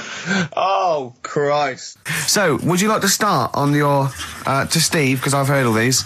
We won't do them all. Well, we'll start off with the Mr. Freeze. Tell Steve the story of Mr. Freeze. This is the first time he nearly died. This is the most serious of the lot, really. So, what it was, do you know, like, don't know if your mum and dad did the same thing, but, like, they do the weekly shopping on like, a Friday. Yeah. So when you got to Thursday, there wouldn't be much stuff left in the cupboard. It'd just be like, you know, your Jacob's crackers and stuff like that. So when they'd been to the supermarket and they came back, I was like, you know, what's that saying? Like a pig in... You know, I loved it. It was like loads of food coming in, loads of biscuits. What is that saying? He nearly said pig in shit. Right. Is that the saying? Yeah. Right. So yeah, all this food comes in. Thank God he didn't. Otherwise, he'd have been in trouble. That's true enough. Because he's culpable for our actions because Exactly. he's the producer. So technically, that twat's in charge. Go on. Right, so anyway, there's loads of food, and I'm like, oh yeah, look at this, and chocolate biscuits, and penguins and stuff. Bacon. And bacon. Just in case, you never know. So anyway, my mum and dad's putting the food away. Me and our kid are like, he's already grabbed something, gone back upstairs. It's like feral children. It's like a quest for fire. And then they run upstairs. What did he just sit under the bed, gnawing at some sort of pig's trotter? So I saw, do you remember Mr. Freeze Pops? I do, yeah. So they're kind of like popsicles, icicles. Yeah, but really long, like a foot long, right? Yeah. So I thought, I'll have one of them. So I grabbed it. Went for the nutritious stuff first. Absolutely. And like my mum and dad are putting this stuff away and what have you. And I rip it open and knock it back. Right, straight away, just right back like Swallow that. it straight away, yeah. But it went down the wrong way, right? So I was down your shirt? So I was like, oh God, I can't breathe. And my mum and dad didn't even know what I'd ate. Do you know what I mean? I ate it so quick. Yeah. And I'm sort of tapping my mum on the back, going, and she's going, oh God, he's choking again, because I was always choking. If it was one thing, I don't know if I've got like a small throat, but I mean, even Ricky knows I can't drink that much, can I? Yeah. Do you know, or eat pebbles. I'm not a quick drinker. I'd always, I think I'm scared of like swallowing stuff. Yeah. And it was like bottle tops and mint imperials and stuff. I was always choking on stuff. Oh, jeez. So anyway, she's going, oh God, what's he picked up on it now? Drop it. So, hit his nose with a stick. So I was going, I'm choking. At this point, my dad had I think he'd put his share away, his food away, and he'd gone. His share, I love it. Yeah. He'd gone to watch Winner Takes All or whatever in a lounge, and I was in the kitchen, and I was starting to I didn't care anymore. Do you know what I mean? I just got to that point where I wasn't struggling anymore. You just thought, I'm done for. I just was falling to the ground. And my mum's going, get in here, I think it's serious. And my dad comes in and sort of starts shouting at me, saying that's what you get for being greedy. He didn't even know what I'd eaten. Well, it was the moment to teach you a lesson, certainly. So he's there like that, and my mum's going, oh, look at him, and my lips were going purple, and my eyes were rolling into the back of my head. You look like Marilyn Manson. And so anyway, she grabbed me from behind and did that fireman thing. The Heimlich manoeuvre. Yeah. And, winded me. And it came up, and I was all right. What, the whole popsicle came flying back out? You see, that's what I don't understand, because there was nothing there. No, just a little bit. No, it swells up, doesn't it? Because it irritated it. So it went down your sort of like your epiglottis. It went down the wrong way, it went into your air canal instead of your throat, and it sort of spasms, and that's the fear. You just got to calm it down and relax. So in time, I would have been all right. Yeah, anyway. you don't. Well, no, you might have. So that's so hang on. One. No. But the weird thing is, for 3 days after that, I felt like a sort of a special person. I went to school. I'm saying nothing. I did full days. A special needs person. Yeah. I went to school the next 3 days after that. I didn't wag it or anything. I did full days. I love that. 3 days, turn over. Exactly. After 3 days, you thought, screw it. Yeah, did a quick history exam. Yeah. Right, next one. Weird. That's popsicle. That's popsicle hell, we'll call that. So we're looking into animals that we get rid of. I've spoken to someone about snails. I've spoken to someone about jellyfish and that. And looking at cockroaches today. She's an expert. She's just not just some random person. No, she works in a museum, a good museum. I said I'd give it a plug. It's the one near Knightsbridge. It's got dinosaurs and that in it. It's worth seeing. Natural History Museum. Yeah. So, It's not sure. He's not sure. This is what happened.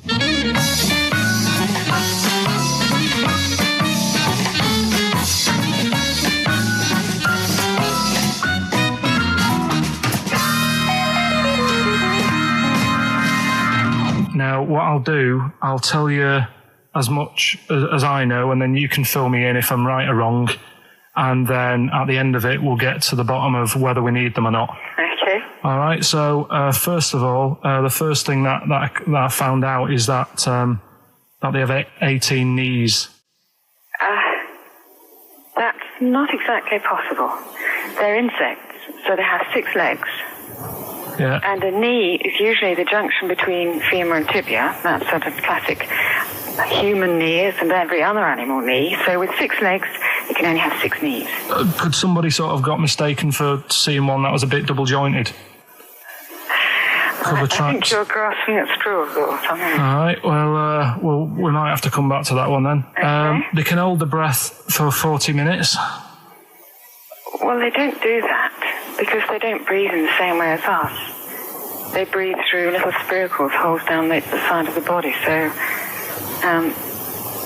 no, they're not a very apt simile because the method of breathing is so different.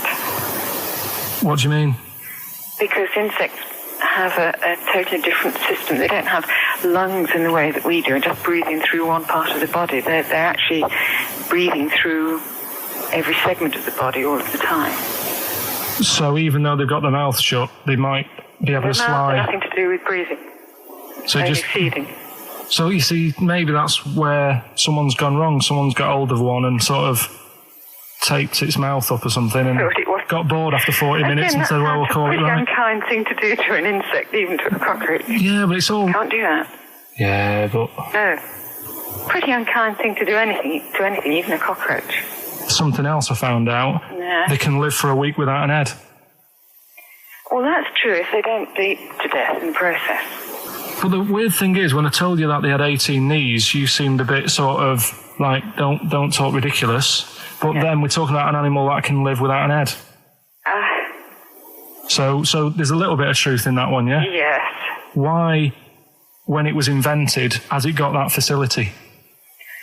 Say if someone said to humans, we could do that with humans, and, you know, if you lose your head in some accident, it gives you a bit of time to sort of go back to your family and maybe write them a note. You won't be able to have a chat, but write them a note saying, it was my own fault, and it was nice knowing you. Oh, well, that would be a useful facility, I agree. But cockroaches are great survivors. I mean, they've been around for over 300 million years. They're one of the most primitive insects. All right. Well, I've also... is it true that they do a lot of resting? Apparently they can sort of rest for 75% of the time. Rest? Yeah, they just sit about doing nothing. It's probably true of a vast proportion of the world's fauna.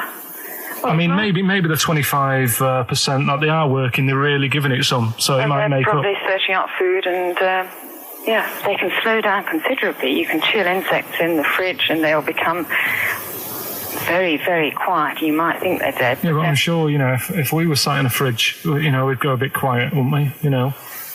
Well, you might not know much about it, of course. Yeah, but... You're not quite reading the right sources. Well, I've been using the internet. I'm sure there are many useful sources that you could find there, but some of those seem to have been a little misleading to you. So you don't agree with a lot of what I've told you there? No. So cockroaches, can we get rid of them? No. So we're keeping them then? I would say so, yeah.